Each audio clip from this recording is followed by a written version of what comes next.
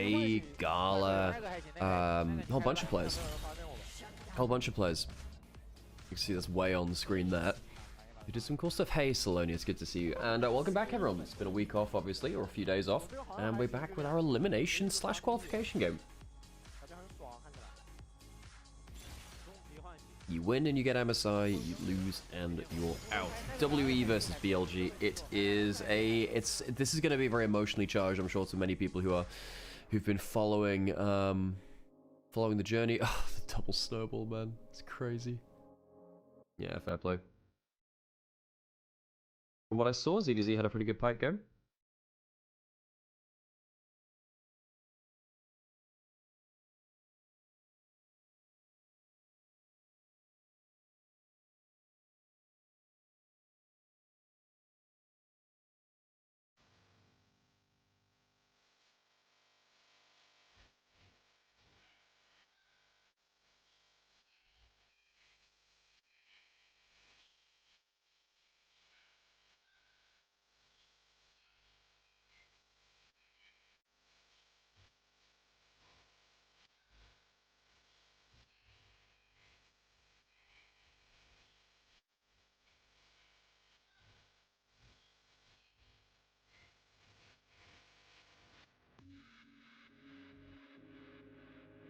Oh, I should change the music over as well so we don't get any copyright strikes. Okay, let's get into it. I believe it's just the 2 games. I'm not sure we're getting a third one. Well, if we are, I'll just start to see what happens in the next Era Mayhem game, you know? Why not? I kind of exhausted, but here in live, or so my brain tells me. Hey, good to see you, Mecha. Hey, Katari. Hey, Duo. Welcome in, everyone. Oh, I should run an ad break as well, while we can, actually. So I thought that it was still meant to start like about an hour beforehand. I'm in a train station, 2 hours of delay, but I'm not going to miss W making history for the 2nd time this split. I mean, if they make it, it is absolutely insane, right? But oh gosh, I really hope they do make it.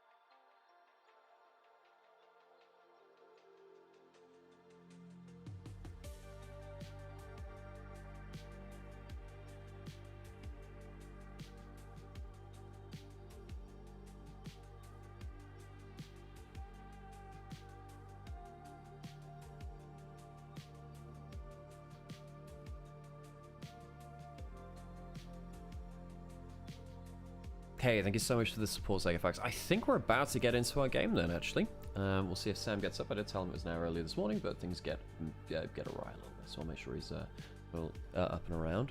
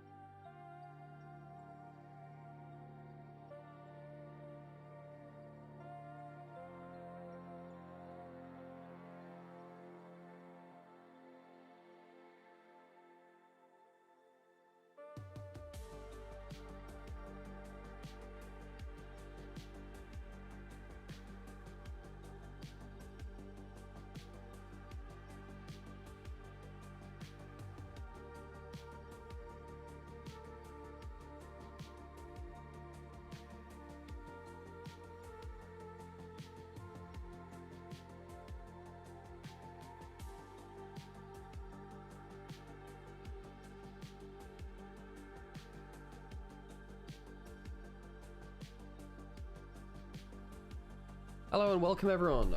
Show will be from, I believe, Wuhan in today's matches. So that's a very exciting thing. And yeah, we have a elimination qualification match between WE and BLG for our last MSI spot, which is obviously has a ton of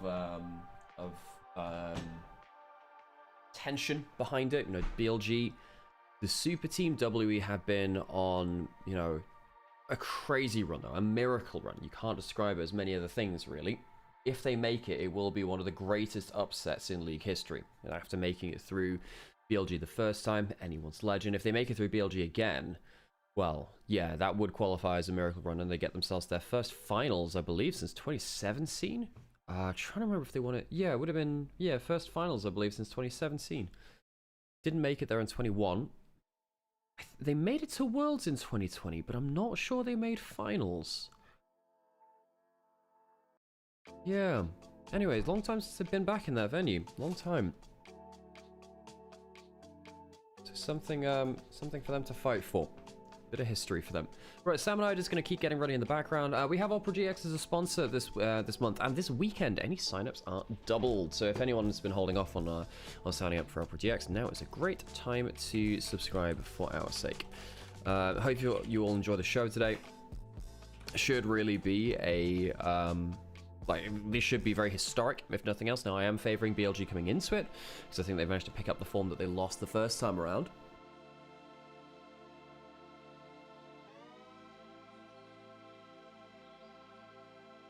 Hey, what? I mean, Angie would probably agree, Dura, don't worry.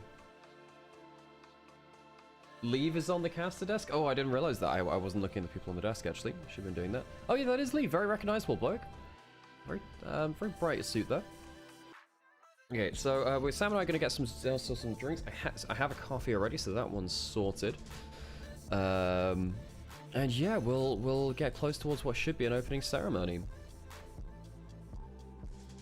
Hey, Lahua. Hope you're doing well over in Onovia's chat.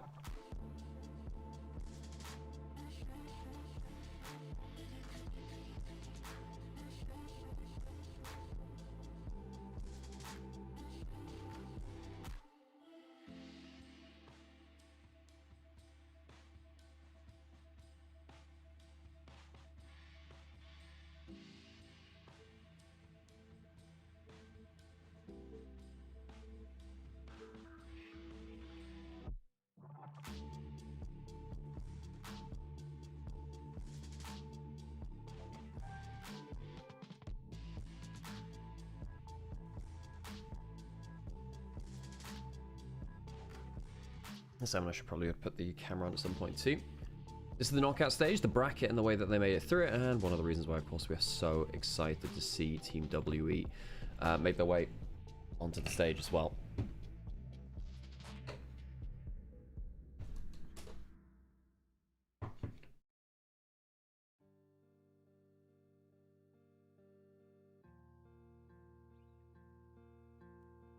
MSI with these teams is unpredictable. I mean, it's unpredictable at the best of times. Well, MSI is one of the tournaments which has less upsets because of the double elimination. So typically, double elimination, you get the right kind of order of teams a lot of the time. Yes, I just saw that, Katari. I just saw that, yeah. Leave on the right-hand side is a very recognizable bloke. MSI 2026. So these are the teams that have qualified so far. I believe this is the... Well, we've got 2 teams left, right? Oh, no, sorry. It would be 3, actually, because LCS has got to determine their... hang on a second. I haven't checked globally what it is. Anyway, we have 1 seed left to qualify from the LPL. LCK has 1 seed left for them. LCK has 1 seed left for them as well.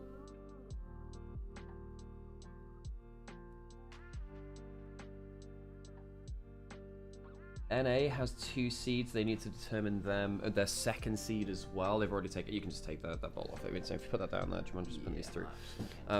Yeah, there was an error. Just careful the bowl underneath. There we go. That cool. Cheers. Anyway, BLG roster. You know it. You know it. Love it. A super team in absolutely every way you can look at it. Great players. Great expectations, international champions, technically still on the golden road as well. W on the other side, making a miracle run of things. They are a team which you cannot look down on. Sam's is going to be joining us as well. Welcome in, Sam. Good to have you. A pleasure to be here. Now, BLG have been at every MSI of the last era since 2023, and then of course Bin was defending his title from 2022. Player on the RNG roster which beat T1 out to that title. WE, the last time that they went to an international event was back in 2017 when they stopped IG from making worlds. That's of course before they won worlds themselves, Invictus Gaming. But WE, a historic team that hasn't really managed to make it back to the international stage in any semblance for a very, very long time. No, they haven't. Fun to see the Nidalee getting pulled up, and they're one of the few people being able to pull out this champion, find some success with it, and you can see where they're having some fun with that. And I believe what that graphic was the last time that W were in finals, something that which I was mentioning just before we came through into this. They went to Worlds 20... Oh no, they didn't. When was that? Their last 2017 time was 2017 was the last time. When was the last time that they made finals then? I think the last time they made finals was...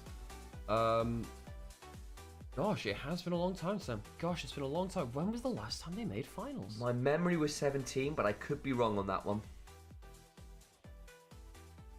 I'll have a check. You've been entertained, won't you? Of course I will. And again, I think one of these conversations we're going to keep on happening about WE in general is the streakiness, but also the kind of resolve. And I think, again, people are tuning in just for this lower bracket finals, just for tomorrow potentially as well. And welcome to those of you that do. I completely get why now is the moment that you do say. But you are going to have a very different impression of WE to what is reality right now. And WE went on an incredible tear towards the end of the regular season into playoffs and deserved to be here.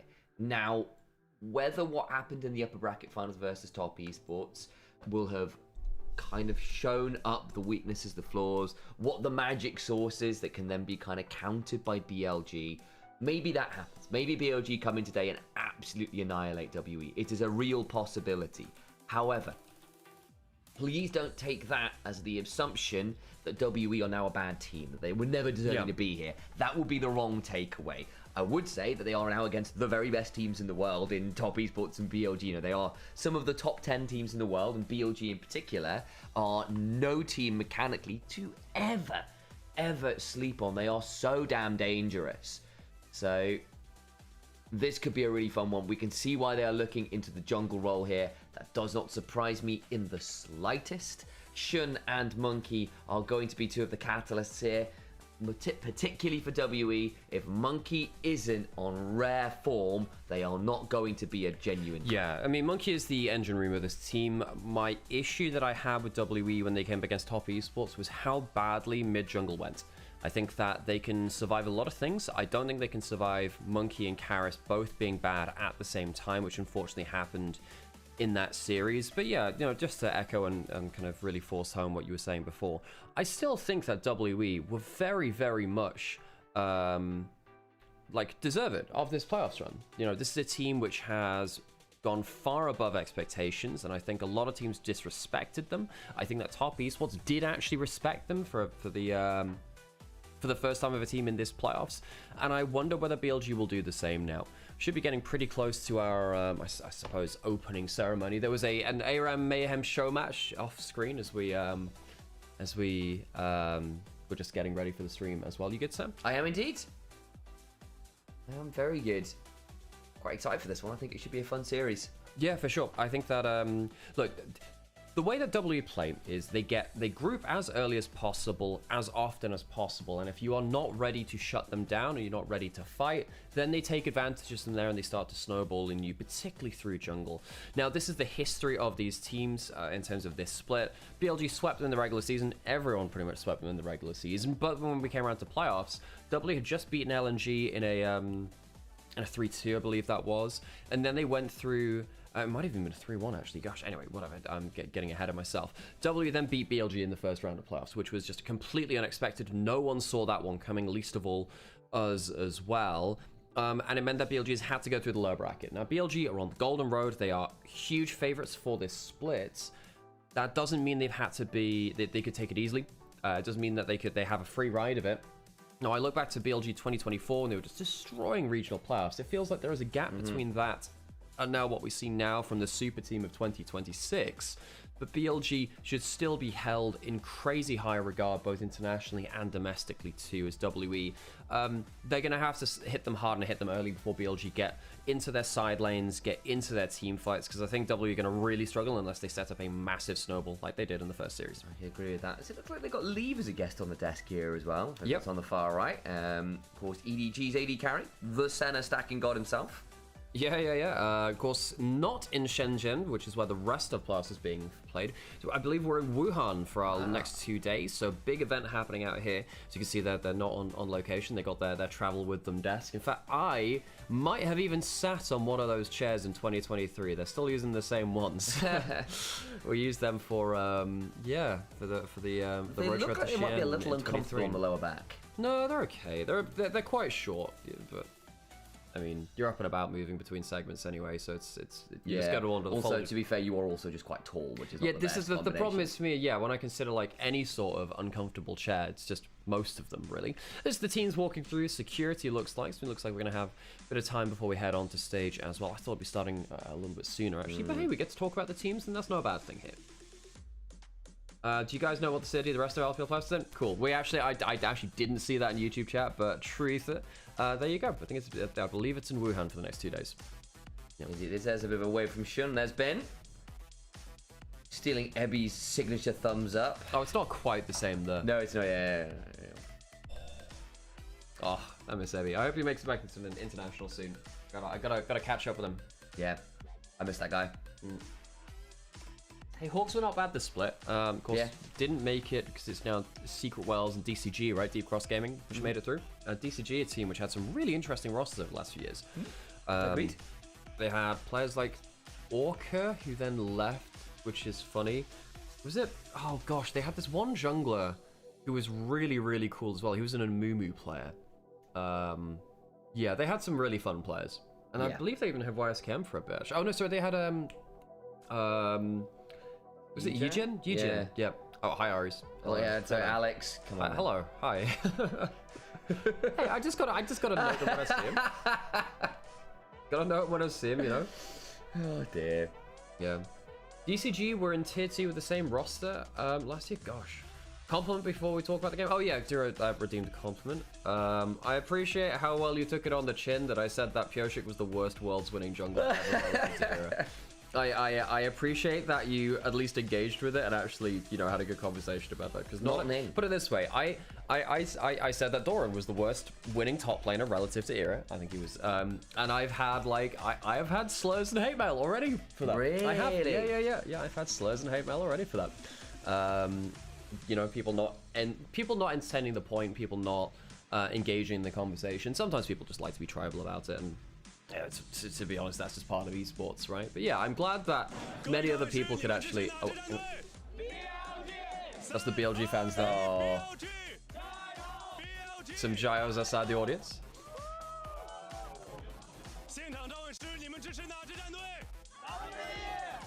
And the W fans as well. Traveling from Xi'an, probably many of them. Pretty awesome. Yeah. And we get ourselves our interview, so we'll listen to that. 我们邀请到的是 BLG 的欧恩选手，请有请他和大家打声招呼。大家好，我是 BLG 的辅助圈。欢迎你。那这一次呢 ，BLG 从败者组是一路杀出重围，每一场都是生死战。你们在这一段旅途当中感触最深的是什么呢？我感触最深的就是团队之间的凝聚力，还有个人在比赛上的操作是最重要的。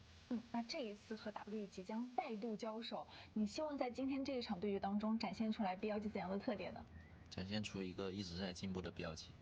期待你们的进步哦。最后一个问题，要不要预测一下今天的比分呢？感觉今天是我们3-1他们吧。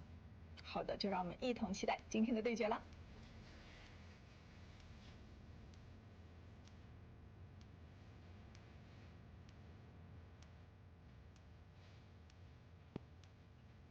我们邀请到的是 WE 的 Cube 选手，先邀请他和大家打声招呼。大家好，我是西安 WE 认知赛的选手 Q。欢迎 Q。那这一场比赛也是意义非常重大的一场比赛了，所以说很多的 WE 的前辈也来到现场为你们加油。你希望在这场比赛当中展现出来怎样的风格和状态呢？就这场比赛，我觉得我们打出之前那种，就算输的也是打得很焦灼那种，就让别人觉得我们韧性很强那种比赛。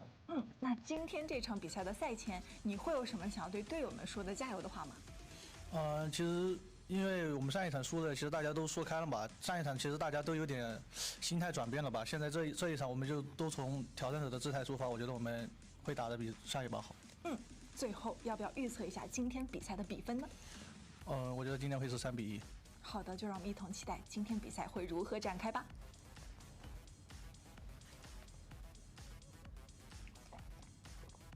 Hey, we love us our awkward sips on interviews, man. We love that. We should be, well, because typically the run of show is you get yourselves through to your interviews and then you get onto stage. We should be onto stage pretty soon, actually. I wonder whether I can sneak in a quick ad break now, just so because I'm a little bit worried that I put an ad break early. I'm going to put an ad now, so if you don't want to subscribe. Also, if you want other ways to support us, we do have an Opera GX sponsorship for this month. For this weekend, we also have double sign-ups as well, so if you sign up, it counts as 2, which is cool as heck for us. So if you can sign up to it, it does make a difference.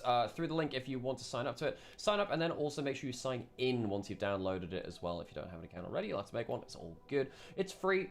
And it's a cool way to support us and also explore things outside of your own little corner of the internet, which is cool. Yeah. And of course, like as Alex was saying, it's very easy. You click on the link, you download it, you sign in, you go, this was cool, and you go, I'm going to stick with this, or you go, not for me. And that's also fine. It is, but we'd appreciate you supporting us either way. Thank you for the follow, by the way. Dunedain, how are the rest of the Rangers? There's Leave on the right. Yes, we believe that is Leave as well. I mean, the cheekbones are pretty recognizable. So he does have very distinctive cheekbones. Cool. Okay, so that's the caster desk, which I can only imagine means we're about to get into our walkout. So I'm looking forward to this. They've got 957 on the desk, who's one of WE's old players. As well. So, but yeah, Sam, we've talked a lot about the matchup already. But yeah, I mean, for WE, pressure is on now. This is a big stage. The first time that WE have been close to a final since, well, I mean, the first time they were close to a final since 2021, where they had their miracle run then. First time that they've actually been in contention for a split since back then, and then also 2017 spring. That was the last time that they made finals. Of course, they won that and went to MSI. They went to MSI 2017, lost out to SK Telecom, who were the eventual winners of that. I believe that was the year which G2 also made finals as well. So it was CLG made finals in 2016, then of course G2 in 2017. That was a time. That was a time. I like the badges they've got on the blazer. They are quite cool, aren't they? 957 still with the belief in WE over BLG. Was the one member of the team to vote for WE in this last matchup the first time around. And you know what? What's your prediction now? We're not really done those. What's your prediction? Go on. Sam, Quick Shot was on here the other day, and he brought that, that nostalgia of LEC casting to me. Just talk about, we really want high competitiveness and talk about these games. Sam, my response to him was, sometimes teams are just too good. BLG are going to be just too good today. It's a 3-0 BLG, Sam. What's that sound? It's the sound of the jungle. It's the sound of a lot of heaps together strong. It's the sound of Monkey taking over the jungle again. I think you are severely underestimating the mental firepower that WE will be leveraging against BLG because BLG are going to come into this one angry. They're going to want to come in and prove to themselves better. And when they do that, they're going to try too hard. Oh, and okay. No way. And I think it might be a 3-2 WE. Are you kidding me? You think it's going to go the distance? I think it might. And I'm going to put this out there. If you chat to Kira, who made a really good tweet about this back when BLG lost in the first upper bracket, and shout out to Kira, who's obviously a very big Night 9 enjoyer in general. One of the big things is when Knight does lose series, and it is a vanishingly rare option, it is into very high tempo carry junglers more often than not. Because Shun is one of the reasons why Shun has worked very well for BLG is he doesn't actually need that much attention from the team. He works well with it, but he doesn't necessarily need it. And my worry is against someone like Monkey with the team that is playing incredibly heavily for him. If it was going to fall apart, it could be through the fact that the laners can overextend once things start falling behind, and they don't have that kind of jungle support safety net to come and bail them out of their aggressive moves. Also, Mecha, I actually did miss this earlier while I was setting this up, but thank you so much for the 100th stream streak. That's cool. Don't have to be that shocked about it, but we do appreciate it, Mecha. Appreciate you an awful lot, and I know that you're just about hanging on to the waking world, but glad that you've stuck around for this one as well. Because it's a road show, likely there will be some delays heading towards stage as well. I believe we were meant to be on stage already, because they've thrown onto the casters here. Typically, they don't do that till you're close towards welcoming the players onto stage, but of course it's taking a little while, so expect things to start soon. We'll have an opening ceremony, players will walk out, probably an introduction of the trophy as well, which they'll be fighting for tomorrow. Of course, Top Esports waiting there already, and then we'll get into draft after that point. So I'd imagine we've still got about 15 minutes until we get into things, 10 to 15 minutes until we actually get into things properly, Sam. Yeah, I would agree. I would imagine so, and that'll be where we are kind of waiting on things just a little bit, but it gives us a bit of chance to sort of have these bigger conversations about where we're at in the game. And again, look, I'm exaggerating with a certain amount of hyperbole about WE, but if WE are going to do it, it will be through jungle and support. It will be through the fact that BLG, when they have fallen behind, when Knight has had issues, it often has been through, and that's, again, a vanishingly rare option. I'm kind of focusing on Knight here specifically because he's been the player who's played so damn well across the split. Yeah. On the other side, just going to address some stuff I'm seeing in chat as well, talking about, well, how Knight played the last time too. That's so much really you've got to pick up on too, because I think that despite the fact that BLG lost that series against WE in round 1, I still think that Knight played incredibly well in that series. He was very, very good on the Annie in the game win with the crazy teleports from between different pockets of Fog of War to make sure that his flanks were so well disguised. He got a one shot onto a bout out of nowhere, right, which was a big part of that game. And even in the rest of it, it felt like he was destroying Karis individually. He was a win condition, and that's really scary because any series in which Knight is a factor, unless he for some reason just has an inexplicable drop of form, he will probably carry. Now the fact that he didn't in that round 1 is an anomaly of itself. And getting pretty close towards stage now. I see them pointing towards it, so I'd imagine we're getting pretty close there too. Sam, I think we've got to start locking in. I think we've got to start player walkouts. This is going to be very fun indeed. Okay. So we've got ourselves a quick ads before we go through from the Chinese side. Get ourselves into the player walkouts. We've had a lot of aura farming on these in the last month or so as players have started. Lots of players and teams trying to do something a bit different for the cameras. We have the LPL Bonjour, kind of nominated, I suppose, tonight. He was given the chair there. Perhaps they're doing a bit on a bit tongue-in-cheek, but it felt like it was valid enough. Welcome to Wuhan, welcome to semi-finals. Win and you're in, lose and you're out of MSI and finals. BLG, they're still on the golden road, have lofty aspirations, but BLG have some obstacles in the way. WE today, Top Esports tomorrow if they make it. WE looking for their own miracle run. Top Esports just looking to pick up whatever weaknesses they can today from the tape. Sat there waiting in the background.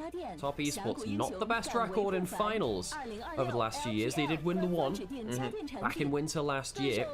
Made it to finals of, they make it to finals of spring. Lost that one. Oh, sorry, they didn't make that one because they lost in against WE in Split 2 last year. That was the thing. All right, on to the walkout. Sam, let's welcome our teams into Wuhan's arena.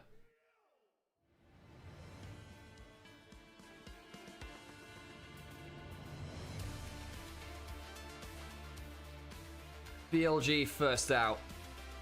Golden Road Hopefuls, LPL Tyrants. They have the flag draped over the shoulder of Knight. No chair today. He is a standard bearer carrying the flags out and giving it over to the fans as well. They will lead themselves into battle, standard behind them in the crowd. Pretty awesome. They are been doing a bit of aura farming, of course. In their loss, they had Knight sat on the Bonge were thrown before the very unexpected demotion down to lower bracket. They've avoided the promotion to viewer as so far. they would like to keep on playing a little longer. You can see all the fans there in force. There's the BLG They got the mascot. Oh god, yeah, I don't see that one as much anymore. They're there. Oh, that's funny as heck. Little Bilibili. I don't know what their name is. Maybe it is just Bilibili. At that point, it's just Musica Mikoto, isn't it? Now, BLG first up onto the stage, but they are not alone. They are not unchallenged. They are against the team that knocked them down to lower bracket, which is where they find themselves now. Team WE, they have their own flag draped over the shoulder. Oh, WE, they will not go down quietly. What a miracle run they've had so far. They will have standards ablaze from both sides in the crowd. They meet their fans on the way to the stage. WE on the brink of history. BLG, I suppose, walking a similar path to what they've done in previous years with regional domination and international hopes. WE, they haven't had international hopes for years and years and years. They haven't made a final since 2017. Friend of the mascot there too. I didn't even realize WE had a mascot. Is that even theirs anyway? It is now. Cute little thing. So they make their way onto the stage.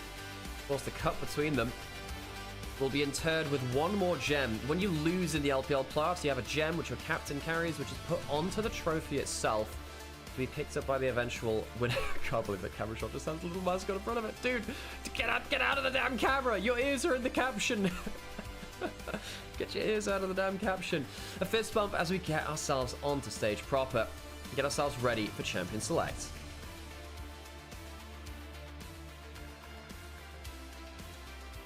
This is going to be a massive one. Brace yourself, guys. This one should be very exciting indeed. I am expecting probably a fairly heavy focus at a couple of those high priority picks. Game one at the minute in the current meta has been, as we've kind of discovered across playoffs, very, very knife fighty because there's just so many picks to pick up. You can choose to focus mid lane, you can choose to go through jungle, but realistically, whatever you choose to take out in the first few bans, there is going to be something still left up, and it tends to lead to some pretty explosive drafts, to say the least of things. Yeah. So, gosh, what was that? Series 1 was just Knight not playing a ruler hand. Oh, gosh, what was that? Well, Knight was playing very well in the first series, which is why I pushed back against it. Now, I still think that BLG are going to 3-0 this series. However, I don't think... I think that Knight was actually very good in that first series. Okay, so we're getting pretty close to our champion select now, and as you said, Sam, the first draft of a series does tend to be very high on the power picks, just because there's so many things you have to ban. So you have to ban out things, you know, like the various bot lanes that we have.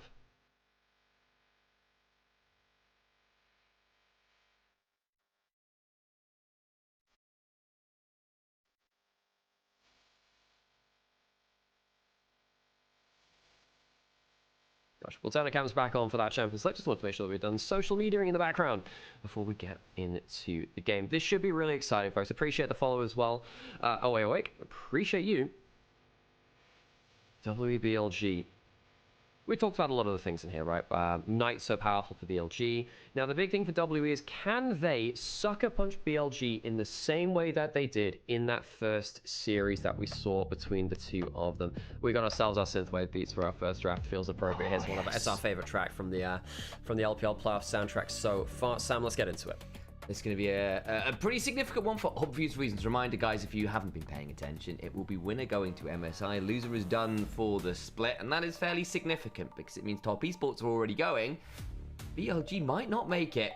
A lot of bans already coming on forward. So the Varus, the Neferia away from Monkey, and of course Cubes, Rumble also off the board. On the other side, the Nocturne, the Orianna, still far too potent to be allowed to be considered going on through. Of course, Orianna on life patch has been nerfed.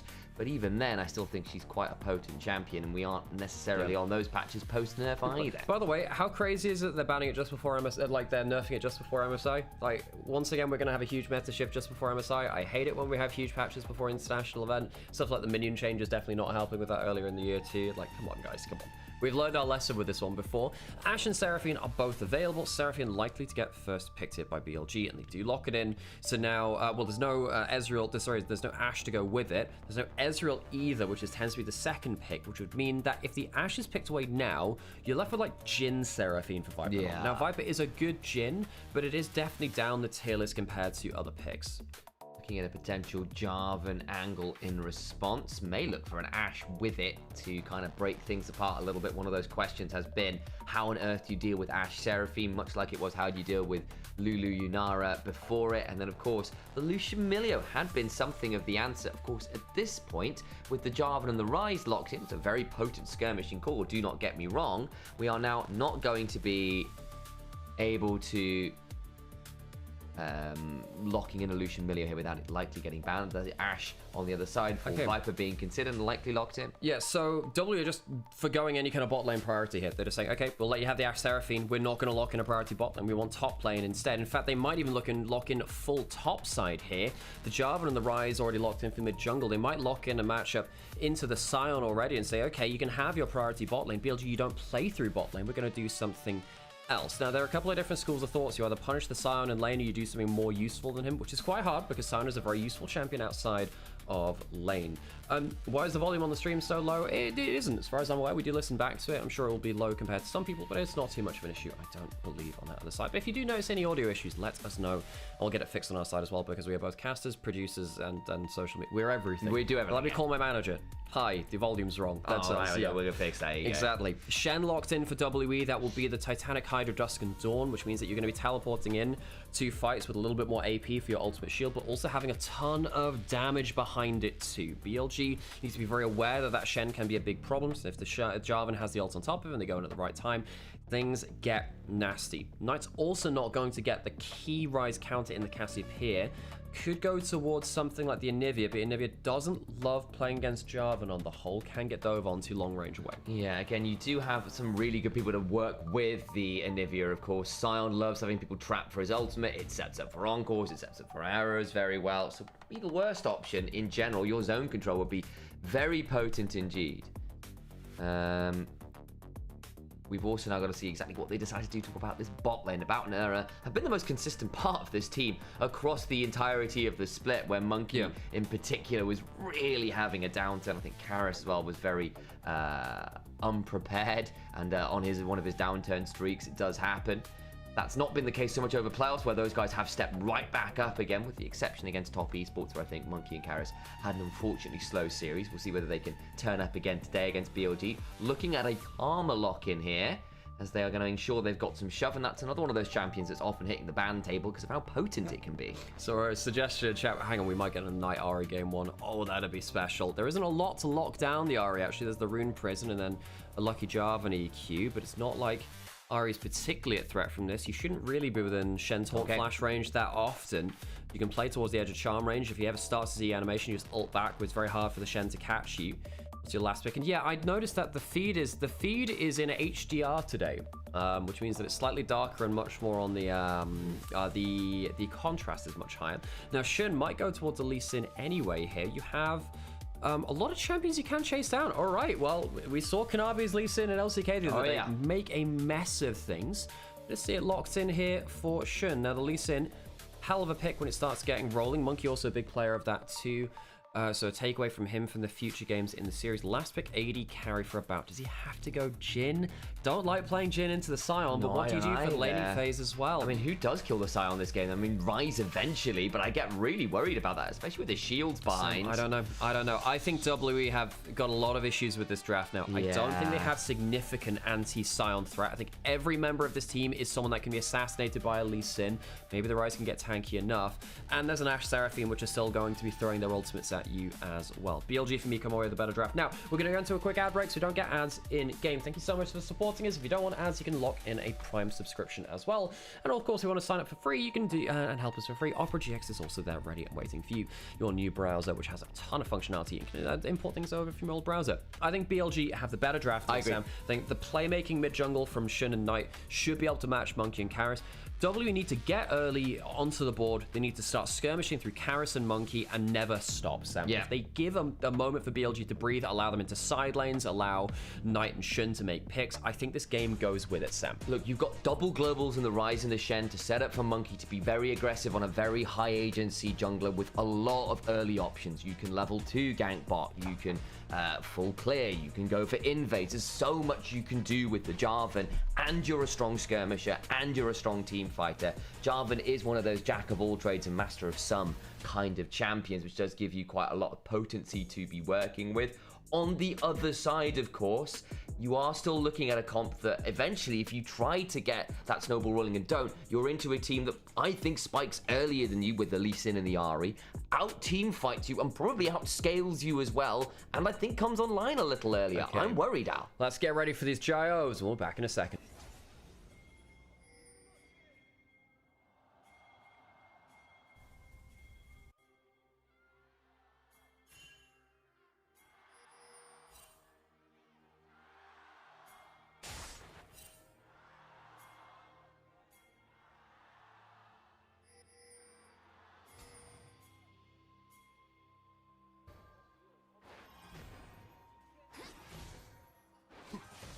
Okay, back into the game. We're going to be fixing audio as things go on because it turns out a new arena means new sound levels. Knight trading with Karis early on. Let's see where they started the Q of the W there, actually. Her and about, trading heavily. Well, trying to trade heavily at level 1, but missing the mantra Q, which definitely doesn't help things. No, it doesn't. It's a big one, that. Of course, you do want to get those early abilities on. You've drafted the Karma, but again, I would have preferred, I think, something like the Sivir, perhaps. Still would have been a risk, but would have had a bit more carry option. You'll still have a lot of setup now with this comp. Like, every lane has got good setup. But as you noted, I need to see that Jarvan really get rolling. No, so one thing there, by the way, folks, there was a crowd mic. It was just very low. I would imagine the next game it's going to be much louder. It looks like the overlay is broken for this game, so they're going to go back to the old client to get a little bit of look at our old replay client. It's not even like the new old replay client. We don't have the gold in the middle, which is, of course, my favorite part about it. That was actually one of the biggest things about the UI update in terms of the heads-up display for Pro League of Legends, is that getting that individual gold allowed us to frame things so much better. And I have to say, despite it not working at first stand last year, the overlay we have now in terms of all information at the central bottom of the screen has actually worked out quite well for me too. As soon as I trained my muscle memory to look where I need to for things, definitely helped a lot. So we've got junglers on opposite jungle paths. On the same jungle paths. They'll be going from top lane to bot lane, both of them rushing through their jungle player. No one really wanting to interact with the Sion Shen matchup too much. No, not as it stands. The Mantra Q comes on down. Again, just goes wide. Good backstep there from BLG, who are happy enough to just pick up minions at this point, especially with the Lee Sin nearly here, actually. There's a very real world where the Lee Sin could potentially look at an early gank. The Jarvan has reset and is going top, expecting the Lee Sin to be bottom, won't win that early skirmish. Yeah, well, they had lane push. I'm a little surprised by that, Sam. Typically, you fight for bot lane very heavily. If you have the push, why wouldn't you go towards it? But Monkey not wanting to tangle with Shun early, and WE, for once, not pulling the trigger. It's actually a bit of a surprise. Knight gets himself an electrocute trade in mid lane, but then again, Ryze quite tanky from the start of the game, really. That's one of the things they're nerfing about Ryze, is his earlier tankiness. I think it's 25 HP early. Going for a Raptor respawn now, maybe Monkey. Shun heading over to that part of the map. Maybe that's why he went for that top scuttle instead. Monkey misses the Q, though, which means that maybe the DPS on the camp is contested a bit more. Still going to be a big old fight. Look who else. Reset. On's here. Viper's here. Everyone is here. It'll be a 4v3. They've not tracked this Ashe properly. Sonic Wave, Resonating Strike. The Rune Present falls some time. Flash Charm comes on down on top of Monkey, who fails his flash away. It's all gone wrong. The early fight for WE is where they succeeded last time, but it's now where they're failing, Sam. They don't get the success they wanted to. I believe they did get the camp steal, but it's not going to matter now. You've given the kill over. You've given Shun an extra scuttle grab. He's gotten double scuttle from this. In fact, Monkey chose not to go for the scuttle. He was going for the Raptor respawn. We were wondering, why did he recall and go top lane? Everything was for that Raptor invade, Sam. It fails, and you lose double scuttle. Now the problem is, Sam, Monkey, who is the key player of WE, is very far behind where he expected to be. What did WE do now plan A has gone wrong? I mean, the one thing you got out of that was About got a free wave bot. He picks up 5 or so CS, he picks up a plate, or he doesn't even get that. He gets half a plate. He's a Jin. The problem remains, though, that the rest of the map just exploded in value. Shun's now significantly ahead of his opposite number. That's half a level plus a few hundred gold. Knight gets first blood on the Ahri, allows for the early lost chapter back, and we know exactly what Knight can do when he's given the opportunity to snowball, and largely it is a bad time for anyone who's unfortunate enough to be on the receiving end of it. Yeah, well, he got the first blood, allowed him to get that item, and against particularly Ryze as well, it's very hard to kill him in lanes. You often need a bit of more mana to just kind of perma push him in. Now, I'd still like to see that early Dark Seal, because, of course, Knight is the best snowballing Ahri player of all time. He's the best Ahri of the modern era. The only person that can test him is, of course, that old era of Faker back in 2013. As an Ahri main myself, several million points on the champion. Always love to see this guy playing it. In fact, I was on a podcast recently, Shut Up and Scale, you should go watch it, it's very good, about my favorite champions to watch in pro play. And I actually chose to not pick Ahri because too many players annoy me when they play the champion. The exception to the rule is Knight. Knight is my favorite player to watch on this champion. He's so damn good at it. He is the best player in the modern era at it. And BLG, they've gotten him that early kill. So now we get to see, okay, well, what kind of form is your legendary Ahri on today, Mr. Knight? So far, so good. The very clean little roam in with the flash charm. I appreciate the fact that Viper was so willing to come back and defend the Raptor camp. They clearly had an idea about what Monkey was going for. They brought the extra man, and now on this Dragon, Monkey will have an idea. It's happened with the volleys coming on down for slows. No real way to threaten anyone. Yeah, about quite low, so he can't walk up for auto attacks either. Now, Jin, when he's low, can always pop forwards with the W and the ult once you get it, but of course, level 5 you don't. Shun has level 6 now off of his own camps. Monkey still maybe even 2 camps behind, actually. I'm trying to judge the XP box. He kind of got the half camp from the Raptor invade. He didn't get all of them, though. I think he's still 2 camps off of the level 6. It's the double scuttles going down, which means he's not one-to-one. Yeah. So that could be the 2 camps, I imagine. Yeah, definitely hurts. Shun has the level 6 already himself. Might go for something here. Oh, wonderful angle. That's a very dead Ryze. Shun and Knight make it look easy because, bluntly, it was. Well, Shun kicks into the waiting arms of a loving kiss from Ahri. Knight will take himself an assist. Shun will kill from himself too. That's going to be the Scuttle Crab on top side. And BLG, they have indexed into early fighting around this mid jungle, and it's worked. It has worked. WE typically love these early fights, but they've clearly not come in with the same unexpected grouping that they had in that first round of playoffs. Urha is going to go tank up this wave in mid lane. Urha, I think this guy's been exceptional for WE. For those of you who have not followed the story of Urha, he was on Weibo this year. After Split 1, he was removed from the roster and he went to WE. Weibo then bombed out. They replaced him with Hung, a player who's been, well, he was good on top esports in summer last year, but largely quite criticized within his LPL tenure, despite the high level of teams he's been on. A mixed career, let's be fair to him, mixed career. And he did awfully. Weibo have now demoted down to Group Nirvana, whereas Urha is in the semi-finals of LPL, despite the fact that WE went 0-16 in games, went 1-13 in terms of overall series score as well from Group Ascent. After that point, they did mount a bit of a comeback at the end. And now WE are still on the verge of history. They're behind in this game, but let's not forget the story of WE that led to BLG being in the bottom, the lower bracket in the first place. Yeah, exactly that. But again, at least right now, BLG have been playing a lot more like themselves. Karis went looking for a room for him, but Knight had the ult. Does need to burn it there. And will get out safely as Karis went to try and pin him against the wall. So Knight down, potentially Key Summoner. And that leaves Viper a little alone here. Shun's going to finish up these grubs, but I think Viper might be in danger, Alex. We'll see whether he can keep this wave shoved on out, because there is a lot of WE members in BLG's jungle. He should be able to reset here and come back out that way. I just want to check whether he gets caught on his return to lane, actually, as well. Looks like he's got himself his recall off, so he's safe there. BLG aware, really, that they're pushing in top and pushing in mid, really. Ashe, of course, not under that bot turret, so he's safe. Yeah, it's more wondering whether Shun might stick in that bush by the Grub and try and catch the Ashe out on Journey. Looking to interrupt the backs, won't quite will Viper with that enchanted crystalline arrow. Okay, does manage to buy BLG an extra wave of timing, though. Again, in the early game, particularly against a team like WE, time is your greatest resource.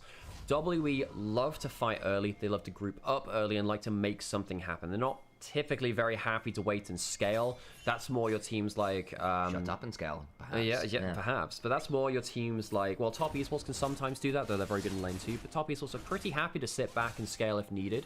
Anyone's Legend 2 at the same time. Just get Tarzan on the board and slow roll it if the occasion allows it. WE very bloodied up. They love to get involved in these kills, and BLG, by playing so balanced across the map, you know, Bin getting very good control over top side and currently 25 CS over That's Q. huge. Knight being ahead, yeah, Viper's behind, but it means that BLG is safe when they're looking for things, as Shun is once again on the run. Yeah, Shun and Knight were just about caught on vision there as they were trying to sneak behind Monkey. Won't quite happen. Of course, Monkey was able to rather pick up a few camps as a result of Shun picking up those early objectives. The Grubs and the Chem Dragon went towards him, so it's allowed him to catch up a little bit in farm here. The problem is, of course, Shun's now just reset for a Sundered Sky and is quite happy with the state of the game. Very happy with that. Some people in chat have noticed the level discrepancy between AD carries. I would also raise you the level discrepancy between supports, because while About has himself his own levels, On has the extra on there, slam into top lane, has been won't get the damage for that ultimate onto Q, but obviously the ultimate on Seraphine is really nice, and it means that both the bot laners have their engage available. Good charm there, takes another chunk out with that Q. How's the Dark Seal in inventory? Good. Every Ahri needs a ring, really. Gives you the ability to snowball. Exactly. If you'd like Ahri, then you should put a ring on it. On's recalling on vision, doesn't necessarily know just about reset. Is going to be around and about. Got very nervous there for a second because you can see what the observers were playing with the vision toggle there. Should now, in a potential 1v3, will kick one back away through their support, so Monkey is forced to disengage, but Shun down a potentially key ultimate as the dragon has spawned. Yeah, took a bit of damage off of the Karma, but not really what you want, especially when you have Flash available. I think they're still going to get the dragon anyway, Sam. I think that with Knight being in the ascendancy right now, with bot lane roaming over early, they have a good angle here. Do they teleport in with top laners? Well, Shen could come in with the ult, gotta remember that. And there goes Monkey, goes for the steal, doesn't quite find it. I appreciate the creative angle. Does get out to save the ult core over the wall! It's brutal! And the ult out is denied. There will be no realm warp for safety. Monkey goes in, desperate to buy some time as Cube has Stand United on in and does at least get Shun back. It's a 1-for-1 as it stands. That looked beautiful from both teams for a second or two as On blast cones just in time. Might be able to catch Monkey out here a little bit here.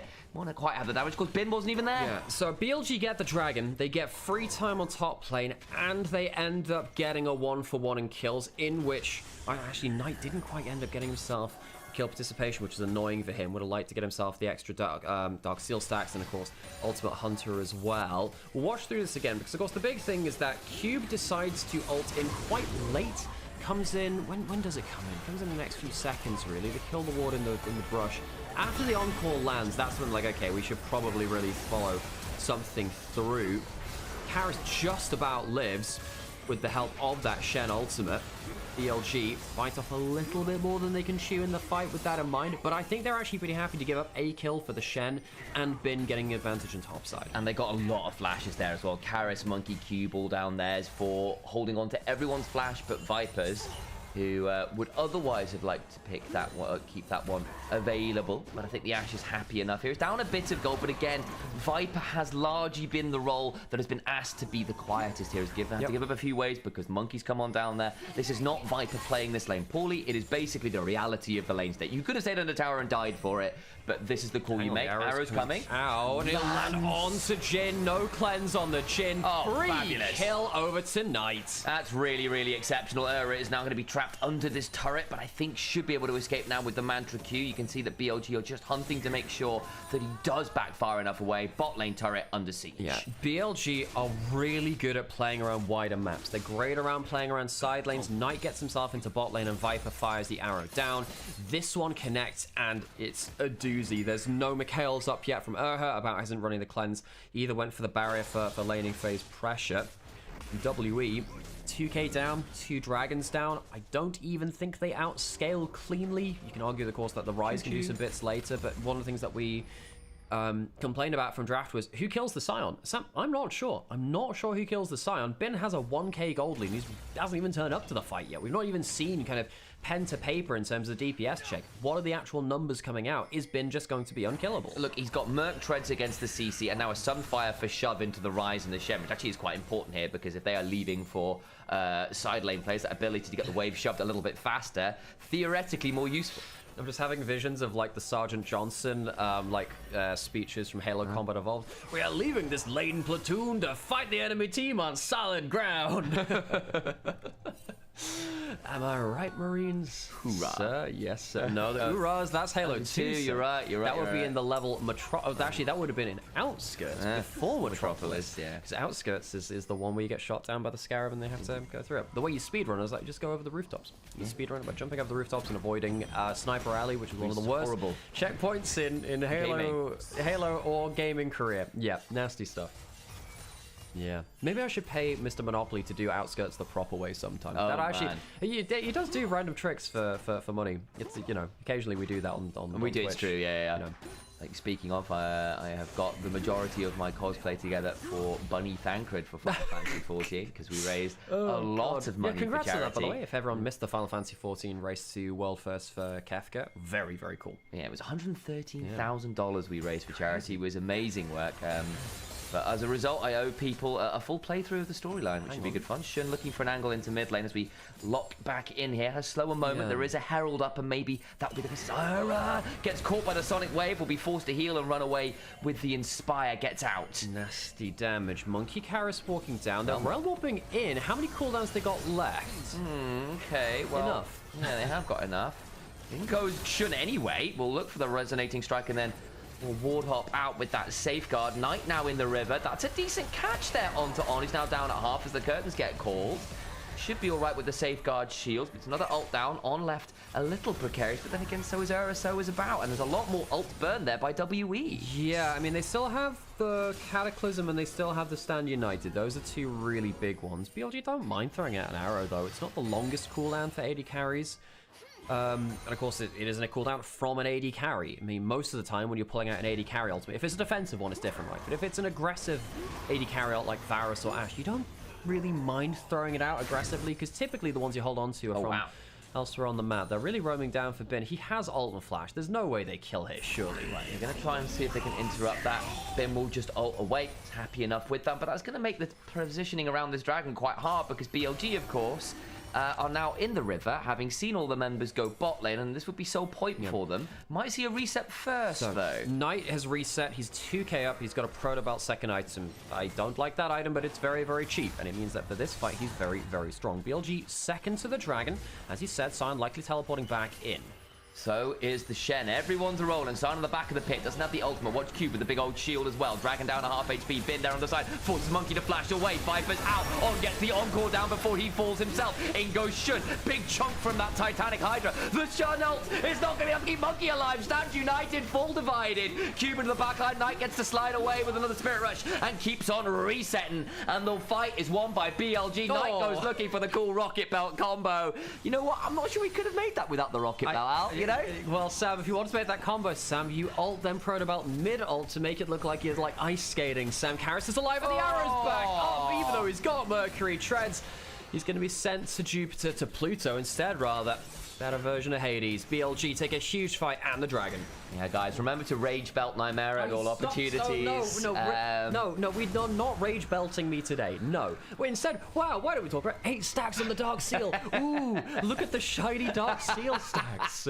I owe Quickshot big for that one. That's fantastic. Oh, gosh. Shout out to Quickshot for coming in on the last week as well. Got some plans in the future to perhaps team up with Quickshot again for some LPL coverage. Should be really, really fun. Really enjoyed that the last time. If there's anyone else who wants to team up with, let us know and pester them, I guess, as we'll do the same. Gently.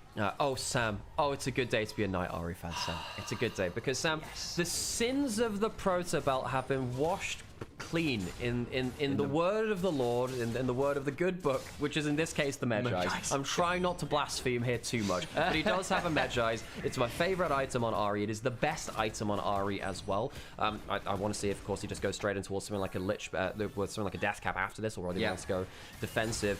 But Knight is now 5-0 on the Ari. Fantastic game from him so far. Viper fired out the arrow.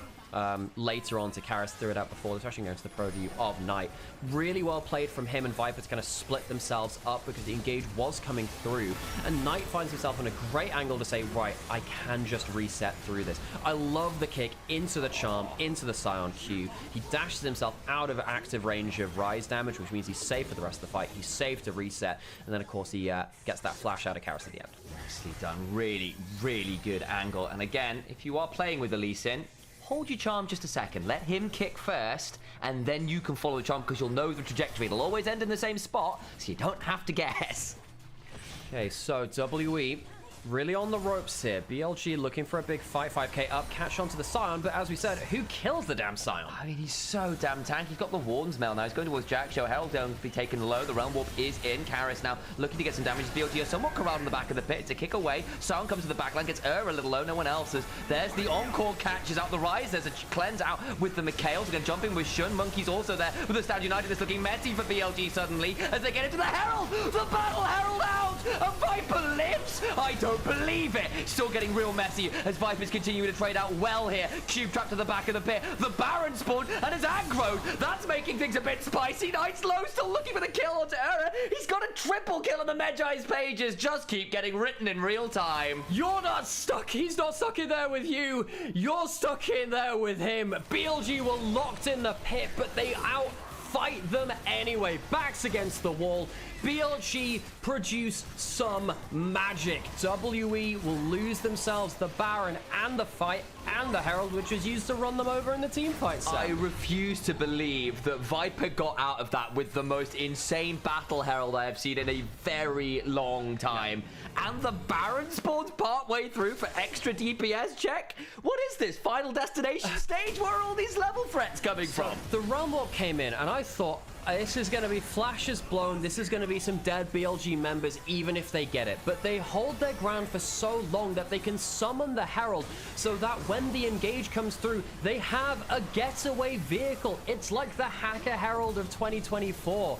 They managed to drive their way out of a mess, and the Baron spawns to assist as well. This is pure cinema. You don't see this every day of the week, folks. Oh, and Knight managed to get over cubed to get a charm onto about to take him out partway through as well. Really cool. Knight now has 22 Magi stacks. 22. This is why you buy the Magi's early. If you get it before a big fight, you snowball off of it and you don't look back. He's going in towards what looks to be a Shadow Flame fourth, actually, which...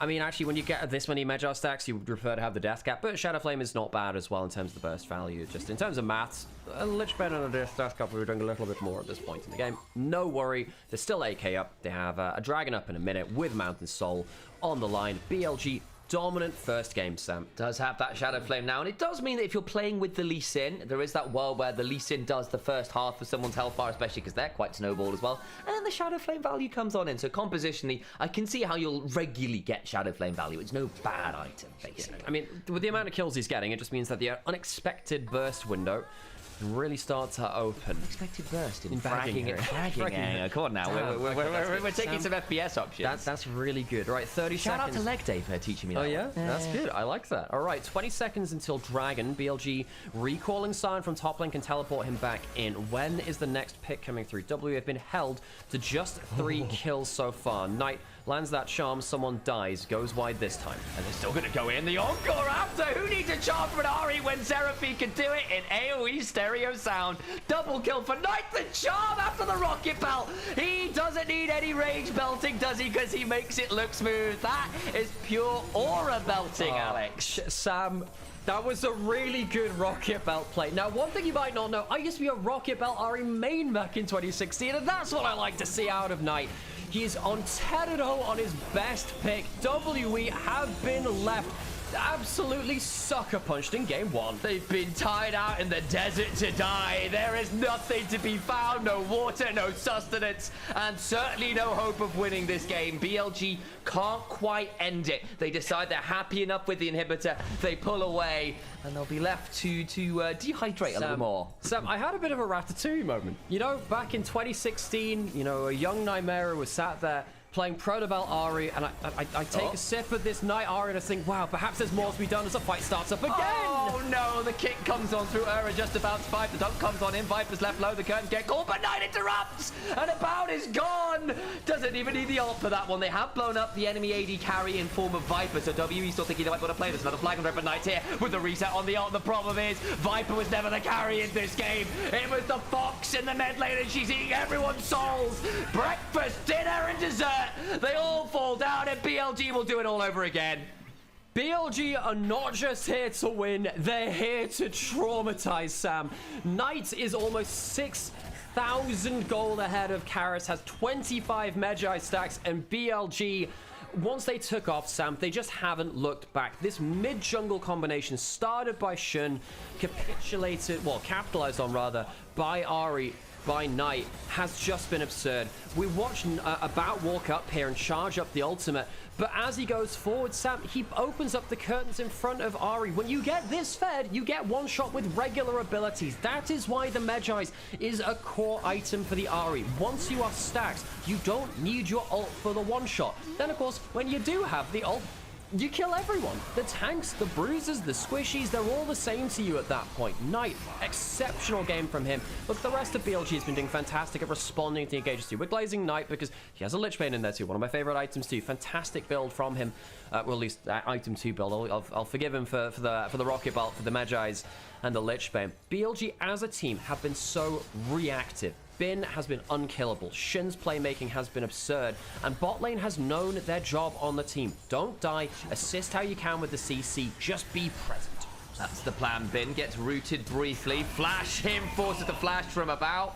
Yeah, that's going to be a bit dicey. The problem is Bin is near enough unkillable at this point between the Kanik and the Randuins alongside everything else. They just don't have the damage, Alex. They don't. Cube is going to be pushing in bot lane out of turret. Sam, that's their first turret of the game.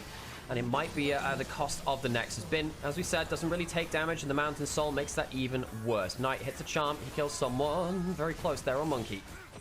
BLG came into this particular matchup incensed, furious with how the last one went, and they have clearly decided to make their displeasure known in very stylish fashion. About caught by the arrow. It is Mikhail's immediately. Still, big summoner down, or rather item activation down. Turrets under siege. They are. Lich Bane used to help that too. Stops the Shadow Dash away. And they will keep looking for more. The encore a little wide this time, but I think it won't really matter. Consider it a rehearsal for the rest of the show going on. Karis will try and realm warp out, and Bin says, no, you do not. Decimated in his own base towards that final Nexus turret. And BLG, Alex said it, G2 said it a few years back. They're not aiming to win. They're aiming to traumatize. BLG will take the first Nexus of the series off of a 14-0 Ahri game from Knight. The best Ahri player in the world, perhaps, Sam, just the best player in the world, yet to be proven at MSI. BLG in the lower bracket, but you wouldn't guess it from this kind of gameplay. WE. They got that first series against them, but it is not going to be that easy today, Sam. No, it is not. What an insane Ahri game. He is just remarkable on his day, isn't he, guys? He is. And, well, folks, you might be wondering where you're watching this, who you're watching it with. My name's Nymaera, this is Initialise. We are brothers. We have covered the LPL for a very long time now. I, myself, have cast 2,000, at least, LPL games. It's quite hard to keep track of them because there are so damn many. And many of my very favorite games of them have been on Knight on Ahri. My favorite champion is Ahri. My favorite player probably is Knight at this point now. I think he's earned that place, at least within my own personal pantheon. And BLG are one of my very favorite teams to watch when they play like this, when they are hyper-aggressive, when they snowball so well. WE have a huge uphill battle when BLG get this level of confidence from that kind of win. I hope that W are not mentally shattered by this.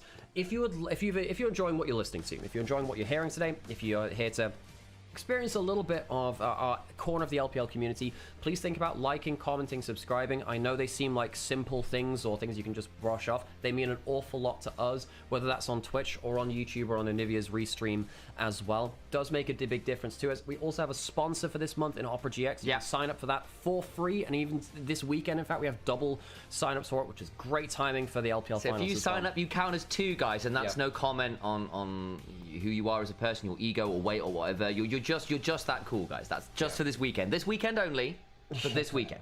It does make a difference to us. And we also have a Ko-fi link as well, so if you want to give anything over in a one-time donation, you can help us there too.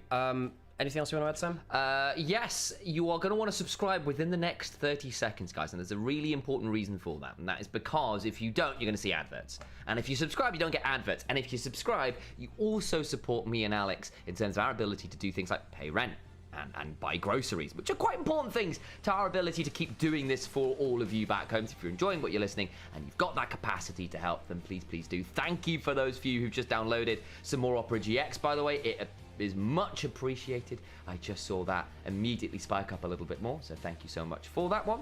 And we are pushing towards Partner Plus as well. We are getting really close. So I know there's been a lot of gift subs that have been flying around, and thank you to everyone who's been sending those out over the last few weeks. Again, you guys know who you are. We shout you out every single time because of how grateful we are to the incredible support from certain members of the community, and just in general, right?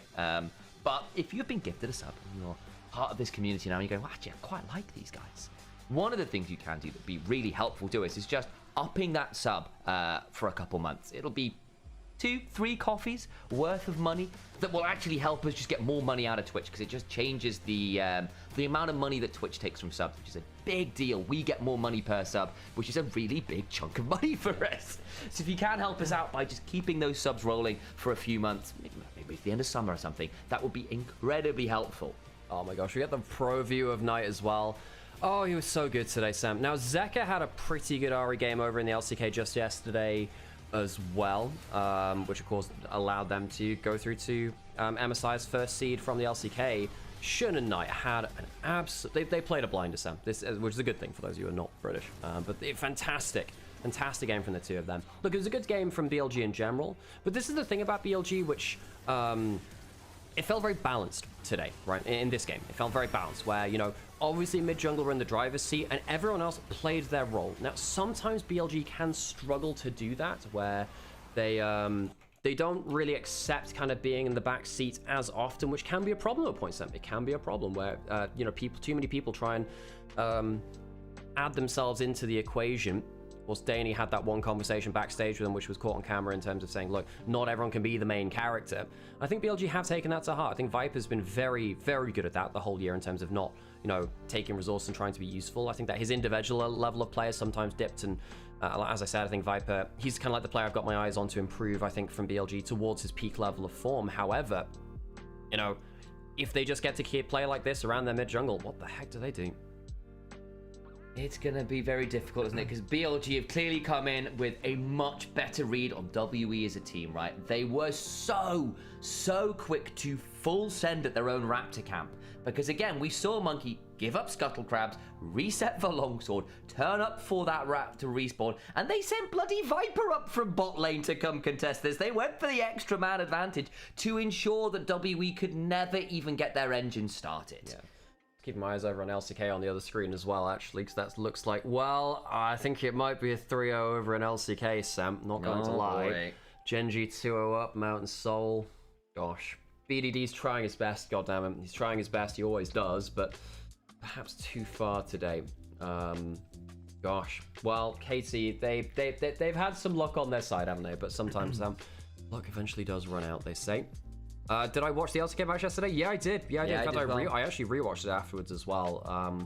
I thought that Kanavi was on incredible form, and I think that for once, Ona was not making the right early game reads, for once. Kanavi has this effect on junglers, and basically it is the, you better do something to stop me now, or you won't have a chance. And so junglers overforce into Kanavi to try and take him out of the game, because they know what happens if you don't. And we saw that happen on the Krugs a couple times. Yes, I think Ona had a bad series. That's also something true. But the other side of that is that, you know, you saw that Krug play, and the reason they are forcing so hard is they really want Kanavi down and out, because Kanavi doesn't have another mode of play. If he is taken down to like 0-1, 0-2, he'll still be Kanavi, and it can go wrong. But if you mess up into Kanavi, it just looks awful. Yeah, the thing with Kanavi, look, I think he's actually pretty good even from behind the game too, because like he's still, in some ways. I mean, like, you're right, where the thing is, like, Kanavi always wants to make the aggressive play. Knight gets the MVP over here, no surprises. I mean, what a ridiculous game. 95% kill participation, 14-0-6, like a third of his team's damage, good gold efficiency too, and he's 7k up individually. What the hell? That is nuts. He played a really mean game there, and I love this build, as we were talking about. Yeah, I think potentially I would have switched out the Rocket Belt for a Death Cap, but hey, at least he made the Rocket Belt work. You know, if you're going to build it, at least use it. Yeah, I mean, I actually think in this game, that's actually exactly where you would want a Rocket Belt, which is effectively buy it when you have, like, you want a cheap second item spike to snowball the game. He did that around, what, Second Dragon, was it? He did that, that's fair. and you still had the Dark Seal. Because the key to any of these builds is you still want a Dark Seal, you still want to be Magi stacking. Because Magi's is the strongest item on Ahri in the game. She is one of the best Magi's users in the game. Now, I think that Magi's Lichbane is a better build, especially with the changes to Lichbane to give her 6% AP ratio scaling, I think it is. It might have been 6% move speed, actually. Anyway, the ratios were changed on the amount of AP ratio on the Spell Blade, and then the move speed as well, which makes it just even more useful for her as well. Stuff like this is stuff that only Ahri can do. Hypermobile champion with insane burst damage. Yeah, once you get ahead of the game, once you're behind the game, you don't get the resets, your mobility drops, and you don't do enough damage. Yeah. Because the thing about Ahri is that you are not a high enough damage champion to greed on builds for like defensive or just kind of sleepwalk your way into bad builds. On the whole, Ahri still needs to build optimally in most situations to be the champion you want her to be, really. And that, for me, does mean Magi's Lichbane a lot of the time. She does ride a very fine line on that front. I completely agree. Alex, I'm going to run and get us some coffees. Is probably what I would love to do. Chat, have we run ads, by the way, Alex? I don't remember. Thank you very much for reminding me. Well, if not, I can do it now. Okay. Check, I remember. One sec. Let me check. No, I haven't. So I'm running ads now. All right, okay, cheers. Cool. That's fine. We can resolve that. If you want to see ads, then subscribe. We've just been chatting about it. Yeah. Yep, completely agree, Zareth, by the way. I think the Seraphim was actually very crucial there. I think On actually had some really good ultimates in that game. That's a good call-out. Perhaps I should have called that out a little bit more, actually, during the game. But hey, the Ahri was there, and I get to simp about Ahri a little bit, because I can. I really like a good Ahri game. I really do. It's one of my favorite things in the game. Yeah, folks, keep yourselves hydrated. And I'm going to go watch LCK on the side, actually. I can't have it on stream. The thing is, with LCK co-streaming rights, is that you have to stream, I believe, a certain amount of LCK per week, and I'm not sure I'll be able to fulfill that with the LPL schedule. Which means, yeah, I'm not sure I can kind of keep this on the side, really. I think this might be the game-ending play. Yeah, I think Chovy might just fly in and kill some people. Chaos? Oh, hang on, this Chaos Storm's really good. Oh, KT, that's not bad at all. That's actually not bad at all. Hang on a second, they just walked into like an AoE Victor combo. Jesus, Gingy, that's actually not great. Holy moly. Yeah, I think that On actually had some really good encores. That's a fair call, Azareth. Ruler just dies here, no? Oh, I'm surprised BDD didn't walk further, actually. Huh. I guess Kim just hit Mega. Gonna get double inhibs?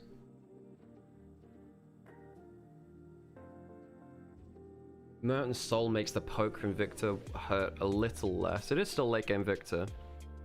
With Death Cap, burn item plus blood letters. They get Elder off of that. Jesus, man. Well, if any team can randomly win from this, it is KT, right?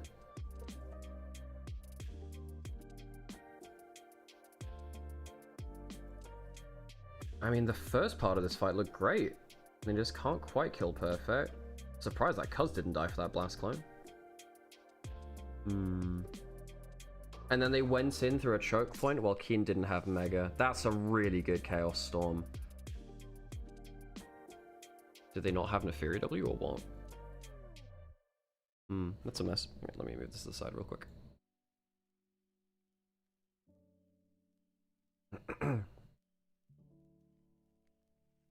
So got Elder for a little while longer.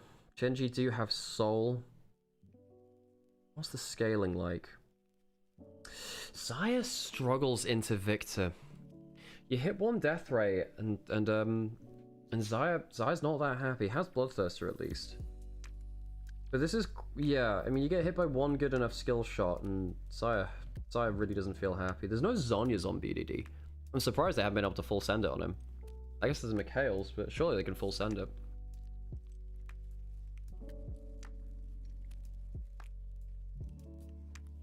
Rakan on the flank, minute left of Elder.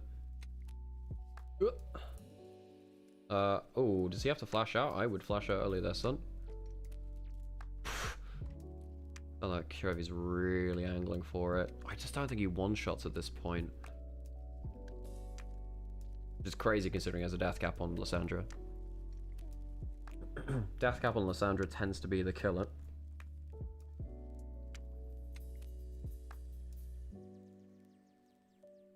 Hey, welcome into the chat, by the way, folks. Appreciate you all.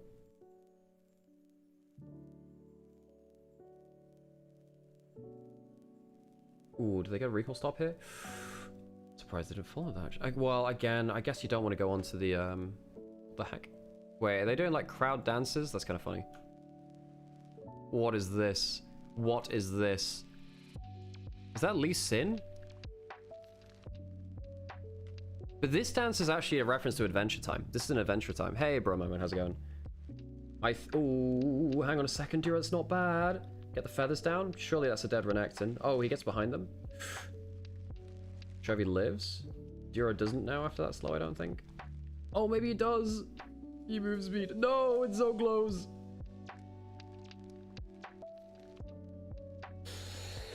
Holy crap, teleporting for the end. Is that just the end? I think that's the end, isn't it? That's the end. Alright. Okay. KT can't make it happen. Poor BDD. Poor BDD. Hey, Whispering. Thank you so much for the sub. Appreciate you. But yeah, the Jinx dance is a reference to Adventure Time.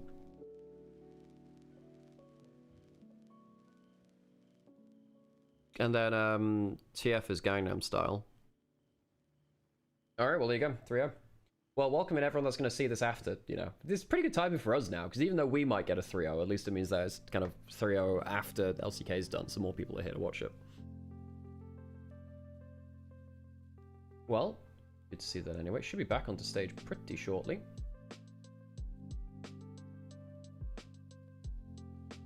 Okay, let's get locked back in. So game one here for those of you. Hey, thank you so much for the sub there, Roman. Appreciate you. Is it Rye Man or Reman or Rye E Man? I want to make sure that it's like correctly pronounced there because it's been around a while. I've kind of winged it before, but anyway, yeah. Anyway, good to see you. Thanks for the sub. Appreciate you. Yep, just watched the end of that there as well, Ether. The dream is dead. No KT for MSI. I know, right? I know. Despite how good they were looking. Rye like the bread. Cool. Yeah. Cool. That makes a lot of sense. Hey, enjoying. Yeah. 3-1 WE easy. I'm not gonna lie. If WE lose the early fight like they did in that game, I don't think there's a world in which they win versus BLG. WE style all ins on early fights. And they just couldn't make that work. I should probably clip out something like that. Something from that last game, actually. Oh, actually, did Qatari actually post that already on? Oh, they did. Nice.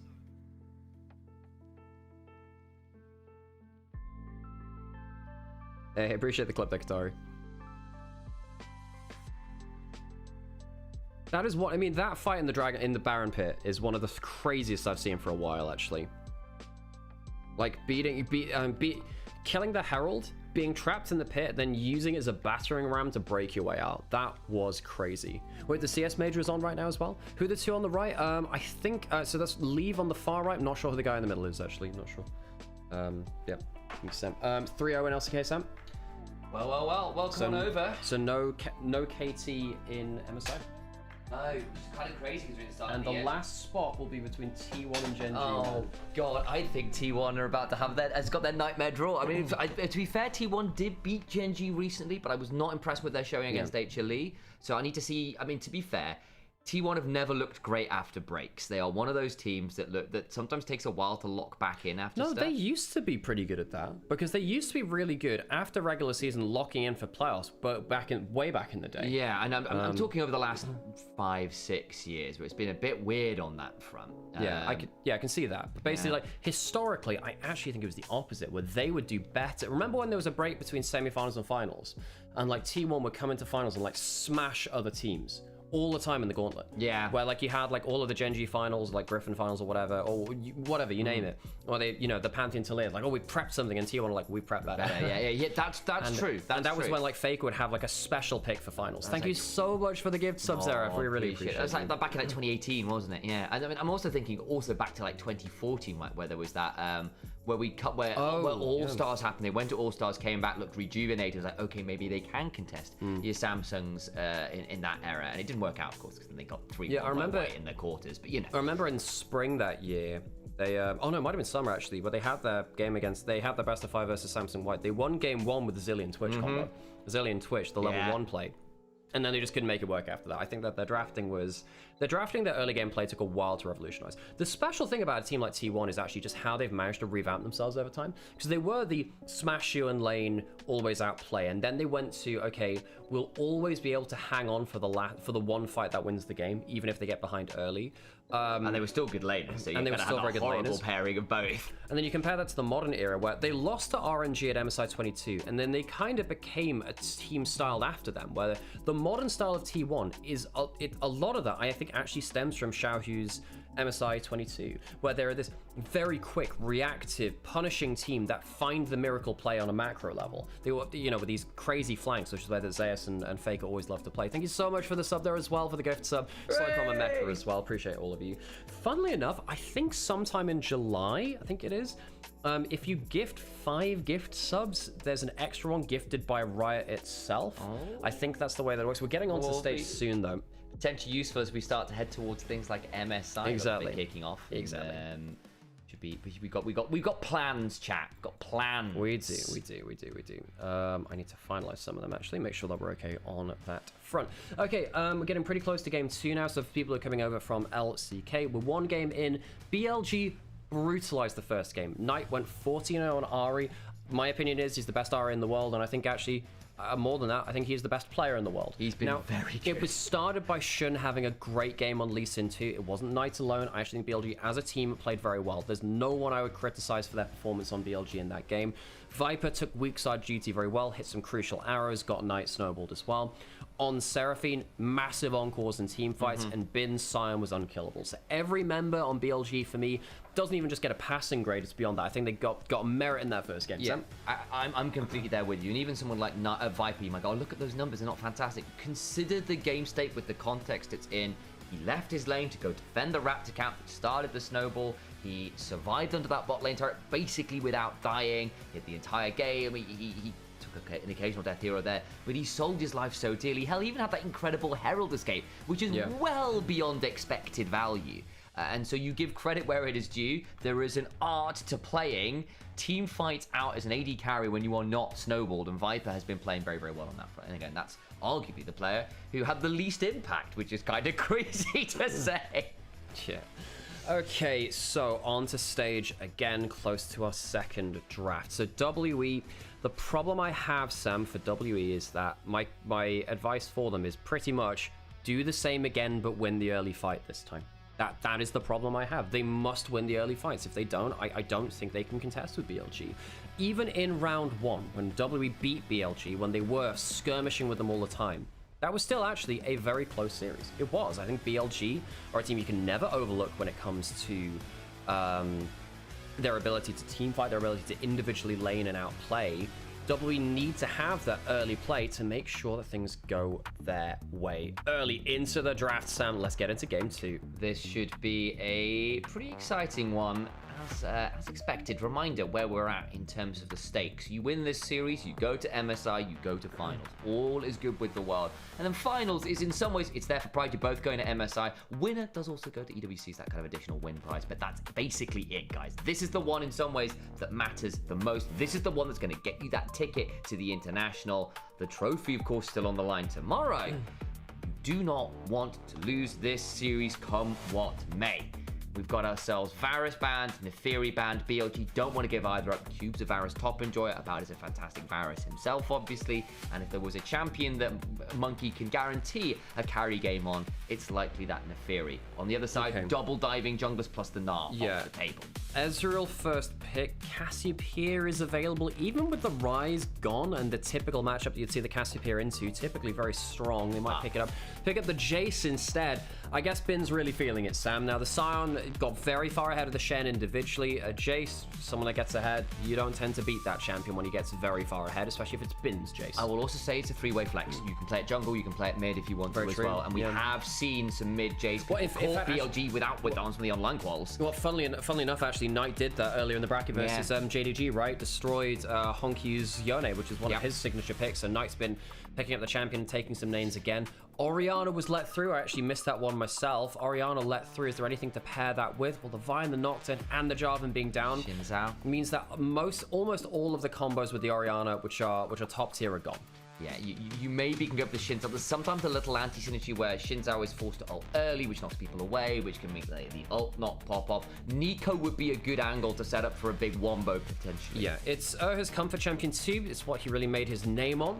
Ezreal, Nico, strong bot lane. You are against that Bard. Caitlyn might come through after. Wouldn't be expecting the Senna. I think that something like the Sivir or the Caitlyn much more likely hit. Misfortune might give you some more lane dominance. The Sivir for Viper would give you the scaling option, which can be pretty damn nasty. And of course, Spell Shield is very nice to some of these poke options. It can be a bit weird into Ezreal because he's got so many skill shots that can be Spell Shielded on such a low cooldown. It's very possible to end up blocking something that perhaps is less valuable than, say, a Pot Blossom or a Tangle Barbs. Now, there's a question into... thank you for the follow, by the way. And thank you for the hype train, everyone. We appreciate everyone in here as well. Welcome over from LCK. Cool. Question over in YouTube chat, which is, has Viper still been playing an understated role in playoffs? Yes, blunt there, basically. However, the Sivir has been more of his carry champion. When he needs to scale up, the Sivir has been the champion, which still allows him to 1v1, perma push, but be safe doing it and pretty much always reach the scaling promised land because he gets access to farm fairly well. Now, WE, they've locked in their bottom side of the map this time. No top lane, no jungle. BLG technically could have locked in either their jungler or the mid laner. I don't expect to see Jace jungle from this BLG, especially when their solo laners are probably best in role maybe in the world at this champion. Of course, Zeus on the Jace can test spin, but I think that Knight is probably the best mid lane Jace in the world. Right now, yeah. I don't think you want to be handing that Jace to them unless it's a real draft advantage. Like, historically, you can maybe look at someone like a Scout, right? But it's not quite the same level of play currently. Well, way back in the day, I mean, obviously, Dade and Faker were really good back in 2013, 2014. Korean Sniper. Coco's Jace. Chef's kiss. Beautiful. Yeah, good call out. It's good call out then. Okay, He's always my favorite Jace mid. He was really good. Double jungle expand away from Monkey, the Monkey itself, and the Trundle as well, which has been one of Monkey's real power picks. Last year, he was the first jungler really across the world to be picking up the Trundle, and he kind of showed the rest of the world how to do it. Akali banned away from Knights. Last ban. What do you think of the lane into the Orianna? The Annie maybe? Ban away the Cassiopeia. It might still be an Annie look in here. A reminder, it's still a possibility of that Jace getting flex. At this point, the flex is going to be narrowed in some capacity. It's just a question of how. I think you want to counterpick jungle, Sam, personally.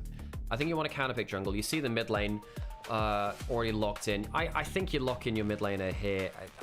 I would prefer to go for the jungle counter, to be honest, against Monkey, but sometimes, Sam, you have that, that standard distribution of, but all of these, well, but you could just counterpick in the top side, like, well, because of these complex reasons. In the middle, it's just, Shunjiao. Legitimately, yes, though. Oh, actually, so the other way around. Haha, Shunjiao is like on both ends of the intelligence spectrum. Correct. And again, like, it's also then a potential takeaway in terms of what AD skirmishes you have in the jungle remaining. Not that many. So the Shinzao then adds some frontline. It's good pairing with the Bard in terms of your ability to get going on forward. It also just prevents the Orianna Shinzao combo, which would be one of those few remaining good ball carrier options. The Cassante being considered bad. I suppose if you really wanted to, you could bring back the Malphite jungle. I don't know whether it would be good here, but it is a possibility. Not as good into Shinzao because he has too much magic damage. He's not bad. No, it's really bad very early on. In fact, we saw Tarzan keep basically double CS Flame Horizon in the jungle, taking like 5 out of 6 starting camps from a Malphite jungle against JDG earlier in split on the Shinzao. It can happen, folks. It can happen. Jarvan got played in game 1, so we'll not be able to see that Jarvan angle. Pantheon is going to be locked in. We have started to see Pantheon come back again a little bit. Monkey's always been an exceptional Pantheon player, and you have got some very good pairings here with the Nico and the Orianna to make some explosive plays happen. Now for the question of where we are putting that Jace realistically top. Do we want the playmaking of the Annie? Yes, we do. We want a little bit more engaged. Knight gets the Annie. He has been exceptional at playing around Fog of War on this champion later into the game. If you go back and watch the round 1 matchup between BLG WE, Knight's Annie saved the day in the one game they won in that series. It was a 3-1 defeat. Gonna put on an ad break so we don't get ads in game. If you don't want adverts, support us by subscribing. It really helps us a lot. Now in this game, I think it's a much more even draft, Sam. I think that WE have decent range. I think they have good front line. I say decent range because they have the Ezreal. You are against the Jason and Sivir. That's obviously going to be a problem too with their Q spam poke being nasty. If WE win an early fight in this game, I think they can carry it through to a win. They need to get off the ground early, though. They couldn't do that the last time when Shun and Knight got ahead of the game. BLG, decent scaling on the Sivir. I think BLG this time, though, they're the ones which need to pick up the slack early themselves. If they don't and WWE win that early fight, I really fear for BLG. Yeah, again, they've got some late game win conditions in the fact that Sivir does Sivir things post a certain point, but that is a risky win condition to say the least. Coaches will fist bump. We'll get ourselves on to the Rift shortly, folks. Stick around. Find out what happens in game 2. LCK, a quick 3-0 there earlier today. Just finished. Welcome on in if you're coming over from Korea. Welcome into the welcoming arms of China here as well. Of course, many LCK fans will be watching over here because typically LPL, LCK, they have been the tightest of rivals. And with LPL winning first stand, but not really facing their best team because they beat BFX. That kind of my Korean terminology, guys. I do apologize. But not facing Genji on the way there. They'll be looking to see, okay, what's the competition looking like? Let's hear the gyros.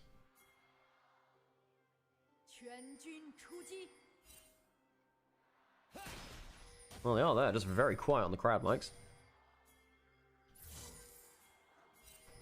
Pretty full in there as well. Like, it's not like they're shy on people, it must be said. So I guess they just got the crowd mics a little lower than usual. Again, they are not in a standard LPL venue, of course, so sometimes those settings and the setup on those mics can be a little bit different to what you are used to. Knight just be roaming into the mid lane. Not seeing anything super surprising here in Rune's Deathfire Touch on the Annie is pretty good. It is Grasp on the Jace to try and get some value out of the Cassante. Jace has got that capacity to shoot an auto out in range form, then transform to melee to get melee form Grasp procs, which can be kind of silly despite being ranged. Nidalee also an abuser of that. Heal and barrier traded in the bot lane. Lots of damage coming back and forwards. It's about left pretty low. Gonna find too much. Monkey might look for an invade here onto the blue buff. Now the thing is, then you're going to see that he's not on Raptors. So now the question is, how does BLG respond to this? Look, it's leading to all that much right now. What might happen is Shun might go for a bot siding, either gank or invade. Yeah. Now Pantheon has gone for red buff into enemy blue buff. Shun's gone for a full bot side clip, but he's gone Raptors red Krug, so he's not necessarily going to be going for you know, the full bot to top. I'm aware that the flash happened over that wall. That's how he got over that. That's how he avoided the Raptors ward. Now the important thing is, what do WWE do with if they see Shun? Can they spot him heading over into their jungle? I don't think they do. Depends whether he looks for the wraparound gank here as well. He may look for that instead as a play. About has just burned the arcane shift, has to flash out from the wind, becomes lightning. Flashes in turn, so Monkey's going to come away with a lot of value. And now Bin's in danger because he didn't know where Monkey was. That flash is now going to burn BLG. Bin was thinking about flashing over that big old wall there. Will fail his flash and give up first blood as well. He thinks he does more than just think about the flash over, Sam. He does, and he fails it. I think Shun goes for the wrong idea here, Sam. He goes for the gank, forcing flashes rather than the evade into bot side. He's going to go into his top side, find the wolves, but he's going to find nothing else. We said WE needed the early advantage, wanted to get ahead of this team comp, and he's managed to do that, Sam. I think he's done that by getting that gank top side, but also stealing away the camps on the enemy side of the rift. Shun is not going to be able to get himself any top camps besides those wolves. He's going to get scuttle in top side. If he gets a double scuttle, it's fine in the jungle matchup, but not great. Can he get bottom scuttle as well? Yeah, he's going to come on over and then maybe look to contest something like that Raptor camp. Will throw down that control ward, spot out that red ward that was put on down. Knight's also going to help get some shove with the Sivir and Barn and bot side, so they should have prio for bot lane as well, so it should be that double scuttle regardless. Okay, so he gets double scuttle, which, okay, so we had 2 camps taken and top side gets double scuttle, so that's a camp away, so it's +1 camp for Monkey if he manages to successfully clear through his bot side jungle as well, but he also got first blood, so the gold is in his favor. Hasn't recalled yet, so he hasn't got his components completely bought up. Shun did get the flashes out of bot side. That does help an awful lot, but when you have a Jace, you want that to be ahead. Losing the flash and a kill early, not great for BLG's overall comp. Yeah, very frustrating, and I just don't think Bin had any reason to expect that Monkey was going to be there. They thought they tracked Monkey. They had not, and it comes back to bite them really, really well.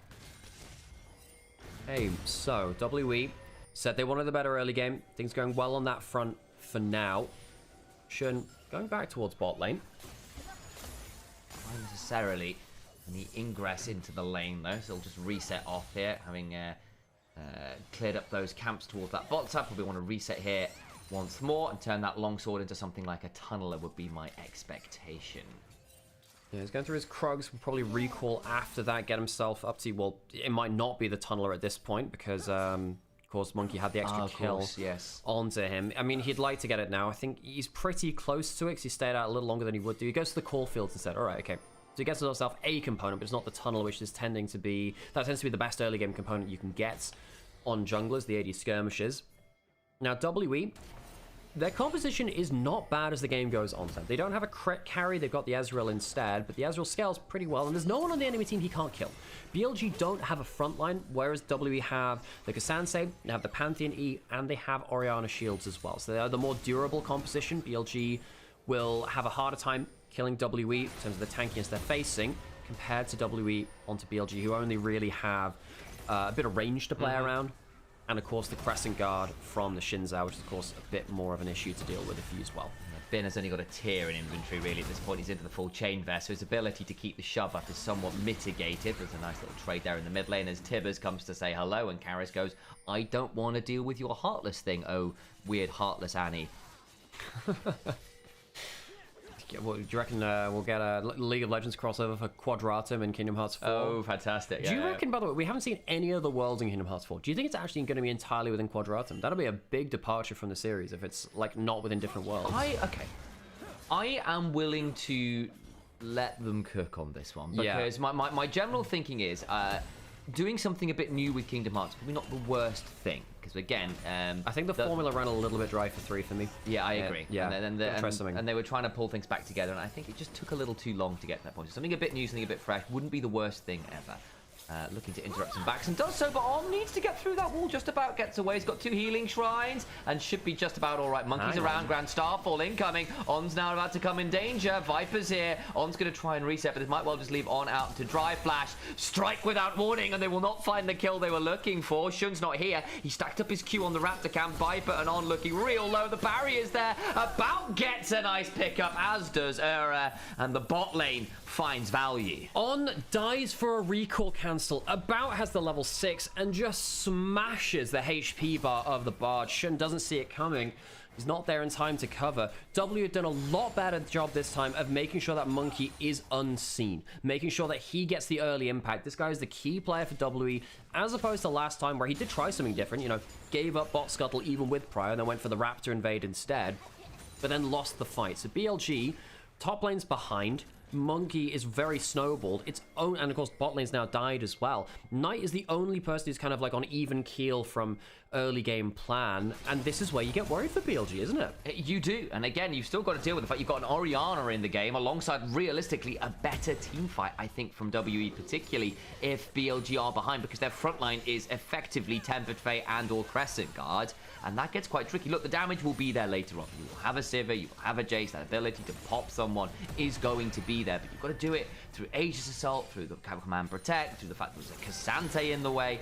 There's no easy thing to do. Yes, On's Bard, very good at making plays, but at this point, that slight mistake there, not tracking exactly the damage that could be done, will maybe come back to bite them. Ura's going to interrupt the back on his own right, and so On will have his own medicine thrown back at him, and there's no way they're going to turn that into a kill. Okay, so teleport back up towards top side from Cube, no surprises there. Grubs are alive. Shun could fight around this theoretically. He's behind a little bit in the compartment score. Doesn't have the tunnel completed compared to Monkey, having both the core field and the tunneler as well, so a bit up in terms of their stats, which is expected because he's 900 gold ahead from the kills he's had in that early game. And the assists as well. I really like how Monkey's also focused on just getting the camps he can as well from BLG's jungle. He got a Krug camp away from BLG. Shun pops the ult early here, actually. Magical Journey coming on in, trying to punish someone here. Cube might be in danger. Not really. Okay, well, they can't quite find what they're looking for. They did bring up the bar, but they're going to have to give that one up. Jace does get the shove. We'll get the wave under turret. We'll pick up a fair amount of gold from that, and that is something of a good news story, I guess. The problem is, of course, WE picking up those grubs will deny it from someone like the Jace who would really like to abuse it. When you have got double globals, you can do some fun stuff with that. So the reason why the Crescent Guard was popped was because he didn't know if there'd be any immediate follow-up because there was too much fog of war. We don't have the spectator vision. Very well toggled there. Grand Starfall is off. Oh, sorry, it's just on cooldown. Shockwave misses there from Karis. close run thing. Monkey is around. Knight should be fine here with the healing shrines. They're going to stick in this bush briefly. Also around. Makes this a bit spicy. Nice little cosmic binding there. Good timing there from Ron. Yeah, so I was wondering about what Monkey's next play would be. His ult was just off cooldown. I think both WE solo lanes were looking just to start a little bit of a scrap with that in mind, because you could clean up with the Pantheon ult after. Dragon is alive now. Well, it has been alive for a while. No one's taken that first one just yet. It's not being stacked.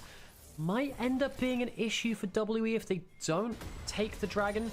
So my worry is, if Dragon is taken very late, BLG might just be able to play around Knight and Bin in side lanes. And yeah, they are against a Pantheon. Normally say, well, you know, Pantheon very good at playing around side lanes. However, BLG are so good at side lanes in general, I worry about WE if they don't get stacking dragons that early. You know, it's 10 minutes in, that'll be when the first dragon is taken. BLG showing no interest in it themselves, so it'll be a late first dragon.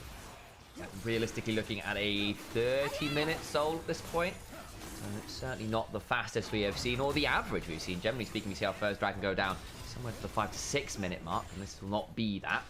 Good chunk there from Ben, who is finally back in the game a little bit after that early gank from Monkey. But I think what we have seen now is, because Shun has been forced into some really weird pathing to keep up in farm, he's not been able to get involved in this early game, and that's given Monkey a lot more license to get ahead of the game, and that has made things a little bit tricky. Just thinking about sending a minion here. Yeah, well, if you go in as the first minion, sometimes you can confuse them. But if you see 4 melees walking up, that's the problem. Now, what you can do with stuff like Onivia is block off 1 minion and then just, like, have Nico take the replacement, because you block them off with the ward. They are going to come through here, but if this shows too early enough, you see the 4 melee minions and you understand what's happening. Agent Ura on a mission to the top lane. Your mission, if you choose to accept, is to pop Blossom Bin. Surely they should notice it. Yeah, I mean, he's backing all the way off. So as much as that's funny, he's been rumbled. He should have gone in a cardboard box instead. He's a Nico, not a rumble. I hear that if you go in a cardboard box, it's better. Oh, okay. Yeah. Ding! Yeah, exactly. You have like a little exclamation mark once the enemy player understands where you're at. Yep. Still around this top side. Bin, credit to him though, sees that one coming at least. Didn't swap the first play in. Maybe potential magical journey into the enemy jungle. On and Shun moving around the map. We got Persona 6 coming. You definitely will see it coming now. It's been long enough. Well, that's limited. Well, Sam, now we will see it coming because Persona 5 is gone. Well, that's what I'm saying. Yeah, that's the reason you can see it coming. That's the reason. It's been like Persona 5 been long. All this time you couldn't see it. You never saw it coming. And now you can. Exactly. Exactly. Monkey heading over towards the top side. Popping the ultimate now. Magical journey. Flash away. Does get out from the Grand Starfall combo on. Burns the summoner, but gets out alive. Double ultimates from WE, flash from On. Okay. Well, Carrot's going to get traded back onto now. Even in lane with Knight on the Annie. It's a bit of a worry. You don't expect the Annie to be even with the Orianna. You expect them to be down a bit more. Going to go below half HP there, actually. Both on 130 CS in 12 minutes. They've both actually been farming very well. I don't think that's necessarily that Karras has been farming poorly. I just think Knight has been getting away with a lot of CS here. No, so it's not necessarily Karras farming badly. It's just that you need to keep the Annie down, typically in lane. Because if Orianna's not ahead in lane, you're losing out on one of the best parts about the champion. The Orianna nerfs, I don't believe have come through on this patch, because we're on 2610, I believe, for the rest of playoffs, which means that the nerfs come through a little later on. Appreciate the sub, by the way, Vasu. Good to see you. Fumfun. Yeah. That's the one. Okay, all right. 55 months. Wow, that's almost a year. Crazy. Don't know why it amused me so. It does, though. I know. Thank you again for that follow as well. GT9. Oh, come on in. I'm trying to think whether that's the Ford GT something or other. Who knows? That's where I went with that. Need for speed on the brain, apparently. I think a bit like, well, wouldn't that be like, well, that was the Ford F-150, isn't it? I was thinking, it might be. I was trying to remember whatever the one that your kind of pseudo-romance is in that one, Carbon. Hang on a second, Cube. Looking for a bit of damage onto Viper. He's taking a lot of damage off him, actually. Essence Reaver, not bad for Viper on the other side, though. Trading evenly. Yes, indeed. Of course, Cube wanted the plate, does get it. Of course, got the Iceborne Gauntlet at this point, looking to stop some backs there. Bin will not find anyone resetting. Yeah, there is also the Ford GT as well. Yeah. Ford GT, but the one in Carbon, isn't it the Audi R8? I'm thinking about the one that your romance person has. I can't remember that, mate. It's been a long time. I remember the Audi R8, which is great. Hang on, Monkey going in for an invade now. They have the shockwave off cooldown. Monkey gets the steal. There's the Crescent Guard in. Monkey with that steal. The TP's flying. Shun left pretty low here. Karras outside of the Crescent Guard makes things spicy. The shockwave is well wide. Monkey now potentially in a bit of danger. The top right. Flash forward from Knight with the Incinerate. Pop Blossom back onto. Tempered Fate turns it back around now. Now everyone goes golden. The Cosmic Binding is superb from On. It's all getting pretty messy as Cube goes all out. Trying to get back out as well as well. On the other side, they go! no! About doesn't find what he's looking for, and the Mystic shot to the forehead brings the Ezreal down. What a magnificent fight for BLG in the top jungle. WE really wanted that as a launch pad for the rest of the game. If you manage to catch out Shun cleanly there and get Monkey even further ahead, I think this game might have been out of sight, Sam. But because it turns into what I think is a 4-for-1 overall, BLG get back the gold that they needed from the early game. I like how Shun hasn't been disrespectful with his Crescent Guard. He's basically just said, I'm surviving as much as possible. The heal means that the Shockwave misses. It's another whiff coming through from Karis. And then when you get the damage coming through from Annie and a defensive ult from the Bard, the HP advantage is really in favor of BLG. The temp to fight, that even buys time for the next cooldowns to come round. Cube starts the fight very low because of the flash play from Annie just before, and then he does get the kill, but at the cost of his life and his barrier. Not sure that's worth it, Sam. I think actually Bin flashed in front of Knight there to save Knight's life as he was going out, because there was a real world where About got Knight as well. And he does end up with 2 kills. It's not the end of the world on that front, but BLG now up in a pretty strong point. It was a close run thing. You know what, About? I see the vision. I know what you're looking for. It doesn't work out. It was a step too far, but it is not without some thought process there. Actually, might have been Viper who got in front. So actually, it was Knight that blocked the shot onto Bin. So Knight actually ended up saving Bin's life for a little bit longer. Of course, he still went down. So Knight was a little bit higher HP, but he got a little bit low because, of course, the dash from the Ezreal. Dragon going over to WE, but this is where I said there's a bit of a worry. They're only on Dragon 2 at 16 minutes. If they'd taken the first Dragon, 4 minutes earlier, because it was taken around about, 10 minutes, I think it was? Yep. Compared to, normally where we see it around about the 5 to 6 minute mark. WE would be much closer towards late game soul condition, which is an infernal soul, which BLG would be in trouble about. Because I do think WE technically outscale because they have a better front to back with the Cassante, and they have comparable range, I'd say, with the Ezreal versus the Jace. I mean, yes, the Jace outranges, but Jace into Cassante feels a bit meh because the Cassante just blocks your skill shots out. Shun's just hanging off vision there, waiting on some timings as people come for those resets. Can now look to get into the river here a little bit as well. Worth noting, Bin has gone for the full Muramana first rather than something like a Voltaic. Actually, it's not a bad idea if you're into a scaling matchup and you're a bit behind. Just get the transformation early than you would otherwise, because it normally comes on quite late for a Jace who's not the best actually at stacking that. His cooldowns are too high, so he doesn't get to hit enough things with abilities to make a difference. The thing which makes a difference for the Manamune compared to on Jace compared to Ezreal or something like that is, Ezreal can sit on tier longer because he casts lots of spells. The thing about the Manamune compared to a tier is that your auto attack stack it up too, which means that Jace, even with longer cooldowns, can get hit stacked a lot quicker. I can charge a cooldown alone, right? Exactly, right. Although, in that case, I mean, you only get 2 stacks every 8 seconds, I think it is. So, with that, you basically end up kind of overcapping it at that point. But still, it's basically your permanent cooldown. At that point, Herald is up, WE planting themselves in the river first, looking for to see if BLG will contest. Bin just back for Voltaic as TP back in, has now got a very potent spike. If you start landing some of those shot blasts on down to about half, makes this a bit spicy. See with the Bin with that shield can find some damage, misses the first accelerated shot blast, and I think with that, BLG is going to call this one and say, you know what, WE can have this, who have in fairness now got every single early objective. They have done. WE, I think with the early jungle pathing from Monkey, managed to put BLG into a bit of a quandary. Now, credit to BLG, they've actually managed to overcome that very well. Shun is the jungler in the LPL who, I think if you rock him early, he's the most likely player to overcome it and play through it with grace. He's then managed to pull through a lot of very difficult jungle situations, which is needed in the LPL because every jungle here is cracked. They are so good. What it has meant, though, is that Shun's not been able to get involved with the solo lanes, and Knight and Bin, particularly Bin, actually, in fairness to him, has kind of been stymied somewhat by the fact that Monkey's been able to get involved, where realistically Shun has not. He's not been given that opportunity with the way the game states out. It would have been disastrous, really, to avoid picking up the camps that he could do that, which would have been a little bit tricky. And as a result, that's given that ability to keep Bin a little bit further behind than he might otherwise. And of course, now I say that he's 1,400 gold ahead, but remember, for the early stages, he was actually in a pretty rough spot. And we saw what happened in bot lane as well. I think the top jungle fight has opened the banks a little bit. It has, yes. They've said, yeah, just take a blank check, Ben. You'll be fine with that. Now with the second item, as you said, would have been really nice to use that on the transformation cooldown. Would have been great to use that power spike. Couldn't quite find it though. About even in gold with Viper, both of them heading towards the 2-item mark. Viper gets his first, About waiting on his completion of the Manamune, which will immediately transform into the Muramana, and Ezreal will be on incredible power. Hang on, that is a Pantheon going top lane. Bin does have flash. He's going to try and play this one out at least semi-well. There'll be a shockwave coming. There's no real way out of this, I suspect. There you go, flashes, but it's poor, and Bin goes down. Nice gank there from Monkey. Yeah, Bin too far pushed up. They didn't have enough information, and the flash was realistically never carrying him out of that shockwave. Do they find a turnaround fight? Monkey does have flash, is on vision here. May be forced to burn it. See where he decides to roll. The wind becomes lightning, comes on down. The Grand Starfall, of course, already used. There's the flash to the knock-up. The Crescent Guard comes on down. The Aegis is solid. The TP's flying. Here we go again. And he's coming on, and Monkey's been left real low. He's going to try and Battle Herald out of this one. In comes the rest of the bot lane. Potentially looking for an angle. They will back out of this play. The True Shot Barrage might tag Shun, puts him low and on, and catches Knight. I think realistically, BLG would disengage by that point. The Ezreal is just insurance. Cube gets bot side turret, and they killed Bin before this. That's going to be some good gold in that top lane matchup. The Herald will be denied from this. The BLG don't walk away completely empty-handed, but it's definitely worse than they would have wanted. Shun committed the flash to that play as tried to chase down Monkey. I believe that was the case anyway, actually.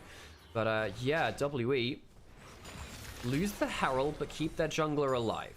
Yeah, and again, then went for that turret plate trade and tried to back out with the move speed. Just couldn't quite get far enough. I think he was probably about 2 seconds off being able to get beyond where Monkey would have been able to really threaten him, but it does go all very wrong, and that puts WE back in the gold lead again. Yeah, and they got a dragon up in 20 seconds. We'll see whether BLG can test for that one. They would have loved to get a side lane advantage. Instead, jump over the wall onto core. Oh, he's so dead there. No way out. Nice turnaround, and the CC chain is pretty disgusting. It is. WE are going to get themselves their third dragon most likely off of that now, and this makes it even more important that Bin was shut down in the side lane just before this, because one of the things I was saying is that, like, the slower dragons, it leads to a problem for BLG with it leads to an issue. It's a good thing for BLG where they can get themselves into side lanes a bit quicker.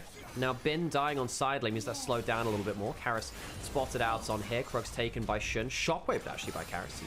Hang on a second. That's going to be the Crescent Guard very early. That's not a great shot at Crescent Guard this time from Shun. He might now be in danger, and I think Shun is likely a dead man. WE, because they're the ones with the better pacing on the map from the early game. The tempo plays have just been a step ahead of BLG. Another kill. Yeah, Monkey even pulls the ult out there too. Might be able to catch Ezreal. They don't quite... Not caught shopping about ease out of the ult. Nice idea there from On again. Remember the last time we saw On into an Ezreal on the Bard? It was Gala who ended up getting caught out on repeat by those temper fates. So about managing to not fall prey to the same tricks. It's a much better draft from WE, and they actually get the early game fight this time. Monkey's had a much better game, so BLG, they're not getting this one for free. First game, they brutalized them. Nightwalk going towards Karis. Worth noting as well, Bin's getting like nearly the entire top tier 2 here, by the way, bot tier 2 here. Knight's going to get jumped on. He's going to likely die here. Flashes for the stun to Karis, can't quite get in range. The command dissonance speed up too much. Oh, so close. Karis gets out safely, though. W are just reading the map better now. And BLG, I think they're falling prey to W just grouping, making plays in the way that they did in round 1 as well. So WE, really happy that they haven't just mentally collapsed them. I'm really happy about that. BLG, this time they're the ones which didn't have the adequate early game plan. I think that their draft was it required an early game to go well, and I don't think that BLG played it appropriately around the information. Like I said, I thought that Shun in the very early game made that mistake, or BLG as a team made the mistake not tracking Monkey well enough, and then not going for the flashes bot lane instead of going for the early jungle camps in bot side. I think that set up W too well through this early game and allowed Monkey to get ahead of the Xin Zhao matchup, which typically the Xin Zhao wins. And Knight and Bin are punishable in side lanes if BLG are behind. They don't have the jungle support online to go make plays on their terms. Now, and typically, one of the things I was saying earlier into the game is that BLG inside lanes are very good, and even the Pantheon might not be enough. But in this case, it has been, because you've said that, Shun and On are not... They've not been quite potent enough on the map. Now, not that they haven't been trying. They've been moving around the map, but WE haven't fallen prey to them. And BLG have actually lost some kills in side lanes. Now, Bin is still 2,000 gold ahead. He has a Cerildus. Perhaps the Jace can be the game-ending benefit. W are only 1,000 gold ahead, and we haven't seen a big grouped-up fight since that top jungle fight with BLG 1. Yeah. WE are in the advantage. It's not done yet. And again, Bin has been relentless in shoving and looking for these plays. They've caught him out that one time in particular that was a little bit egregious, where he just couldn't quite escape having claimed the plate, but he then just got another play on that bot side where he gets the turret, gets the tier 2, gets himself that third item. If there was a way to win this, hitting someone like an Ezreal with an accelerated shock blast at 3 items sounds like a pretty good way to do it to me. Yeah, so BLG, not many mistakes left in this game now. Every draft, I think, has a certain amount of mistakes it can make. BLG's draft here has quite few. Now, they're very good players at these champions, and they're very good at the laning phase, the team fighting, so it gives them a bit more room for error, and you expect them to make less important mistakes, but it doesn't mean you're completely free of them. Now, Viper, heading up towards 3 items himself, has the last wisp, but not the fully completed Lord Dominic's Regards, which I'd imagine will come out hit. Looking for a bit of a chain there onto Shun, who doesn't burn the Crescent Guard quite yet. Now puts it down, flashes away as Monkey went looking. Shun left real low, but that means the jungler's not around. Realistically, as the Dragon's about to spawn in a minute and a half, Shun get through the wall. Flash for the strike without warning. That massive Q comes on down. They pick up on as well, and suddenly this might look like a Baron angle, never mind a Dragon. They look for the ult, and Knight just doesn't find it. No, About has to flash away. He E'd into the Annie almost through that game. They're flashing for the root. They're going to look for it, won't quite find it, but Knight and Viper still on the run away. They're going to lose this mid-tiered one, and this is a bad TP from Bin. About to already baited out a lot of those skill shots, but Bin will flash away with the acceleration gate, so should be able to escape here. There's a bit of CC in the mid lane, but it's onto a clone from Era. I'm not going to lie, Sam. My heart was in my mouth when About E'd into the Annie. That should have potentially been the death. Had to flash away from it. Knight didn't have flash himself. That was a gift towards him. Can't quite clean that up at the end of it. Shun's Crescent Guards have gotten worse as the game's gone on. He eats 2 full QWs and then the R from the Orianna and effectively dies from that.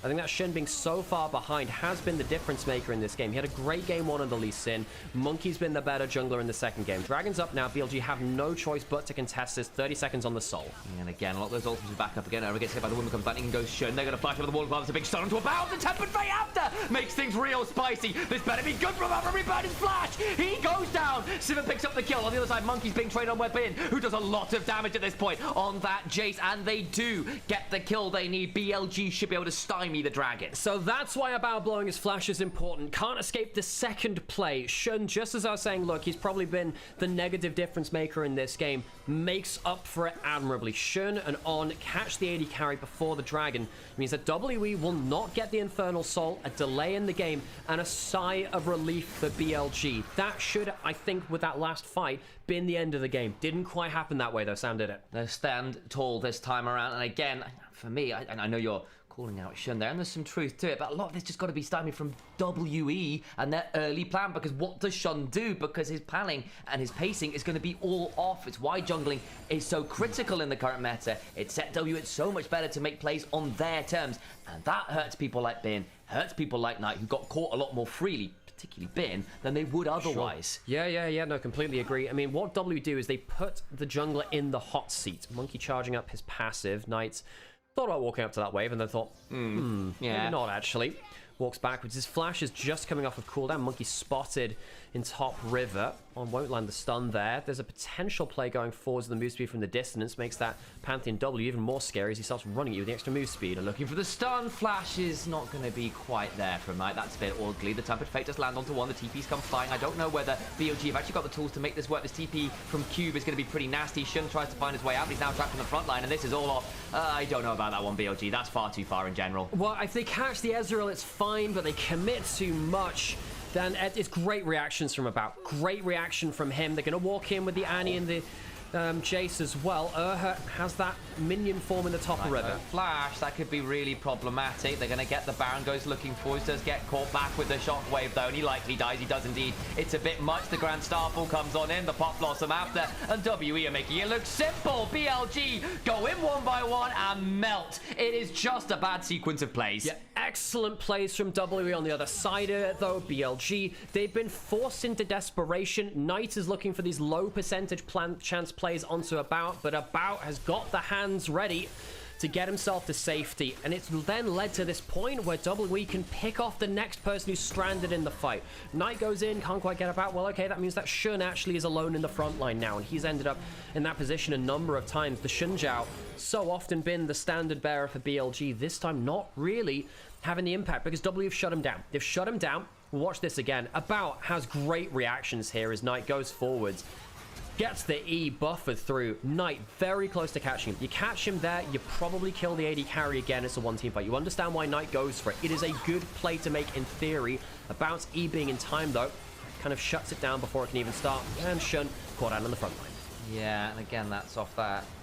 They kind of needed someone to come and test that TP. It all goes a bit wrong, and then they step forwards here without a lot to work with, and the Rocket Belt in is immediately punished. Yes, a very good shockwave after still has the heal. This play from Knight's probably a little bit too much. I think at that point, you just cut your losses. You're not getting that Baron. You're not getting onto the carries. That one, I will say, I think is probably just a misjudgment from Knight. I don't think the damage was really there. Hang on, Kasante's dead. BLG Hang on. fight. It's in their own jungle. This gets a bit messy. Monkey has to flash. But look who's on the flank. It's Knight who's TP'd in. GA down. About dead as well. And the Baron's being stymied. On Tempered Fates himself. That'll buy time as Aaron needs to Rocket Bell. It's a triple kill for the Jace, who's got a lot of gold to work with at this point. Shot Blast is just shy. Ura trying to be sped up by the Command Dissonance. Will need to run. The Magical Journey. Pop Blossom lands on no one. There's a Spell Shield to work with as well. As Ura desperate to run away, will go to the skies to spin, and into the dirt goes the Nico. Okay. If you ever wonder why analysts hate replays, this is why. What the hell happened? So WE just lost everything in their bot side jungle. Presumably what happened was WE have been playing in the top side of the map for the last minute, and they don't have enough vision on bot side. Yeah, look here. They've gone too fast towards bot side. Cube goes in, there's a control ward behind them. This is why replays can sometimes be difficult to analyze games. I don't know what Cube's doing here. They don't spot the enemy team until he's already dead. And then W all into a fight, which they're probably going to lose at this point because the Kasante can't hold the front line. It's a bad mistake. Knight gets a great TP. About can't E out of that one and doesn't have the flash. Great play from BLG, but that is what happens when you shift around the map too quickly for your vision to keep up. A real shout out to On as well, who just completely denied Ura for getting into the play. Had the flash and the Pop Blossom, was looking to get that angle, and On just runs it in with the locket and the Bandle pipes and says, "You're not getting through me." Okay, so Dragon up in 40 seconds. WE still have a 2.3k gold lead, dropping down a little bit now. The Baron buff has worn off. Dragon in 30 seconds, Infernal Soul on table W. Can BLG make miracles happen here from behind the game? Eyes on Ben, who's level 18 and got 4.5 items. The Serpent's Fang is in alongside an additional Dirk. If he lands a few shot blasts, this is very playable. Absolutely is. That Jace has got to do damage. Kara spotted on the flank. Urha should be spotted there too. Actually, yeah, indeed he is. Knight might be able to get a combo onto the Nico, actually. There you go. He's going to one-shot the Nico. Oh my god, it's close. Doesn't quite die. But look at Ben on the other side. The shot blast, the Tempered Fate catches onto Ura. This gets spicy. Viper with the on the hunt rolling. Begins to throw some ricochets at Cube. It's just not that tanky anymore. There's so much damage being stacked from BLG and WE. Have to leave. The shot blast doesn't catch Ura. Just not quite enough range on the Warhead. Okay, so Knight has himself Protobelt, has himself the stun loaded back up again. There's no engage now from the Nico, rather, makes things difficult for WE. Knight just tagged by the True Shot Barrage, left at about 2/3. Knight and Bin looking for shot blast as Monkey goes on top of the Jace, but he's still going so much damage. The Shinzao wins the smite fight over that Dragon because, of course, Monkey wasn't there. Cube goes all out about looking for the Mystic Shots. Can't quite land it as Viper likely does get some damage there. It's about who's getting on top of Knight. I do apologize. Got a little bit lost in terms of the plays. It's getting real messy and real split up as BLG lose more members. It got real weird at the back end of that play. Grand Starfall coming into the mid lane. They're going to keep looking for more. They're going to try and end the game. Well, everyone's dead. Viper gets caught with a shockwave with Spell Shield and Flash available. He dies at the start of the fight. So Viper goes down, and WE, despite the fact that Urha wasn't in the fight, might just even the series right here. What a weird old scrappy play around that Dragon, but it's WE in this game 2. Come in with the level 1 plan from the jungler. Get onto the board. Start the snowball, and BLG just can't quite get their feet under them. It's going to even state of affairs. WE get the early game they need, and they manage to scrap it out in the team fights. Not really sure what happened to Viper in that last fight. That is crucial. I thought that BLG had managed to clutch that, but we'll watch back on the replay. We'll surely get it. Viper got hit by a shockwave right at the start of the Dragon fight with Flash, Barrier, and everything available. Went down, and the team fight went with it. That is wild stuff. Welcome back, folks. Alex is going to do a little bit of replay search to find out exactly what happened because that last fight was so weird. Credit to WE. They came in with a much better plan for the early game. They got the jungler ahead, and this time BLG didn't have the read, and it is a huge win for them. Okay, just found it here. Viper just walks up, has Flash and Shockwave, and he just gets hit by a Shockwave and dies. Viper legitimately throws that last fight. It is literally just a Shockwave hitting. As the smite goes down as well, Viper has Flash, he has Barrier, Spell Shield, gets none of it, dies. Literally, Viper just walks up and dies to a shockwave. That is bad from Viper, folks. You know, I think he's an incredible AD carry. He's not been on great form. That is That is a mess, folks. That is a mess. And I think there were a number of plays in this game where BLG snatched at plays I think were a little low percentage. We saw a number of missed Annie stuns. Yeah, I get what they're looking for, but they don't land them. We saw some Temper Fates be a bit awkward. We saw Bing get caught out quite a lot. And a lot of this, again, has to come off the fact that Shun being put behind early in terms of where he could be on the map because he had to go get his camps. He wasn't really able to be on the right timers for stuff. That means that On can't get out on the map, especially because they get that dive bot lane off that one pick off as well. And then that leaves the solo lanes out in a tricky spot because they don't have the support they're used to behind them to play with that kind of ruthless aggression that they love to kind of shove through those side lanes. And BLG kind of had their legs cut out from under them. Yeah, so we now have ourselves even series. Even series between W and BLG. And BLG, well, they lost in a 3-1 the last time. We'll watch back in this post-game thing. That damage from the Sivir, Sam, is not good. That's not good. You're into a Kasante. I think Viper, look, first game, thought he was fine playing his job. The second game, I think particularly when they were given resources early, still died in the dive bot side. Couldn't pull it out in team fights. Viper's got to do better, Sam. I think he has to do better. Yeah. You know, I think that Shun was set behind and then struggled a little bit later on because I think Karis' shockwaves really caught him out. I think that the Crescent Guards got a little worse as the game went on. BLG, you can see what happens when they get rocked early. This is how WE win. They hit them in the face early, particularly through that jungle roll, and they see if they can keep that momentum happening while BLG are off balance. And it did happen here. I actually still think that Knight had a pretty good game. He was making a lot of low percentage plays and hitting some of them. Even that last Dragon fight, catching out the Nico, gave them a win condition, which nearly ended up winning them that fight, if not for, you know, some of the misplays in the fight which happened just after. Been incredible amounts of damage from him. I think that getting caught out in the side lane, sure, that's one thing. I think on the whole, he held up his end of the bargain too. Yeah. This is really goes to show that W, they didn't fluke their way here. They are a good team. They can punish good teams across the LPL as well. This is not just a one-sided series. I thought it'd be a 3-0. Obviously not the case here now. Yeah, and again, it's one of those conversations we have about, well, how have Knight teams lost in the past as well? If you've got a carry jungler who starts things rolling, Knight doesn't have the same platform to work with, and that gets a bit messy. I'll also say, you know, not that Viper played a good game. I think Alex is completely right in calling out that, look, we need to see more from that, especially considering you had that Xin Zhao burn that level 3 gank. And again, that again comes back to bite Xin with that invade after. All those kinds of shenanigans that we've been talking about. But how on earth does the Sivir walk up this game? It feels like it's a really dodgy comp to walk up to get autos down into Nico. Ezreal's going to outrange you. You can't walk up to Shockwave's face. You can't walk up to Kasante. Like, there's a Pantheon. Like, you don't have to cleanse. Well, this like, is I the think thing, that's really tough. So I think that you spell shield to Shockwave, and then you just use your ult to reposition. You have flash to reposition as well. I think that in that last fight, we'll see it again in this replay, almost certainly at the end of it. There is no excuse for Viper to get caught in the way that he did. I mean, but surely Ezreal just breaks your spell shield so easily this game. And then you hold on to it. You don't throw it on Ezreal's skill shots. You have to use it on the Shockwave. And of course, the thing is, this game is going to get split up. You wait for the Kemped Fate. You wait for the Annie stun to come through. Typically, the Civ with the movement speed should be able to make a difference. This is the crucial play here, right? That could have been so different. I mean, even beside that, right? BLG actually had a win condition right up until the final Dragon fight, which we'll see in just a second. I mean, that's a really good set of reactions there from about. Shouldn't get too deep after that point and caught out. Kasante's really good at dragging Xin Zhao out of position. This one here, of course, a little bit less good from Knight, and that's probably his worst play in the game, actually. That's the one where I thought, okay, he's probably, that one I don't see what the payoff is. I don't think you have the damage to kill the Nico anyway. Sometimes Knight will just go for these low percentage plays. I mean, never a coward. Never a coward. We'll always make the play. Do we get the big play after this? So this is the play which BLG turned it around in the bot jungle. Denied the Baron buff really coming through into anything. Cube makes a big vision play. Vision error, really. Doesn't spot anyone else coming over from BLG. And then Knight obviously gets the big flank after here. We've got to see the big play around the Dragon fight after, because you're going to see Viper throw the game. Yeah, it's very unfortunate. Again, like, the game was already... Watch it, bro. Because Knight has just almost killed off the Nico. Watch Viper here. Viper here. Has Spell Shield, has Flash, uses neither. And...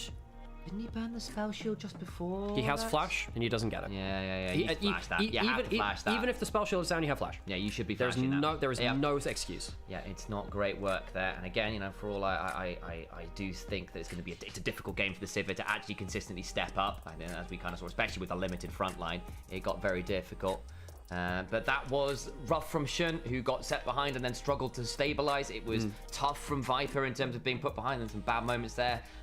Knight looking for those clutch plays, not quite finding them. I think Ben did a lot of work, but again got caught out quite a lot. That is not BLG at their best, but this is also BLG when they are put behind in jungle early and don't manage to stabilize because they're not given the opportunity to. I think WE did a really good job of doing the multi-stage plan. Put Shun behind, keep making plays off different tempos to Shun, who's got to do camps, can't be there at the right timers, and BLG don't respect that very well. Okay. They never have. It's always going to be a problem. Okay, right. We're going to go to an ad break. Sam, there's a compliment for Zeref if you can handle it. I want to make it gets player of the game. So we're going to leave with that. We're going to go into an ad break and we'll get ready for the next game. Seraph, I appreciate your love of LoL esports and the fact that you are in so many streams all over the place, just continuing to be a real character and champion of a lot of us streamers doing cool stuff. It's always cool seeing you over in Jamada's chat. Love seeing you over here, and Alex is obviously mine as well. It's just kind of cool to have these people you see all over the place just loving this game as much as we do, and that's pretty awesome.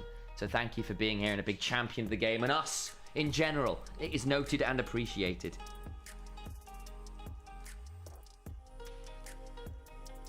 Again, guys, some ads have been run. If you don't want to see ads, then subscribe, guys. There's also Opera GX. There is double signups this weekend, which basically means if you sign up for Opera GX, so click on our link, download it, and then sign up, which is 20 seconds work, if that, then you will, in fact, count as 2 people towards our end-of-month goals, which would be quite cool. So please help out with that one.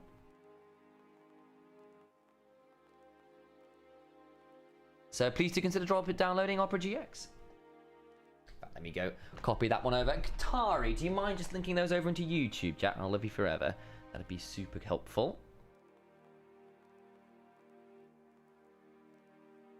Thank you very much.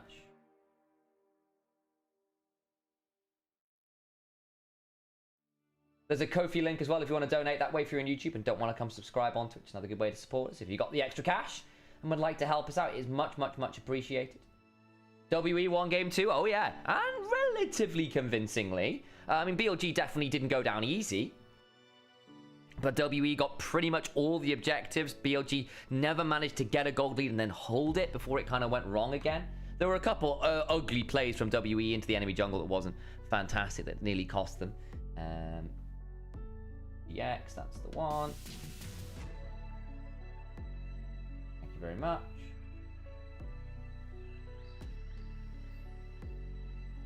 Bit of an everything diff. Yeah, kind of. I think particularly jungle was a big moment there.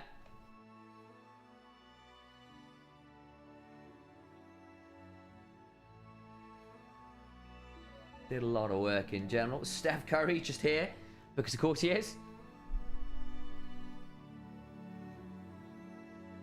I think is he leaning sponsor now or leaning partner?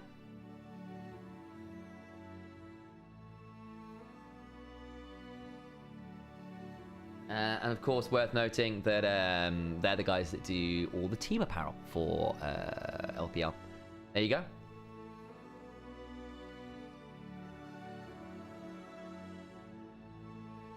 The team diff started from Monkey getting a good read on the start. Yeah, basically, really good flash over the pit.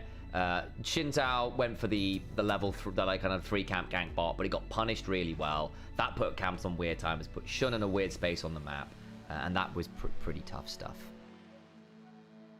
I have tickets to MSI next month, and if BLG isn't there, I'll be devastated. I mean, it should still be good, but you just get a little bit nervous, don't you? And I don't blame you. I do not blame you. We'll see. I think it's doable.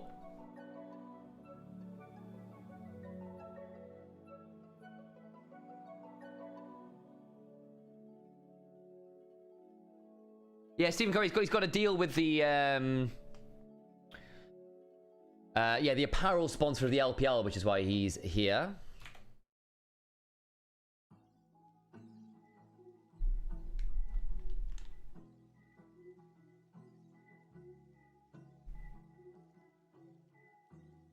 I am indeed.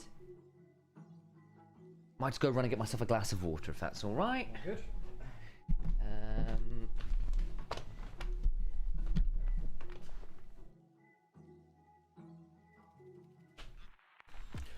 Alrighty, well there's no LCK on now, so gotta figure out something else to do with our breaks.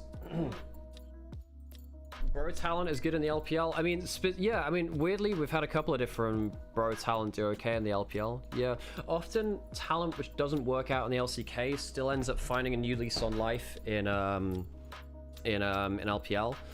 because it's a very different style. Sometimes just the team environments, the coaching environments, the style of gameplay just doesn't work very well for LCK players that were very mechanically talented but don't slot in well with the systems. How do you think the LPL will fare against the LCK now? I think pretty well. We don't have lane swaps really anymore for early lane. I think that it's much easier for LPL teams to rely on individual excellence. I think that LPL junglers are really, really good right now, although Kanavi was the best LPL jungler for many years, so that's definitely going to be much more even than I think someone like... for instance, Canyon is struggling in the current meta. I think that Canyon is struggling in the current meta in terms of invade timings, in terms of getting impact in the very early game, and I think that will get him punished against, you know, Tien if he's on good form. Tien's actually had some pretty good games against Canyon in the past, actually, thinking about it. If I remember correctly there anyway. And then, of course, you know, Shun makes it through. He's a little bit different from the other LPL junglers, but BLG's lanes are so damn strong. I think that, on the whole, it will be a good contest. Now, I'm not going to say it's going to be, you know, completely, you know, LPL or LCK sided. I think they'll trade games between each other. At the end of the day, I think they are just good teams who are doing well in the current meta. Hey, Mango, good to see you. T1 looked kind of bad yesterday. I think particularly Owner and Faker didn't look good, which is a problem because if Owner looks bad, T1 as a team just aren't the same. You really need Owner to lock in. Now, Owner's been very consistent. I think Owner's probably the most underrated member of T1. Well, maybe last year he was more rated because I think people finally started realizing he was like top 3 jungler in the world for a lot of it. But I think that that Owner for his time on T1 has been very, very consistent. I have to say, I think he really came online in Worlds 23 and then he's kind of stayed good. It's very good since, really. Speaking of bro talent, I heard Croco got the boot from LNG. Yeah, Croco and Bulldog might be gone from LNG. I think Missing wants a new team as well. Those are the current rumors. The current rumors is effectively the Korean coach and the 2 players are both gone because they just don't want to spend the money on it because they didn't make playoffs. They didn't make playoffs and they didn't make Group Ascend. Hope you're all great. We rerun to the start of the series. See you later. No worries, Mango. Enjoy it. Enjoy the series. What the heck? Huh? Did the feed just go down? Or is that just what the heck's happening here? Did the feed just go down? I feel like the feed just went down. Huh? That's not normal. Did it just restart? What? Were we all good there? I think the clean feed just went down. Hang on, I gotta go check the Discord.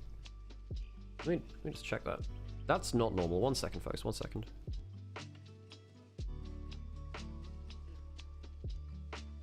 No, I don't want to do that. Shut that off, please. Let me just get rid of that for 1 second. I might have to restart this real quick. Yeah, that's just gone off. What the hell? Come on, where are you? 1 second first. I think it is back on. I just need to make sure that the clean feed's actually like happy with me.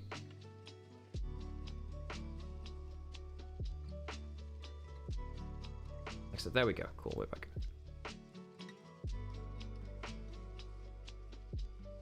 Cool. It did just die for a second there. How has Viper looked? He was good in game 1, pretty bad in game 2. Hey, Iron. Appreciate Iron. Arian? I've messed it up, I think. But yeah, well, good to see you again. Of course I remember you, my pronunciation's off today. But yeah. What the heck is this? Buddy, you gotta stop. Is someone's cat asleep on the keyboard or something? Because someone's just like randomly typing. Oh gosh. Whatever. Is that okay? As long as it's fine. As long as like it's not your cat. Well, no. If it is your cat walking across the keyboard, I kind of want to hear about it. 14 ADP Chinese gaming ads. I know, right? Yeah. But yeah, Bulldog might have had an offer from somewhere. I think that Bulldog might be going to EDG. That's the recent rumor. Not sure about someone like Croco, because Croco is actually pretty good for LNG again. Like, he's very, very flippy.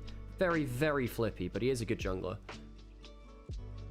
How good the games go so far? Time Lord game 1, BLG slaughtered Team WE. WE went for an early Raptor invade at like end of first clear, so it was like the first camp respawning of clear 2.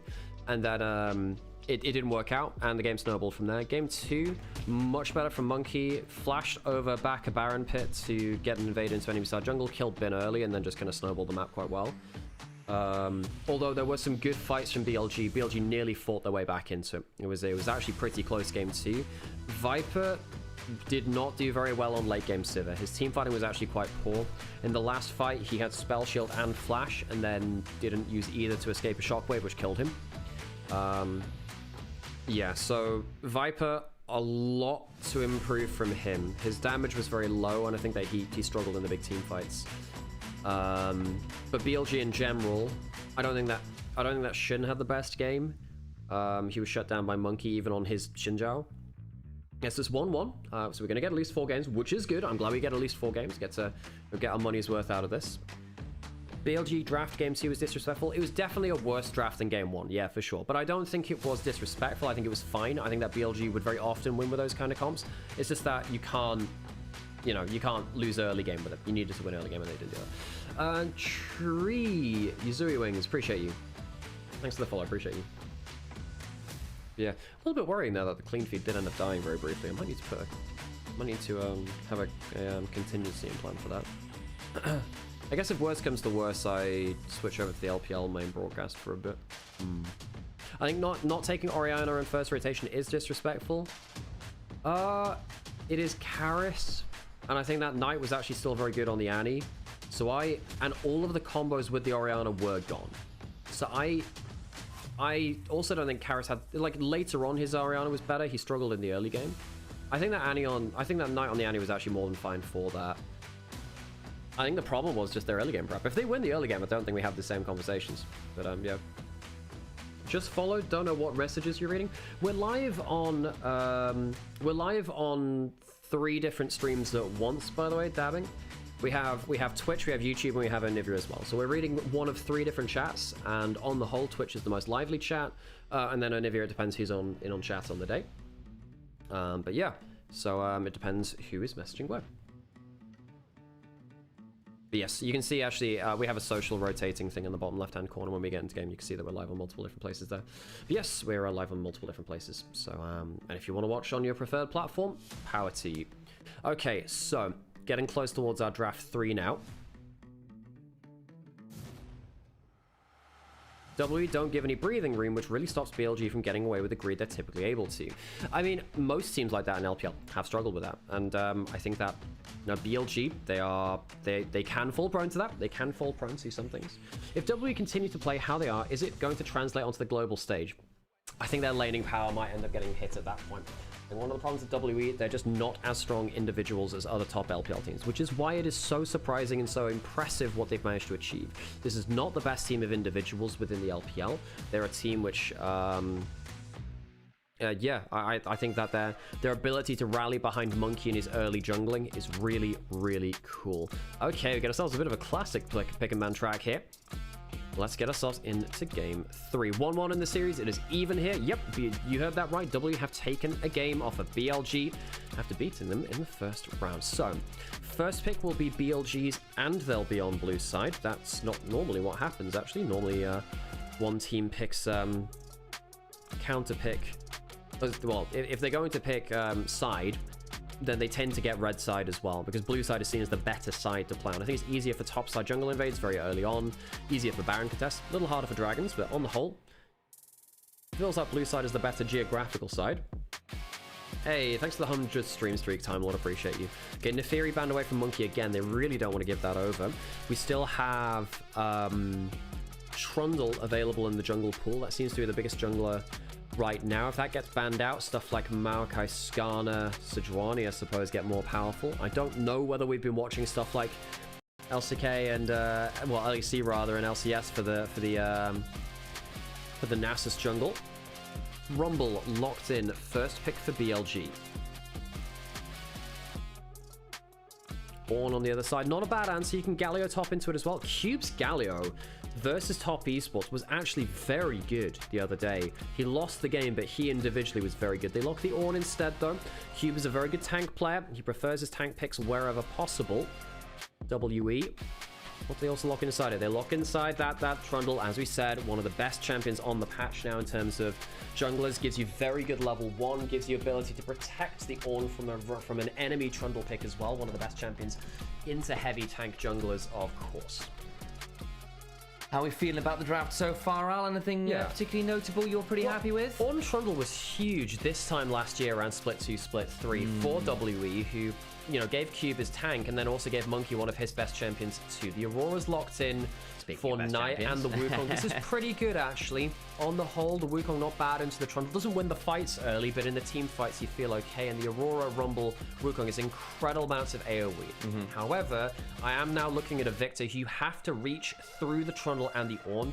WE are happy with their front to back, I think, even with the AoE threat from BLG. And at very least, BLG's AoE threat is something you can't just body block, right? The Aurora will go through the front line. The Wukong has the ability to get through with the Cyclone and the Nimbus Strike and all those usual dive tools. The Equalizer, again, very long range. So you do still have the ability to get to the Victor in a way that a lot of other comps wouldn't, but I'm somewhat agreeing with you. I think BLG, their mid game is going to have to be very potent, because if you do start getting later and later, things like those Ornn items, things like the Trundle pillars and just the zone control that everything else is going to bring up will make things quite tricky, because BLG will need to full send and win every time. Lucian, Caitlyn banned. I actually think we're looking at a pretty good angle for a Corki. I think Corki has the mobility and enough scaling and anti-tank to make a difference here for BLG.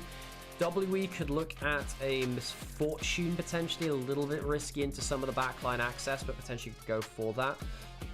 What else could you look for? I guess you could look for something with a... Well, you actually might be looking at something with a Thresh bot lane now for BLG to get out of the Ornn ultimate, perhaps. Where's Zeri at in this game as well? I think it's a little too slow for BLG. I think BLG needs something with a bit more... I was half wondering about WE as well. WE, the problem is then you have 3 scaling lanes. I think it might be a little bit too little slow. If you go for the Lulu, you can go for the Yunara, which is good early game. It gives you decent scaling. Not the best, but it's okay. Passable, yeah. And then BLG on the other side, I think they might just cork... Well, they don't have the Nami now. They banned it themselves. They've got something planned. They've absolutely got something planned. They also wanted to deny the Corki Nami, because I think Corki Nami plus Trundle Ornn would have been miserable. Yeah. If you Alistair now, you lose lane pretty hard. You can't Sivir Alistair either. Sivir would have been nice in this draft. That's gone from the last game. Where's the Renata angle at with something? Might be a Zyra Khan. Might be Zyra Khan. The Renata, I don't hate it. It's pretty good at answering straight line engage with straight line disengage. Think about taking away the Yunara away from the Lulu. Okay, so they take that. Do they go for the Renata themselves now? Is like that extra chance? They could, I suppose, go for the Rakan anyway. Yunara Rakan, it's not a bad duo, and the Rakan can make his way onto the backline.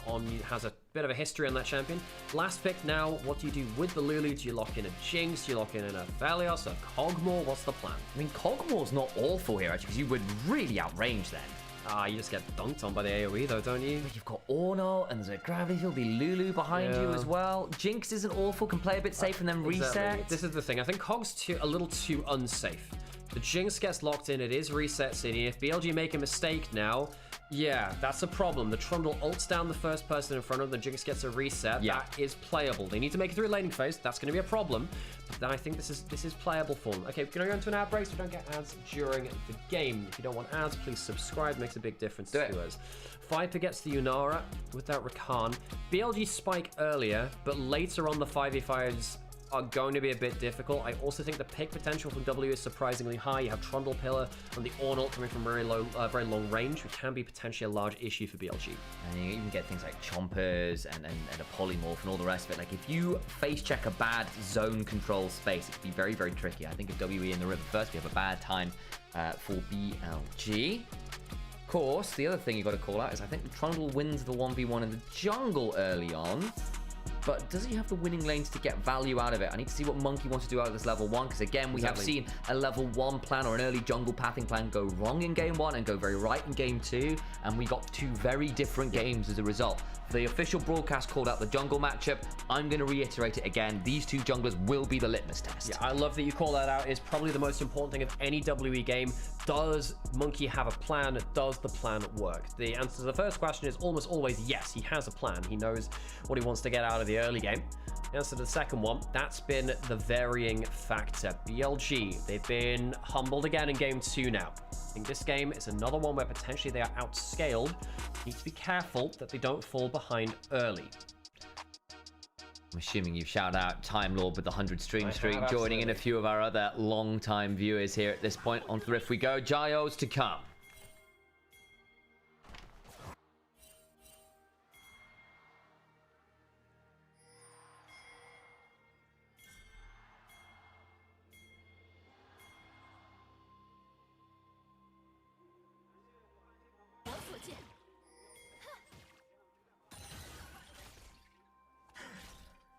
Okay, here we go. Monkey starting on his red buff. Wukong mirroring on his own blue. We'll be getting... I'm trying to remember which way around it is. It's mirrored jungle paths when they do the same thing, isn't it? Rather than in... or is that when they kind of start on opposite ones? I think mirrored is when they're opposite. Yeah, I forget what the term is. Yeah, there's not really an official one in the community, really. Anyway, they're going the same way. They're going top to bot. Yeah. Viper and On, losing the early shove, looking for the bounce back. Of course, the Lulu has more power very early on than the Rakan at level 1. The Rakan, if he hits the Q, it's good sustain, allows you to bounce back very well. It does hit it there, of course. It means you can heal up very well. But the Lulu's Glitter Lance gives you good damage and a good ability to AoE damage down minions as well. Monkey is not going for an early invade and is spotted on the blue ward there on the Raptors. That's important. Knight will get himself that Q on target. That's important. Always want to get that down as quick as possible. Interesting that the statistical overview, and we don't always agree with it, but actually gave WE the favour in the mid-game there by a couple %, which was not what I was expecting to see. Well, I think that BLG have the better early game comp, and then as soon as WE get items, it gets harder for BLG. Now, I think that you get to 2 items. I think that's probably where BLG's comp spikes, but WE start to take over from there. 1 item, though, I think BLG will be in the ascendancy. 1 item Rumble, 1 item Aurora, really, really nasty. 2 items, of course, the Wukong pretty good too. My worry is, though, that the later the game goes, the more powerful something like a Trundle surprise burst with the ult sets up Jinx to reset, and then you start to get blasted out. Again, to clarify it with the graph, we're saying that WE were better earlier and BLG would come back online later. Oh, you said mid-game. So yeah, well, exactly, was WE start and then kind of go down to a mid-game spike and then back up to even in late game, which was not what I was expecting. Well, I'm surprised at that too. Surprised at that too. Especially with Rumble winning lane versus the Ornn. It's like, okay, most of the time the Rumble's fine versus the Ornn. The Ornn can kind of hold him at bay and scale up. Mid lane's a bit of a wash. Maybe slight advantage towards the Victor. Jungle, Trundle has out options early. As soon as you get to 1-2 items, then the Wukong can make a mess of the team around you. Bot lane, because you've got a Lulu, tends to be fine in lane as well. Worth noting that, again, it's the first strike Rumble into a tank. Anyone who's watching any LEC will have seen that Kana managed to get, like, the 2nd largest gold lead of all time, or something like, or 3rd largest gold lead of all time, basically by farming the individual matchup. I think it was at 15 or something like that. Yeah, that was, I think, across the average of the series. That was probably one. That would make sense. And that involved that would make sense. Monkey in bot side to take bot Scuttle on, hanging over across the wall. Just gets a Q heal onto Viper, which is important. Again, On's Rakan is historically very, very good. We might see a play here anyway. Did it compass down? No. On. Hang on a second, Monkey is going to come behind the back of the turret. Cooldown's quite long on Rakan this early. His W's not going to be back up again. Shun's on his way, but he's still 10 to 15 seconds on. Viper's going to try and run out. He's got the Ghost rolling. That's going to leave onto the turret. And actually, Viper is able to run out. On's holding here for potential Grand Entrance. Gets turned into a snowman. The speed up, flash away. The pillar is good. Shun's turning around. And now Monkey's in danger. Needs to flash. There's no turret shot quite yet. Last auto not enough. And now a bow. And Ura can potentially turn onto the Wukong. No one took Tara aggro at the back end of the play. On misses his Q, so he doesn't get the heal and he dies because of it. He was really quite flimsy with that Q. We get an early kill. Shun losing the flash there too is a bit of a bother. He would have loved to either hang on to or get the kill straight up. And as you were rightfully saying, Sam, turret aggro wasn't taken across. The first kill to WE, they get it onto the support. Viper not in a great spot. We'll watch the replay here again. The cooldowns from Rakan are really high early. He gets the Q on the way in, but he loses half his HP. It's not a bad trade if you don't know the Monkey's there. But right here, Viper goes down very low, and watch On under the turret. Missing the Q there kills him. If he hits that, it would be enough healing, I think, to buy one more, tick of damage, and that might have been able to turn it around. Shun saw this play coming at least. Gets hit by that W. Not a great reaction there from himself, actually. In the bout, gets away with an assist. Monkey the kill. Yeah, because Shun sees it coming, but he's elsewhere on the map, so it comes down as fast as he can. But as you said, it was going to be 10 to 15 seconds. So they're going to look at Karis here, potentially.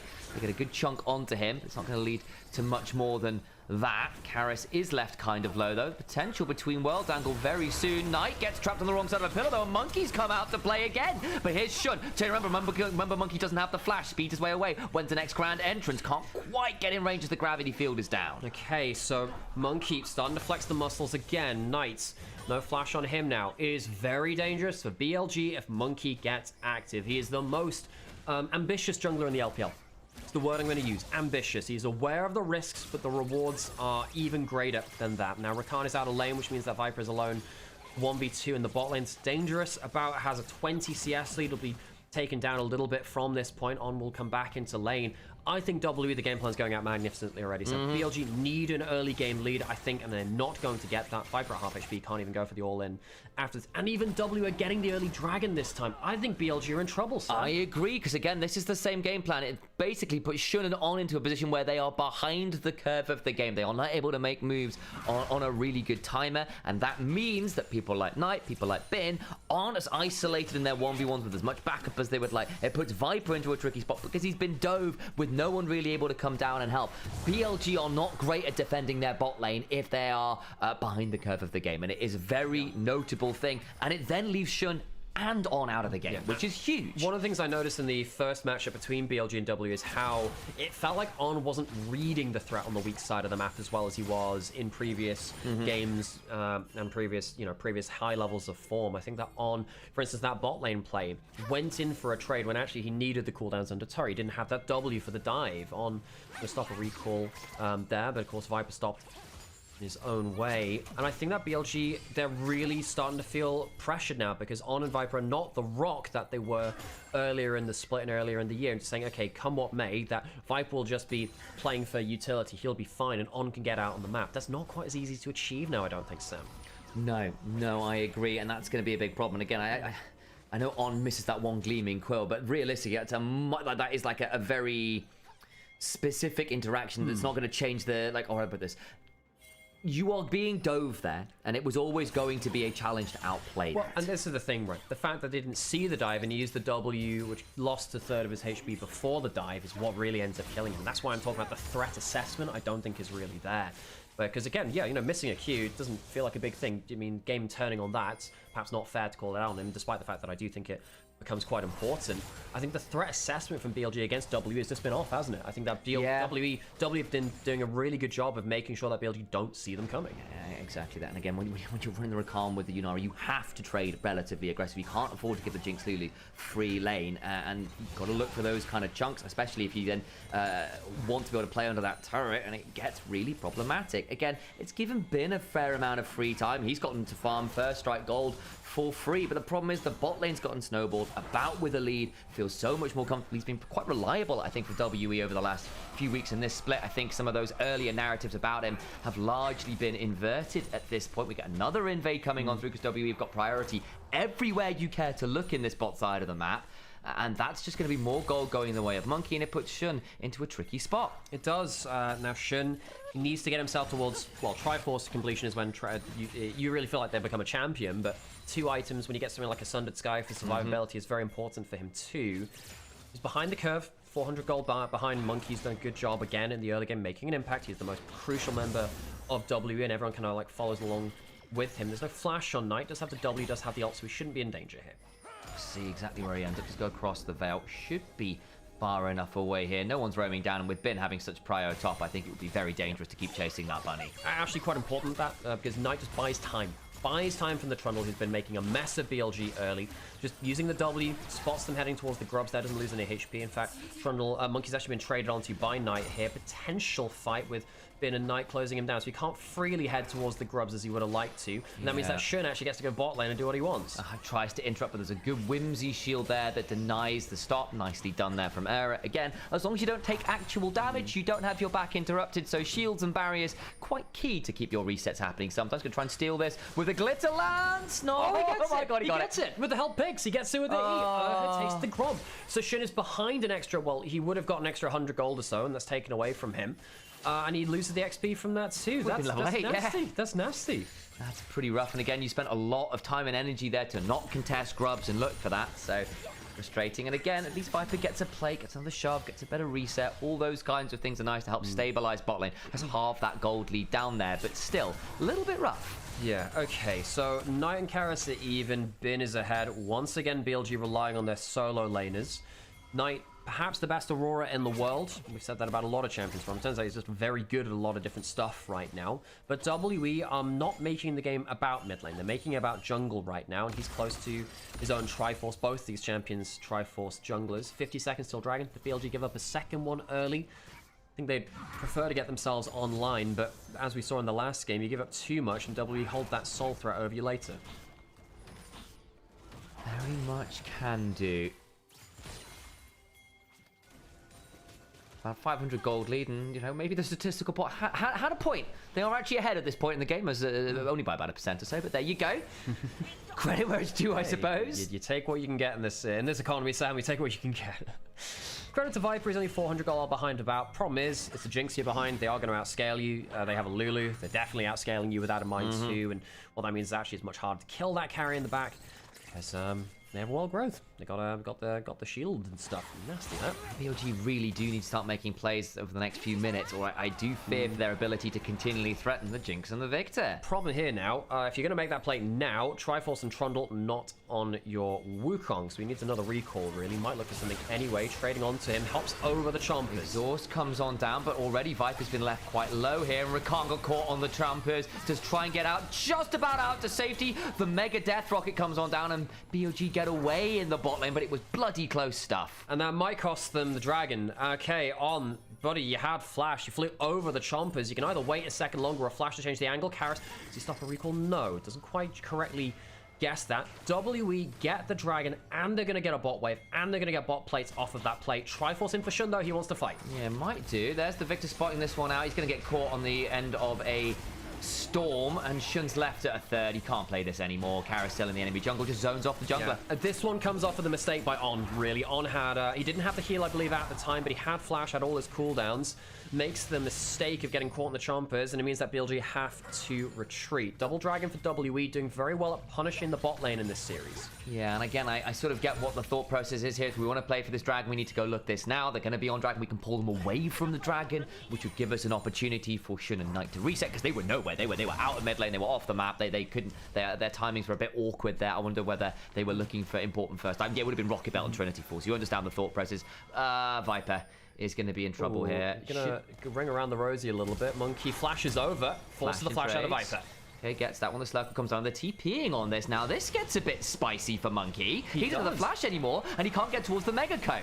Okay, so, I mean, he might have a pillar back up again. They're going to bring Knight down as well. Monkey dies for it. He does, and Aurora picks up that kill. Shun was looking for a Wrap to invade on the other side, but Karis and Ura will defend on that one well enough. About will be given some free time top to pick up a plate or two. I mean, very close from Monkey, but a good flash away from Viper and a good understanding of the rest of the team. Say, all right, he's gone too far. We can kill him. No one from WE was on the same side of the map. For once, when Monkey goes in, the backup isn't there. Knight gets the kill, gets him onto the Dark Seal stacks. I think he's got Ultimate Hunter as well, so that's a good pickup for him on a champion which really needs to do damage. If you get a Fed Aurora, maybe blast the carry even through the Lulu. Of course, Viper not really having a very fun time, but at least doesn't die there himself. Yeah, and gets the assist, does survive, buys enough time. You can't ask too much more of that one there.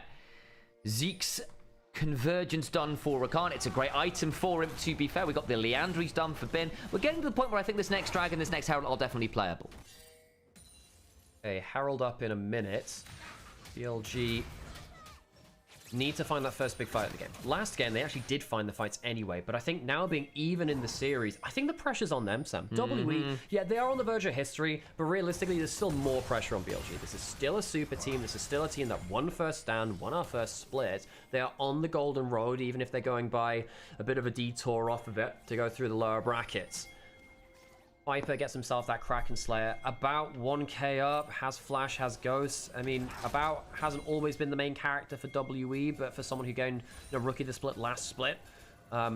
hang on. Hang on a second. I mean, I don't know. He's got flash, rocket belt, and ult. They might be able to force one, and I don't think they get that much Look out at of the this turret, though, with the grubs might be the consideration with the Triforce Trundle. They'll just go for the plate and won't overplay their hand there. Yeah, I think, luckily enough, the Aurora has wave clear, really. At this point in the game, they're not being able to force them off. we go. Force. They do. They catch up Monkey, no flash. And he's not going to get a chance to subjugate, and who would he even subjugate there to begin with? The TP flies, and this could get a little bit more interesting. The rocket does land on tonight, but it is a super mega... I don't know, Meh flick. rocket? Yeah, it's not really death, is Yes, it? the super mega meh rocket goes flying by. BLG might start the Herald now. They don't have the ultimate on. Great pickoff again. Understanding Monkey had no summoners there. Good play from BLG. This is going to open up a winning opportunity for them. Cube's got a big old chill for about another 10 to 15 seconds, but I don't really think they want to overplay their hand here. And Cube actually needs to be a bit careful. Has to flash out from that grand entrance. Herald still being started. The gravity field is down, but Shun going to try and step forward just a little bit here. He's got to be a bit careful. Should be able to smite fight this one down. Wants to get over towards the eye of the Herald and should be okay with On defending behind. Here comes that call of the Forge Guard. Does not land onto anyone. On can battle dance out. BLG just about space themselves correct now, but it might cost them the mid-tier 1. Knight is around and wave clear available. Wave clear available. It is for now. Well, not quite enough, actually. Would have had to... Well, not even enough. Nearly, actually. Has flash, has rocket belts. Rocket belts away from the W. The reset came down from killing of the turret. You know, after casting the super mega meh rocket, you have the call of the board god, who doesn't take any interest in the situation. That one goes wide. Hang on, Viper's jumping it about now. Gets the Ghost off about, who does run away with that one. I think the Ghost is quite wise this game and gets him out to safety.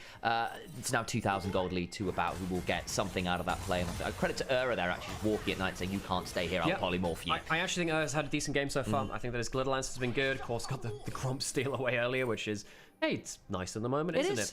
And now about 2k up. I mean, the game hasn't been about the Jinx, and BLG would really like it to stay that way. Got a couple of kills onto the Trundle. If he's isolated like that, then yeah, he will die. His flash still down. It's gone towards the Ash build, which basically says get one kill, be really fast, be really long range. And oh, sorry, you mean the Jinx? yeah, sorry. Right, gotcha. To clarify on that one as well, and I think this Jinx is now going to be. Who do you think I was talking about? Just did I? Because I was talking about Monkey. Oh, I mean, like, he's gone for the super long range Ash build. I'm like, why is Trundle building like an Ash? Because I heard you say they didn't want it to be about the Jinx, and that's where I was going. I went, oh, look at the Jinx. Oh, items. Yeah, and that's where I ended. That was my thought process there. We're ping-ponging our best away down towards bot side and the Dragon. So, with, you know, Monkey with the Ash build, what can he do? No, it wasn't a super mega meth rocket. Let's not. No, it's not that. But it does have teleport going towards top lane. We'll take a plate here. Now, it is only the Chemtech Dragon. Does BLG feel like they can kind of contest late, give up the Dragon, but look for the fight?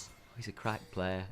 Knight needs to think about getting across the veil, and will do so. Comes back on the other side of it, just happy. The Dragon has started. Bin can TP in, is yet to do so. Is thinking about playing for this turret. They'd love to get a turret. Yeah, they're teleporting in now. It's a late contest. BLG have done this a lot over their history. Battle I think Herald. Baron's going to go down. We're going to go try and smite fight this one. Shun gets in range. It will be a smite fight won by the Trundle. Went down to low HP. The knockup comes on board. On is dead. Shun gets into the Herald. The Between Worlds is decent, but the damage just isn't quite there. Monkey survives the subjugate, rolling the Wild Growth as well. Karis in danger. They can't quite get the angle. They do get the turret. Knight going to look for a little bit more. They can charge again. Look for something else here, but I think WE are going to be very happy with this state of affairs. Hang on a second. Can they get into the enemy jungle? They spot out Monkey there. I don't think you want to prioritize her anyway. Hang on, the ult's coming through. Oh my god. 9 HP. So close. Shun playing a little bit on the edge there. Didn't quite respect the fact that the Jinx ult could kill him. Really good gravity field and wild growth there to make On's life hell. They try to contest around the Dragon. They had the right angle to do it with the Herald and, of course, the Wukong's ability to get into the pit. If you're going to recontest a pit, you've got some of the better champions to do it. They don't win the smite fight. I think it's a 10 HP second smite from Monkey that wins it. Yeah, Shun just about... Hang on, just the Mega coming onto Karis. Monkey's coming up, though. It is indeed. I think Ben's got to be a little bit careful here. Doesn't have the equalizer quite yet, but we'll save this turret at least. Sam, I'm getting quite worried for On. On is struggling to make his way into the backline, and the problem with a Rakan base, you know, compared to something like an Alistar, you don't survive these entrances. On dies very quickly in the front line. I like how Monkey just quickly ults Shun and just says, nope, you're going to have a hard time. Just try and get the Cyclone in. But look how quickly On dies. Just dies completely at the start of it. It doesn't get onto About very well, and he gets himself that reset, gets the kill. If On dies like that again in a big fight, About might just solo carry him. Yeah, and I want to call out Ura had an insane polymorph because Rakan is coming at max speed with the ult rolling, gets polymorphed and drops his move speed to the point where he can't get on key members. Like, I think On had a pretty good angle there. I don't think it was that bad. There's that 9 HP. Yeah. 7 HP is what it was. got a little bit of a regen tick just out of there. But I think the other side of this, I think is playing a mean game. It's not just on playing that bad, because I don't even think it was that bad. Yeah. It was also just saying no. No, I actually don't think On is playing. I don't think he's playing that badly. It's just that the little things mean an awful lot on a champion like Rakan, who's quite squishy if he's caught out. Hang on, potential play around the corner here. Knight does have 2 kills. They're looking for a fight now. Caught out. Oh, and there's On into the backline. That's a little better. They blow up the Lulu this time around. Cube's gonna try and flash, but there's another cyclone to come, and the inclement weather comes along as there's some fire to go with the wind. The cyclone keeps rolling. We might be finding some earth to bury them in. Sean left low, not quite down. About can't get the reset. Monkey try to bonk, gets slowed down by the electro harpoon. Finally gets the kill. He's on the frozen domain and should be able to run away. Sam, I think that fight goes well for BLG because there was a ward dropped in a bush and About autos it as it goes down. I think he put 1 auto attack into it, which would have ended up killing that. I think I saw 1 stray auto go towards it.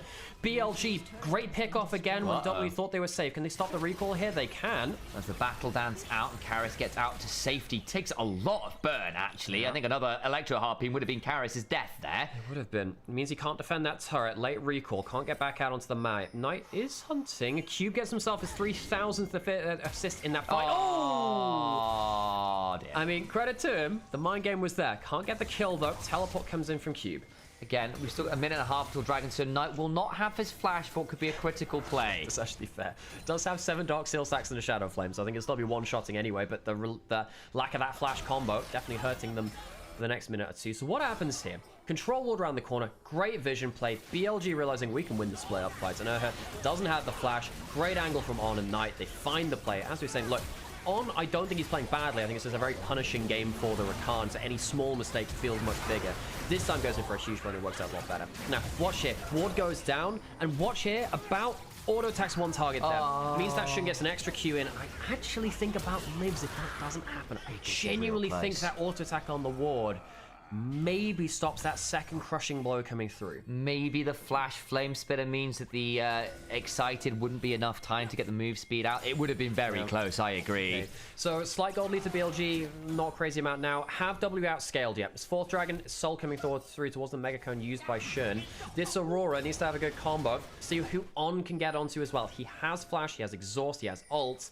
What can the Rakan do from On? Yeah, and again, Knight down that flash. Had a few attempted flash clutch plays. Haven't quite worked out over the last couple games as Knight. Again, it's not like he's playing badly, but normally those plays land more than they don't. That's not been the case so far the last 2 games. Yeah, I mean, at least in this game, I don't feel like the flash on the Aurora is the most important thing in this game. It's not the Annie, I agree. Again, like the Annie needs it more than the Aurora does, and I appreciate him looking for those attempts. That's the Orn item. The Hex Optics upgraded onto About. Dragon spawning. Doubly not on the objective first. And BLG, they want to find someone split away. They want to find someone away from it. Baron might get started from W on the other side, though. Yeah, this is going to be a Baron for Dragon traded. This is better for WE, though. It's not a soul they're giving up. They're just giving up a regular Dragon. Dragon does go down. Now Baron's on 2/3 HP. They're not in position to contest. They're gonna try and throw something over here and find out, but they just don't know yet. Monkey's been left quite low. They're gonna have Q body block though. On looking to come across. BLG not there quite in time. They get the knockup, 3,000 HP. This is gone. Fight after now becomes more of an interesting question. On's gonna look to get in with the flash on in. Does get on top of Karras. He flashed out the equalizer after the between worlds. Karras will die here. Surely there's no way out. The wild growth, however, says no. WE get out with every member and Baron. They lose the flash on Karras, but that's it. A 5-man Baron. Yeah, they're happy with that one. Gives them the lump sum for taking it. Dragon goes over to BLG, but they're a little slow on the other side of the map. Real credit to WE. I think they're very sharp on their macro and their opportunistic playmaking today. I think they understand when someone is safe and when they're not. Karras gets the upgraded Proto Belt, by the way, so he gets an extra bit of HP from that. Definitely helps him a little bit on the survivability. Bin's equalizer. I wonder whether he should have held it until after the Victor had flashed. I guess he wants them to be full CC'd into it. Not sure about that. BLG getting pushed. They're really getting pushed here. And again, a reminder, WE, they do deserve to be here. If you thought, oh, it's just some random team making a couple of upset games. That's not true. They're a good team. They can definitely cause some issues. On yet to have that ultimate. Tower goes down in the mid lane. About is scary too. I want to call back to that prediction thing, and I said people are probably sleeping on WE because I thought there might be a little bit of a stylistic mismatch here. BLG struggle when teams can mess with their early jungle support's ability to get on the map. And look and behold, BLG haven't snowballed and now forced to play from a much less dominant platform. Now, BLG's solo lanes are in a great spot, but they're just not getting given any space to do that much. Mid lane turret getting forced down as well. Bin could technically teleport in. There is a ward in mid lane. W can't take down the full mid lane inhibitor turret. Need to be a little bit careful here, actually. As On and Shun. Pillar could put them into a very nasty situation. Bin pushes into that, and he is teleporting mid lane. That could be very bad, Sam. Oh, get the teleport shield, but he's going to be on top of the jump, but the flame spit is down. The equalizer is all after. Flashed out, but they're on top of him out. Just get the walk up. They still get the charm on top of it. The core of the fort got about is dead. They bring down the Jinx. Shun left low, but keep looking. Look at Cube. He's going to try and be as much of a front line as he can be. All the while they've managed to blow up Bin, who did die at the back end of that time into a polymorph. Is that poor Ricard? The bird is stripped and turned into a snowman. That massive arcane storm keeps Viper out of the play, who just can't get involved. They're going to try and be able to get on top of Shun, and they murder more people. They've got Baron. Surely this is an inhibitor. Shun and On are going so deep, and they do get the Jinx, but at what cost? There's still a Victor. WE are playing this out so well. Sam, we're seeing potentially BLG go down 2-1 in the best of 5, would be put onto 2 match points against them. That Chaos Storm was ridiculously good. You know, they think they have a good TP angle, but the follow-up's not quite there. If they do have the follow-up a little earlier, perhaps it makes the difference.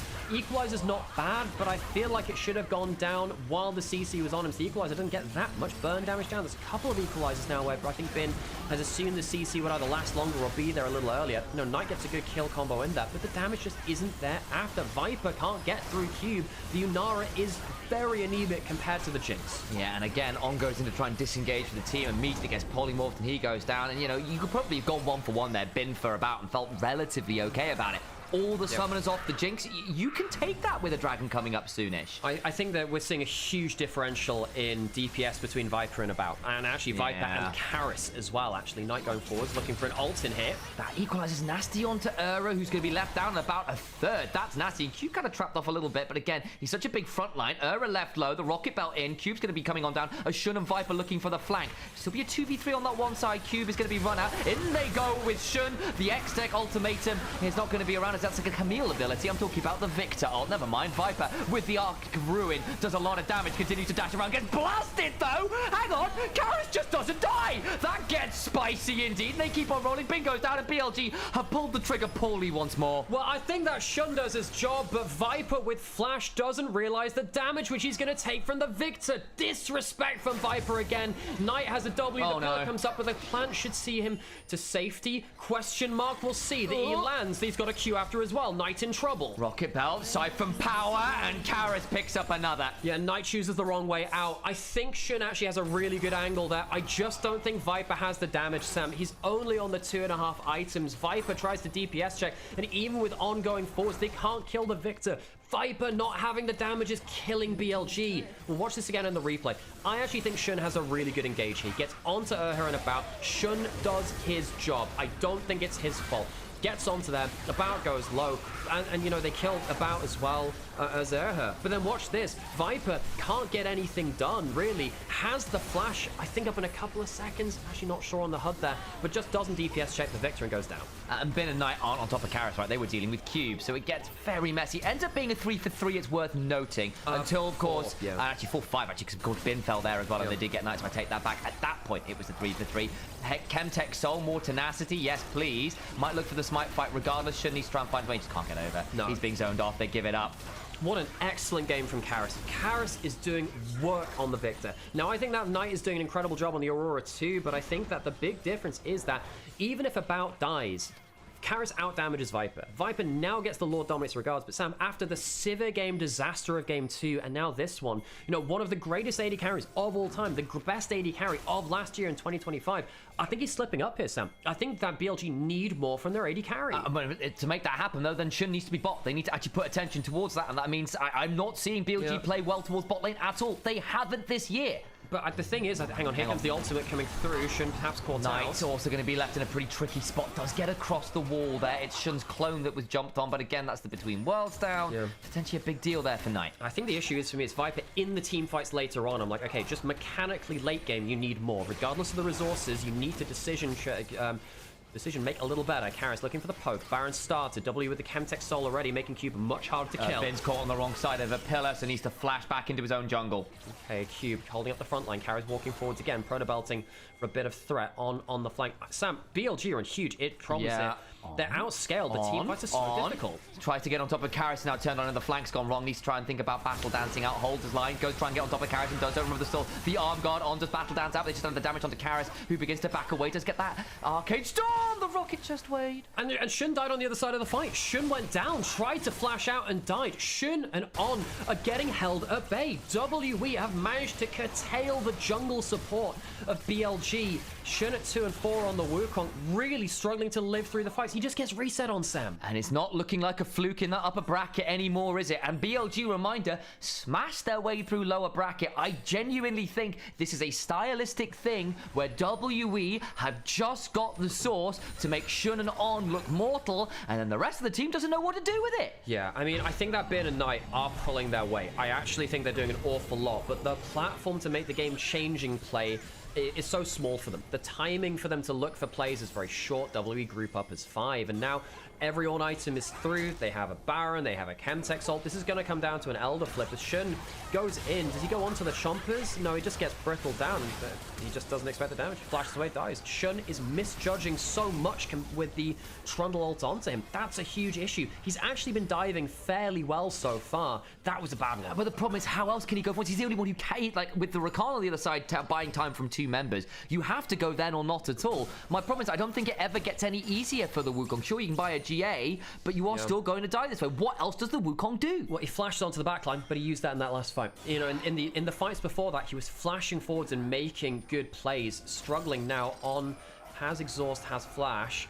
He's been really shut down though. Credit to WE. What wonderful late game they've had against BLG. What great ability to shut down the creativity of the jungle support from BLG. Yeah, and at this point, this game feels all but over. You've got all items coming on through. You've got Chemso, you've got 3 grubs. The early objectives have gone very well in favor of WE. You know what? Look, Bin had managed to get a lead in these 2 games, but he's never managed to convert it into team fight wins after, really. Monkey does get chunked a little low there. Maybe there's an angle as On's looking for the flank again. You have to look for these low percentage plays. The Rakan is now spotted. Does it matter? Does get in with the flash. The double knock up is strong. Trying to get on top of that with the exhaust. That buys some time. Karras goes gold though, and he's blown up Knight! He's blown up Knight again! The victor stands and deliver! The storm turns into a hurricane! And Bilibili Gaming are being blown away! This ain't Kansas anymore, Toto! 8-0-7 for Karras. The bro talent is slaughtering BLG as they take pole position in the series. 2-1 up, fighting for a place in finals tomorrow. They got 2 cracks at it now. BLG, Nightmare's revisiting them. It's happening again, guys. WE are now 1 game away from MSI, 1 game away from knocking out BLG for the 2nd time in a tournament. Yeah, well, I mean, this would be the first time they knocked them out, but the 2nd time that they would beat them, and if they lose, it would be a full knockout from them, a double tap onto BLG.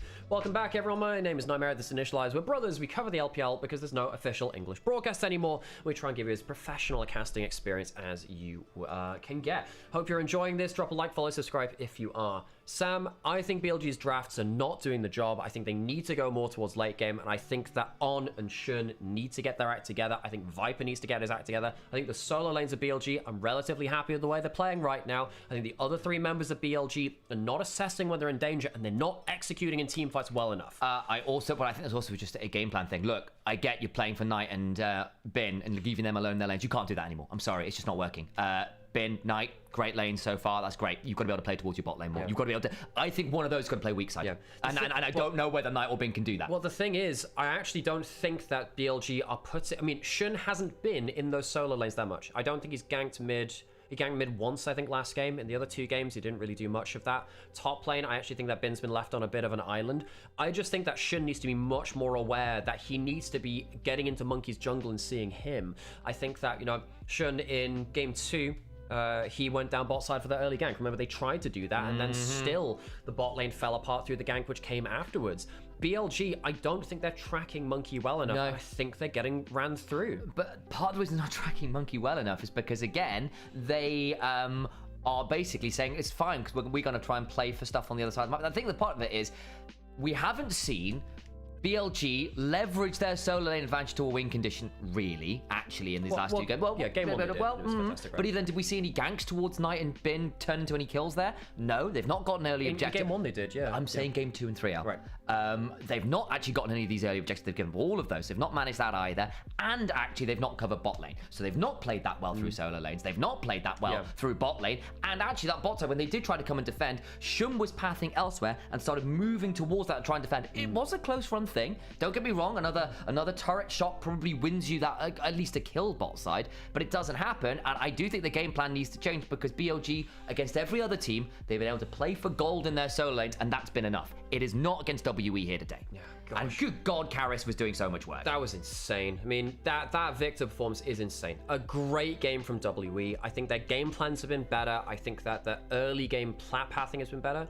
Knight's not been himself that series. I disagree. I actually think Knight's been playing very well. I'm trying to call that out where appropriate. I think actually his Annie plays were actually very good in the context that they were made in. The Aurora here was actually doing a lot of damage. What the problem was for me is that I think in the last two games, I actually think that Viper is getting out DPS by Karras, even if About dies. I think that Viper has not been doing the damage in late game team fights. I mean, everyone's getting out damaged by Karras that game. Jesus, he was doing a lot of work. For sure, yeah. But I think that, Viper, there were a couple of times where he gave up some free kills or wasn't really getting the damage down at the right points. And, plays like this in the dive, I called out on missing the Q. That genuinely makes a difference. I think potentially with Shun being so close, they could have made the difference there. Couldn't quite get to that point. And also used the W before because they didn't realize they were getting dive, which was the big problem, right? I think that BLG's bot lane needs to shape up. I think that On had a couple of decent plays later on in the team fights, but couldn't capitalize. WE, better early game jungle pathing. I don't think Shun's been getting that much done early. I think much better drafts, much better team fights later on. Although, despite the fact that that is in there, I think that Bin and Knight have had some incredible moments as a Shun diving into the backline too. I think some of his Flash Wukong plays were very good. Gosh, what happened here? Oh, he flashed and didn't... He flashed early onto the Lulu, which meant that he didn't get the charm. Which meant he couldn't use the W to get into the backline. Yeah, it was also Polymorph denied the slow as well, so we just slowed down from it. So the Polymorph was buffered, but he flashed and the Polymorph was buffered, so he didn't... So then he got slowed. So basically, if he'd flashed directly onto them, the Polymorph wouldn't have gone through, because the animation would have completed, I don't think. So if he'd gotten that correctly, probably would have been fine. Realistically, BLG need Shun to do more early. I think that Monkey getting off the ground early is just killing them so much here. Right, we're going to go into an ad break. Make sure that we don't get ads in the next game. Yeah, thanks for joining us, folks. Can I have another coffee if that's right? You may.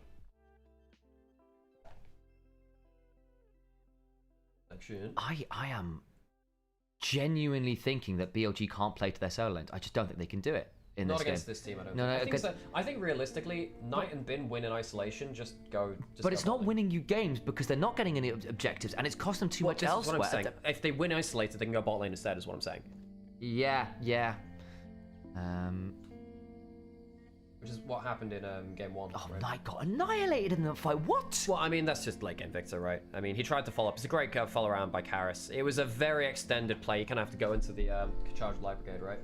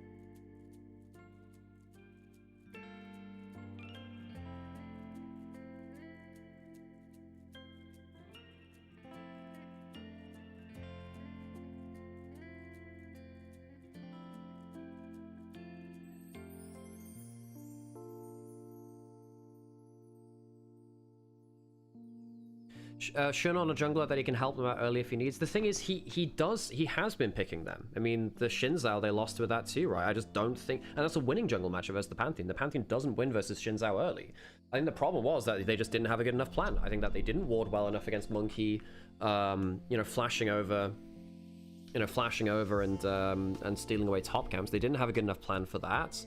And when he went bot lane, he chose to blow flashes and not get bot jungle camps, which would have stopped the dive because the enemy jungler then has no reason to be bot lane. And then, of course, that kind of falls apart. Yeah. It's all good. You don't have to spam. It's fine. All good. But yeah, this is, I mean, BLG, if they say... I can't believe that BLG are losing to W in the same fashion twice, you know? I don't think so, Dura, but if it happens, I mean, that'd be very cool for you. I don't think anyone's played it this year, have they? When was the last time anyone played that champion, actually? Let me check.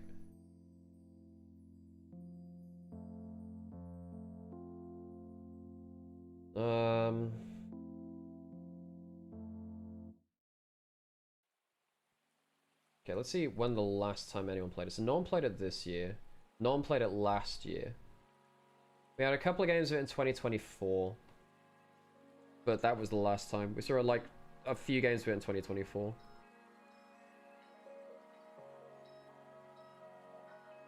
The last Belveth during MSI 24,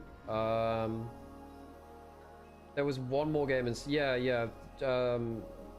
Drake Hero played it in CB LOL 24. Yeah, I think Yike was the last one to do it. Like in terms of the other regions, yeah. Even low tier LCK teams can beat BLG. Well, they beat BFX the first stand, right? I think this is a unique kind of like team matchup. I think that BLG have been really disrespectful about early jungle. I think the problem is that BLG don't play towards jungle dominance as much as the other LPL teams, and I think this is the one team that for some reason is actually able to pull that to be a problem against them, which is crazy. It's crazy. Royal August never stops calling Belveth his worst creation. I thought he said Gnar was his worst failure of the balance team. Because the Gnar was like completely different from how he envisaged it, so it was like not what he wanted to make at all. I hadn't heard August talk about Belveth though. No, well this is August talking about it himself, Dior. Because he talks about it on stream. He says that as Zeri? Huh. Remember WE swept BLG last time? I mean, I can't believe that BLG are in this position again. I mean, I thought that, you know, surely they will have learned by now. Surely they will shut down Monkey. They'll have ways to deal with it. Apparently not. Apparently not. He doesn't like Gnar because of Gnar being good in pro play. He doesn't like the fact that people play to, like, time the Mega Gnar ult rather than just playing around it as, like, a feature of his kit that randomly comes and goes. Gnar was never meant to be pro viable. I believe that was meant to be part of the case of that, yeah. Although this was, like, a long time ago. I also disagree. I think that Gnar is actually better in the version which pros and players have found rather than his version that he proposed. Gosh, if BLG don't make MSI at all because WE beat them twice, that is one of the greatest upsets in all of League history. If WE make MSI, that will be historic. I mean, they haven't made it through to an international event since what? Was it Worlds 2017? The last finals they were in was 2017 spring. This is a team that was so bad like a month ago, you know? Crazy that they bounced back this far.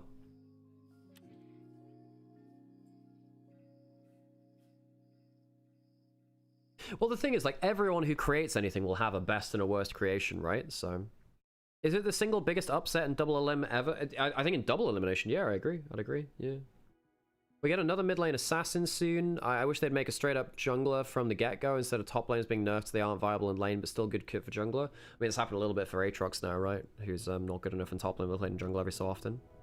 Can't believe BLG is about to be knocked out. I mean, it's crazy, right? It's absolutely insane. I mean, BLG winning first stands, being knocked out in the next playoffs. What a fall off, you know? If W makes MSI, then is it possible W pulls a BFX? I mean, they're a very different team from BFX is the thing. Let me think. We're still waiting for Viper to play like Viper. Yeah, me too. I think Viper's had a bad day today. I think that his game 2 and 3 have been very bad. You know, game 2, Knight bursting out the Nico meant that WE shouldn't have had engage, and Sivir should have been able to clean up the fight. Wasn't the case. Gets hit by a shockwave for free. Dead. you know? Yeah, I mean, it's a mess, right? And then in game 3, I think that the Yunara going 1v1 with the Victor and losing like that was very, very bad. If the BLG lose to W, really, yeah, I really hurt their chance of a golden road, you know? We'll see in the fraud wall. Yeah. We'll bring back the fraud wall for MSI, don't you worry. We'll bring back the fraud wall. We might have another couple of plans as well. Oh gosh, I'm gonna sneeze. What's up?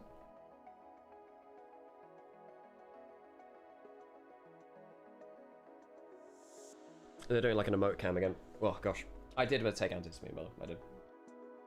Holding on for the comment.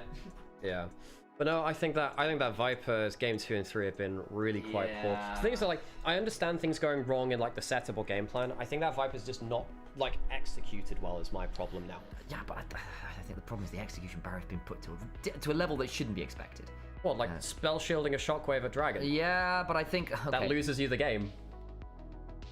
Yes, but I think that, let's be real, that's one play and that didn't decide the position they were in the first place. With like 30 minutes beforehand where that wasn't the case, right? However, and again in that second game, right, he's only a couple hundred damage per minute behind Knight, right? Like, it's like he does come back into that game somewhat, but again, you're just in an awful position. Like, why are you making it harder for yourself to win these games? Well, but the thing is though, Knight bailed them out by bursting out the Nico so there was no engage, and then you get hit by a free shockwave with flash and spell shield available. It is a simple misplay that I actually think that's a game-winning fight for BLG, by the way. I think it's a game-winning fight. It's close, yeah. And of course, when they lose it, it loses the fight.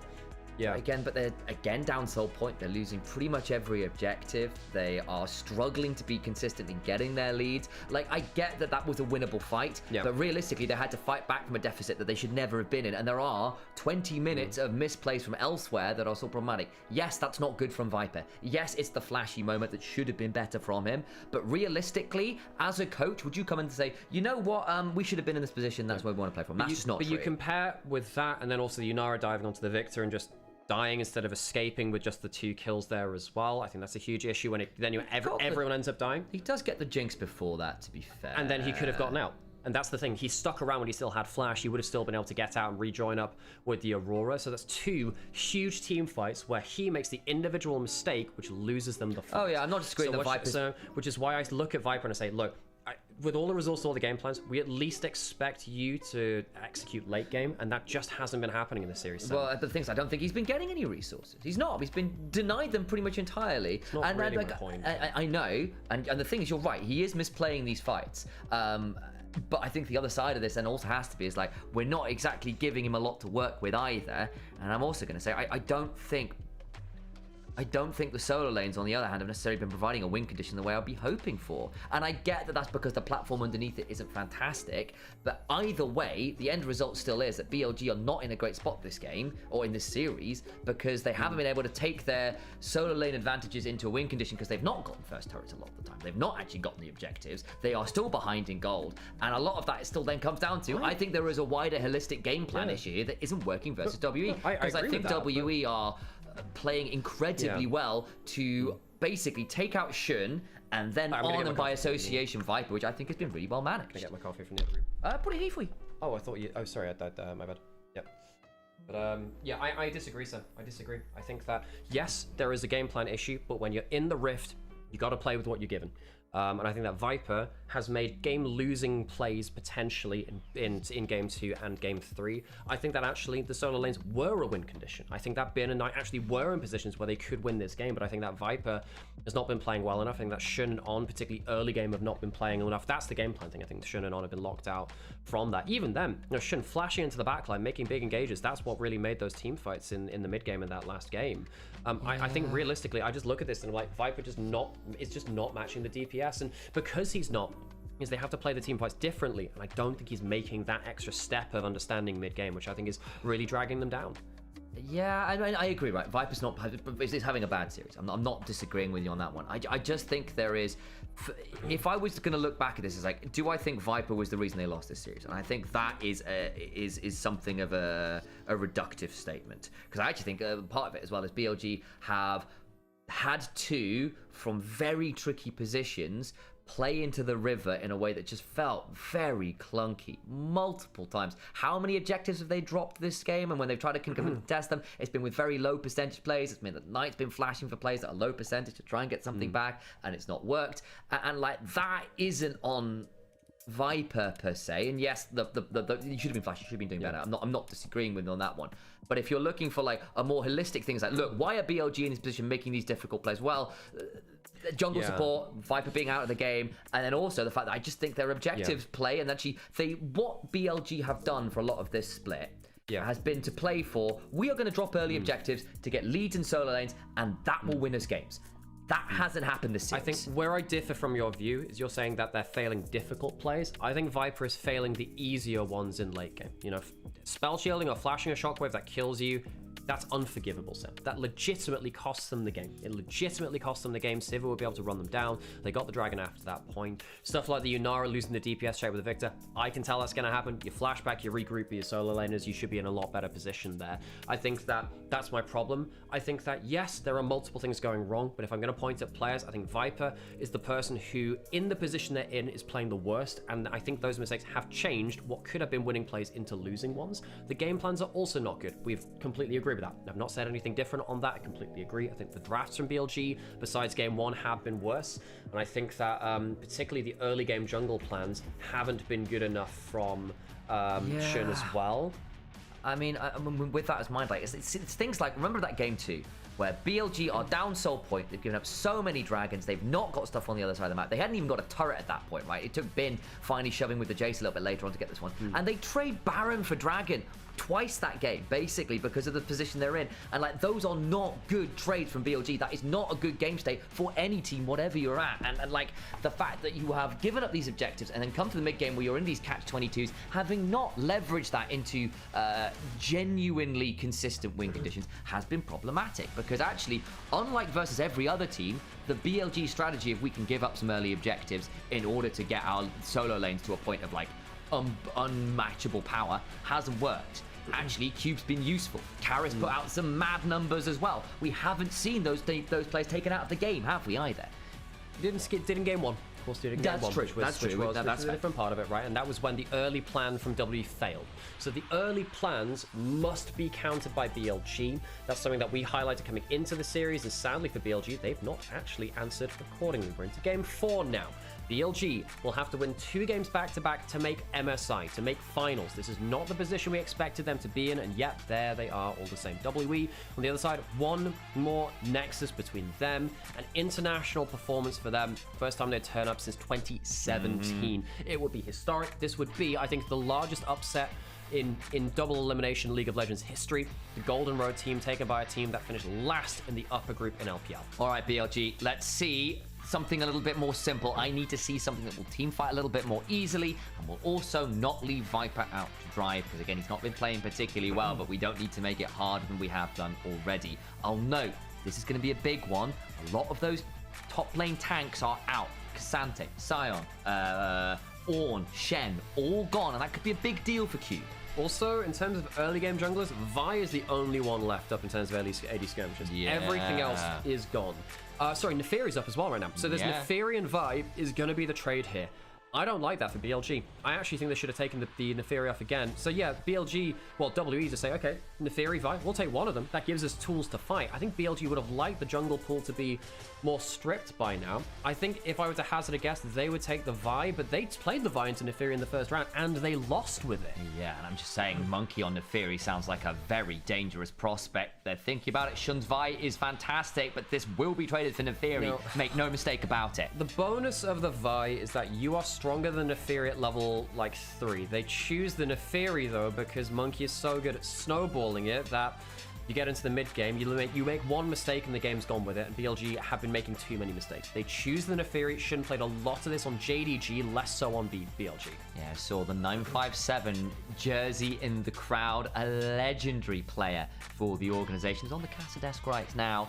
WE are one game away from MSI, and everything we expected about this split to fall apart. Somehow, some way, even in the revenge matchup with more time to prep, it's gone a bit wrong. The Poppy comes on down. Early plays available and is a flex. Do we pick Azir and Onivia? No gold card. All right, they want Twisted Fate for the gold card. There's no Aurora, no Akali into it. You can't fizz with the Poppy there. The Mel is really good here. Yeah. Now, the TF could go top lane to avoid the matchup. Knight is really good at Mel. I believe he lost on it in game 4, though, against the...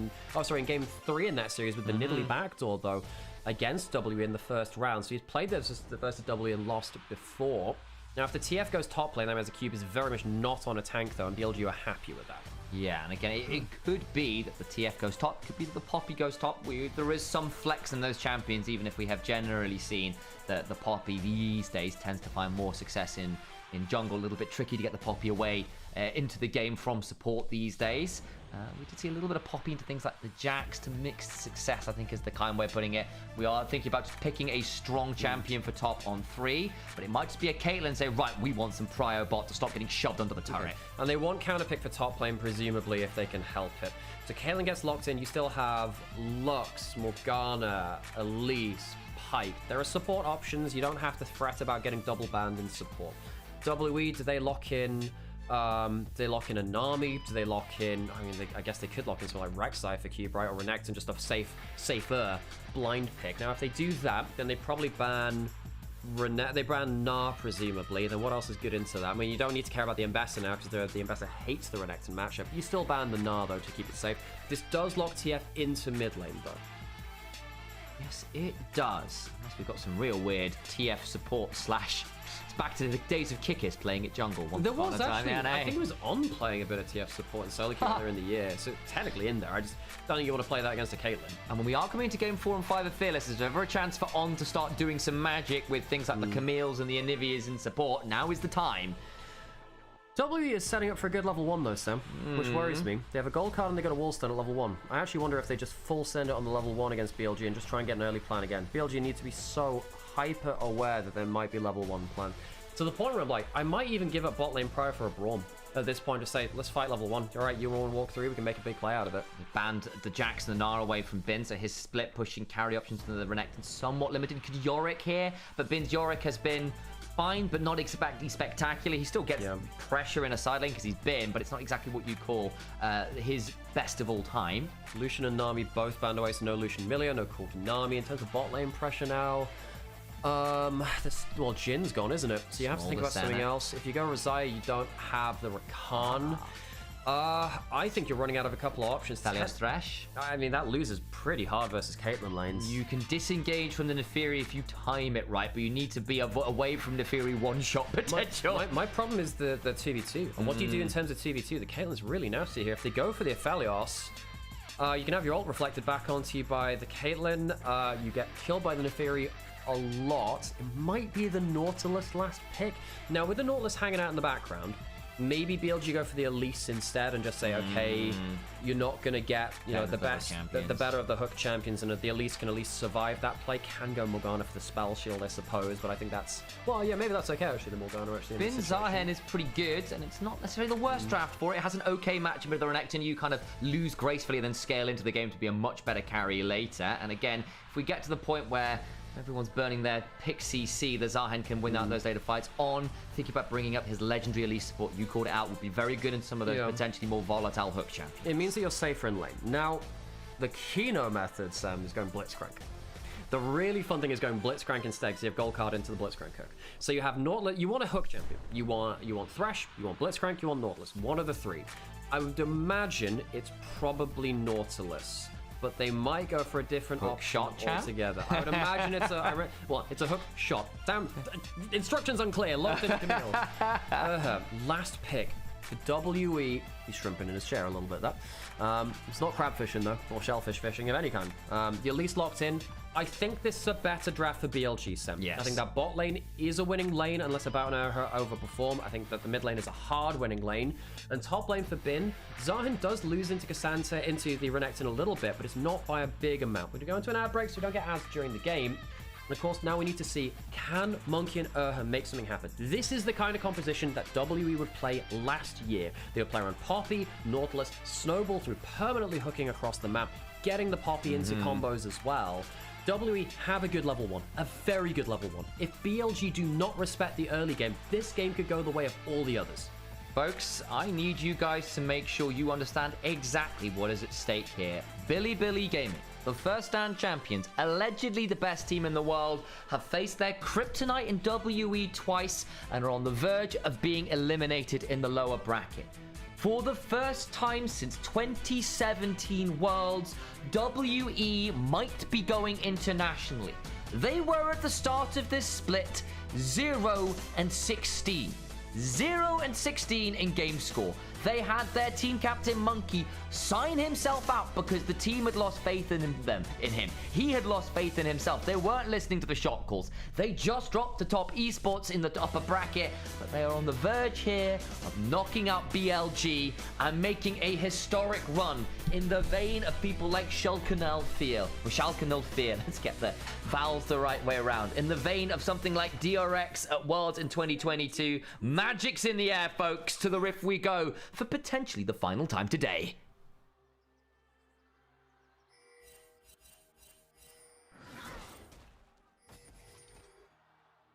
Fortunately, they've muted the crowd. They've muted the crowd mics. No, they are there, just very quiet, and they've been there for the rest of the day as well. It's like very quiet in the background. Can hear it just about, but I don't think it comes across on stream. Now, Vipers had to start E because of the hook coming through from level 1. We said WE, they have a level 1 plan. Monkey's invading at the level 1 as well. If he gets the smite away, that is a really big win for them. Here comes the smite. Who wins it?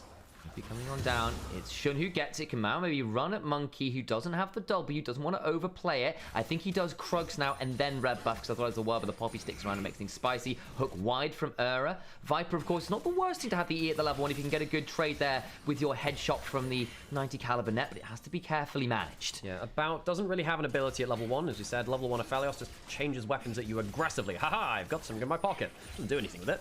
Auto attacks a bit differently with it. Level 2 being fought over now. I think it's actually going to be 1. The hook lands behind the minion. That gets a bit spicy. On needs to back away a little bit. Does rappel up into the air. Thought about coming down, and that was a Titan's Wrath shield picked up. Gave a bit more support. His Karras has some of his cards reflected back at him by the Mel. Yeah, the mid lane matchup really hard for the Twisted Fate. Now, the cooldown on your W for the Mel is really high. Mel's had nerfs as well over time. This is a much better start for Shun, though. Monkey's been stopped on... Like, he did take away, I think, a small minion, but I don't think he got much of that. But it is going to be a pretty good start for the Neferi, who manages to basically just full clear. Just a tiny bit of XP down from the Raptors. We'll see, actually, if he can get himself something like a double scuttle. Hotline, no, not exactly the easiest thing.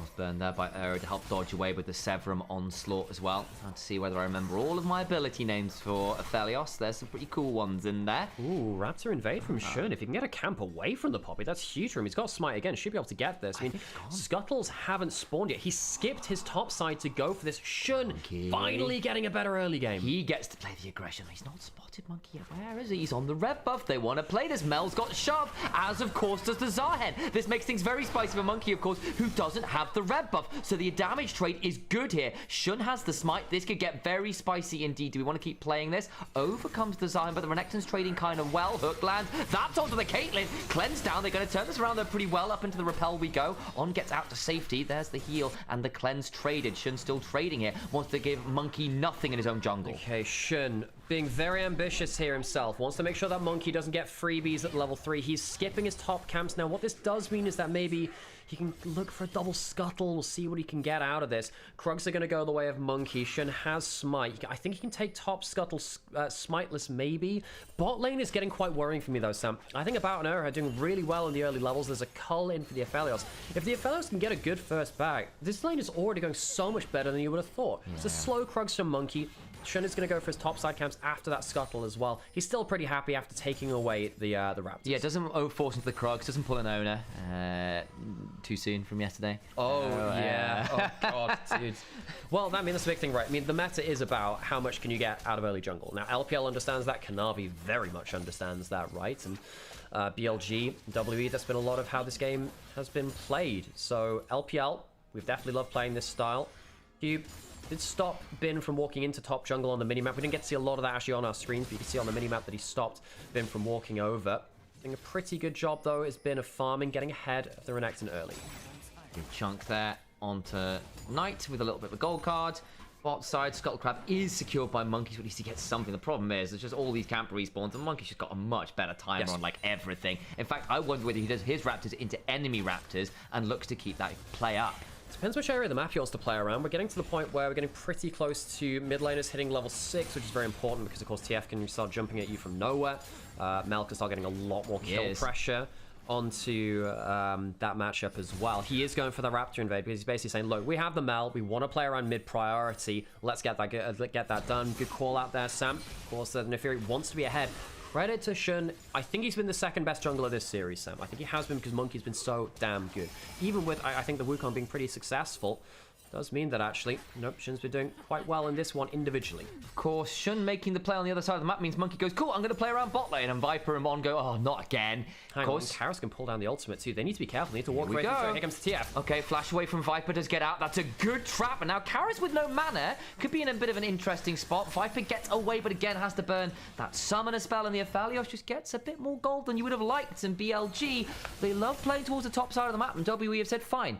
This is why the rest of the world sometimes plays towards bot lane. Yeah, and BLG struggled against that in regular split. Last split against JDG, they overcame that in playoffs. And then in this split, it's felt like WE have punished their bot lane for not knowing where the threat's coming from. Dominus pulled through ultimate away from Bin, had that Bramble Vest in from both sides first off. So, of course, affects those healing matchups. Shun can just aggro the dragon. Will jump over after aggroing with the dogs, trying to take this away early. Wait, is that BLG playing for an early dragon? Say it ain't so. Sam, I believe it when I see it, and I am seeing it. That's what's happening here. Now, one of the big things here is TF ulted bot side. Bin knows he's completely safe in top side, besides the 1v1 itself. As long as he's playing the matchup well, he can get himself as much farm here as possible. I think the Zahan's going to be a real problem later on. Going to walk over towards the dragon. It's not going to stop that much, though. Smite and walk away. Shun goes back into his own jungle. Has Krugs and Wolves coming back up, so he's happy to just keep farming. That's the plan. Playing a pretty good game there. You can't reflect that Nautilus Hug. It's a bad time. There's the gold card after. It won't be leading to too much, but it is a decent chunk on tonight. Like, I'd imagine that it was just on cooldown. He's probably looking to recall anyway now. So, well, definitely is after that point. Knights, perhaps not. Well, he's got a minute to recall and get back out onto the map for the grub spawn if he wants to do so. Doesn't have his first time just yet. Of course, you wouldn't expect that right now. 7 minutes, right? Normally comes around the 10 to 11 minute mark. Shun, you need to be careful now. Your mid lane doesn't have prio, buddy. Yeah, that's a bit rough. In comes Cube, and Shun takes a bit of a chunk, backs away with a good eviscerate and a call of the back. Bin now roaming down. They might want to play this. Remember, there's still no Dominus on Cubes. This might be playable. On's here as well. Looking for the flash. Cocoon lands it into the Solar Snare. That puts Monkey in a tricky spot. Repel up. Can't quite get in range. But the Hound's Pursuit brings on down. The reset for the shield. Shun left low. Is taken down by Karis, but now is in danger. Has to flash hook out. 1 for 1. 1 for 1. They were fighting over the Scuttle Crab for level 6. That's why Knight didn't recall. They thought they had the kill combo. Good Cocoon there by On. His Elise support has been legendary over years, and he gets a good play there. Of course, leads to the death of Nefiri, just about takes down the Poppy on the way out. The problem is Viper now can't walk up to this wave because he dropped that wave with the play happening. Is a level 6 down. You do not want to get caught up with Sever and Crescendo on you. Yeah, but once again, like, the bot lane situation, I think that's actually on the laning phase of Viper and On. I think that they got bullied out a little bit. Of course, the E start from Viper, not great. And I feel like this time the things are kind of largely on them. It meant that the Aphelios has managed to get out of lane, and it means that potentially About gets to escape with a very, very strong ability to play this game. Good kill back onto Shun. Tries to use Cube as an escape route with the shield from the second the reactivation of your art. Doesn't quite get out, though, this time. And again, it's worth noting, of course, we did see the full TF and Poppy combo bot as well, which cost Viper half a wave. So it's like, there has been attention down there as well, so there is that. But you're right, the E-Start in particular made things very tricky because they couldn't play for lane pro. They didn't have the Piltover Peacemaker, which is Caitlyn's main tool of getting AoE damage down on the wave. Yeah. Someone's saying in chat, wow, they could have used, like, hang on a second, can they stop this recall? Ooh. I think they can't. Yeah. About will make it out safely. He's going for the Collector first by the looks of it, by the way, unless it's something like a Serpent's Fang or Ghostblade build. Sometimes Aphelios has gone for that. Quite a squishy team from BLG, I don't mind that, actually. Although, there's a lot of physical damage on WE. If there's a tabby coming through, it becomes a bit of an issue later on. Good invade by Shun. Shun is ahead of Monkey. This could be the difference maker. Is Shun being ahead of Monkey actually the difference maker here? If we go to a game 5, junglers are going to start getting quite thin on the ground. It's only really the Nocturne and the Vi available. We'll see whether both of those are banned actually in Game 5 just to stop the junglers having nearly as much power. Yeah, I think the thing is, hang on, WE going to find Cube with a good ult there. Bin's not burned his own. We'll have to back away on that one. Monkey gets the invade onto the blue buff. Again, Shun is still ahead. Shun's still in a good spot this game, and that's good news for him. Bin's still got the ult to work with, and with the Dominus running out, I think Monkey is going to struggle to find more than a Gromp here. Would like to get the invade. There's some assist pings coming. Shun saying, look, they're going to be on this. I'm going to need some assistance. I don't think that Karis can walk up freely. Maybe he can, actually. The wave's just gone away. Shun is coming topside. They're teleporting onto Ben, who has the ult and flash. Well, maybe need to burn something. It's a red card locked in. Here comes the Keeper's Verdict. Good call of the pack, actually. Makes us a bit spicy. Now the Hound's pursuit potential angles. The step out friend's about to turn on down. The Grim Deliverance on 3! Shot into the wall. They do get the kill back, but there's a reset. Karis flashing on out. Shun, remember, doesn't have his W available. Cube, lots of damage, and Knight just doesn't have enough damage at this point. The flash away. Oh, Knight not quite in the space to get the damage back. I mean, he does have the ult still. He lands something, they die. I really think Bin makes the mistake by placing his ult next to the wall. They give a free walls to Knight. Still has his W available. Almost gets him with the ult. Ooh, does get the kill back, 2 for 2. So there you go. Mel does in fact have the damage, just locked behind that ult. Needed the ult to go down. Does manage to get the Q reflect back onto Karis too. Look, that actually I think was a mechanical misplay from BLG. I think they could have waited for Knight to get closer. I think that Bin positioning his ult so Monkey could wall stun him, gets him killed. I think that's a misplay from him. Just have to play it a little bit more patient. Of course, Karis locking in the red card. That should have been a lot easier in the first place. We'll go back to the replay here. Look, the red card is bad. If you get the gold card there, it's probably a dead Zion anywhere, at least the ult forced out very early. W onto the ultimate. That's nice from Shun. Stops him from getting pushed away. Watch what happens after this, though. Gets hit by the Q, does Bin, so he takes a lot of damage. Then right hit, he goes next to the wall. I mean, it's the gold card after that, he instantly dies. There's no reason to position it that close. The Poppy doesn't have flash. They can't reorganize themselves that quickly. That means that actually the damage can then be put back onto Shun. That's a misplay from Bin. Yeah, he greeted for the 3-man ult. Just take the 2-man and don't stand next to the wall, please. About has to cleanse in that bot lane. And is forced away from the turret, so actually this time Viper will get a bit more free time bot side. That feels a bit better for him. He's got the Hex Optics now, so feeling a lot more spicy about his ability to keep the pressure up, and will force the Aphelios away from a full wave, and that evens things back up again bot side. So second dragon's being started by BLG. Poppy's recalling, so no contest. Mel doesn't have ult or flash. There's a chance of her getting forced onto at some point. We haven't seen About join the plays yet. That is going to be a problem for BLG. The Aphelios is in the game. You don't want the Aphelios in the game if you're playing Caitlyn, because that's your job, meant to keep them out of it. Viper's still been safe enough on playing pretty okay on the Elise so far. As we said, the early laning phase had a couple of issues with how they were fighting over the early waves, and of course the E-start, not great for them. Shun walking in towards his bot side now. Smite again, potential angle, Dark and Daggers part 1, second one comes on down, there's the hook onto on, can of course repel back, there's the Cocoon still available, About left a little low, has to get the heal out of Ura, and that makes things a bit spicy. Saffron Crescendum gives some healing. Monkey around, and on in kill range here. Elise has always got to be a little wary of the fact that she will never be tanky. Yeah, does have flash, heal, repel. Can sometimes bait you in with that, but saying, "Oh, I'm an itsy bitty spider. Oh no! Stamp on me!" Ooh. Yeah, ooh, I'm such a free kill. Not quite as easy this time though. With Monkey behind him, do they smell this one out? I think they do. On's already recalled. Viper recalling now, cancelling it. But with About pushing up like this, I mean, Viper has flash and E. He shouldn't die. He's got cleanse as well, so realistically unlikely. Good chunk there onto About, who's likely going to reset now. He's on... No, he's not on Voisin, it's on their own ward there. Apologies, I thought that was BLG's for a second. All good. So, let's get back into next play. Gold is dead even. BLG has the lead in jungle. Karis, now, technically... I mean, he's got the 2 kills, so he's definitely not behind in the game. But he does have an extra, bunch of gold coming through from his passive. Now, every 100 CS you're getting an extra 500 gold, so he's basically behind the same amount he's ahead right now, showing on the scoreboard. Yeah, and he's also got 2 kills and 5 stacks and a Dark Seal, so he's feeling pretty happy about this game, I think. He's still good, especially given that it's into a Mel. The Mel can be a very difficult matchup for the TF. Karis has done quite well to get out of lane. Hasn't led to the most stuff, as we said. I really feel like it was Bin making a mistake in top side that gave the kill over at that point. Mid lane's now taken up by 80 carries. Knight and Karis are going to be trading against each other here. Knight just again holding that W threat onto the TF. No one really roaming down, on making sure there's safe vision for the Mel to push up. Again, one of the reasons we like the Elise is her ability to potentially repel out. That's not great, but the ults go well wide from about. Non just speeds his way out. May need to repel now. Can he get towards anything? Repels the gold card well. And now in comes the depth charge, and On gets flash charged into the wall. But W gone very deep to get over here. They just don't have the damage, though. And this makes things a bit spicy. WE get the kill. They have to full send to get it, but they do get it. No, On, just flash the hook. Why are you playing around this kind of uneven numbered state? You have the TF ult there. It's a great play by WE, again, quickly grouping up. But On had the flash. He could have made it out there. I think it's a mistake by the Elise player. I know why he was there. He was trying to make sure that Knight was safe. But the reason you have those summoners is to use them at some point. I think right there, you don't want to bait your team into a bigger play. Yeah, and again, he nearly makes it out. I wonder whether he was afraid of flashing early and giving Karis an angle in with the TF ult. I'll have to look back at the play, because I think largely I agree with you. I'm just trying to see if there was any reason why holding the flash was a good idea for a little bit. Also, I mean, cooldown economy is one thing here too, where W did just use flash on both her and Monkey. Now if we do see flash cocoon back at them, if we see Mel land a snare, pretty easy kill at that point. BLG's chain CC is nasty as hell. They have W have less ways to break the chain CC than BLG, because they have, you know, Mel with the reflect, you've got Shun with the W, On with the repel. Easier for them to break the CC chain. Even the Zahen with the ult, right, can make himself out of some CC to an extent, and the passive if he gets that stacked. Yeah, so W, they have a CC chain, but it's a little harder to play around than BLG's in terms of the actual CC part of it. The damage, pretty good if the Aphelios gets ahead, though.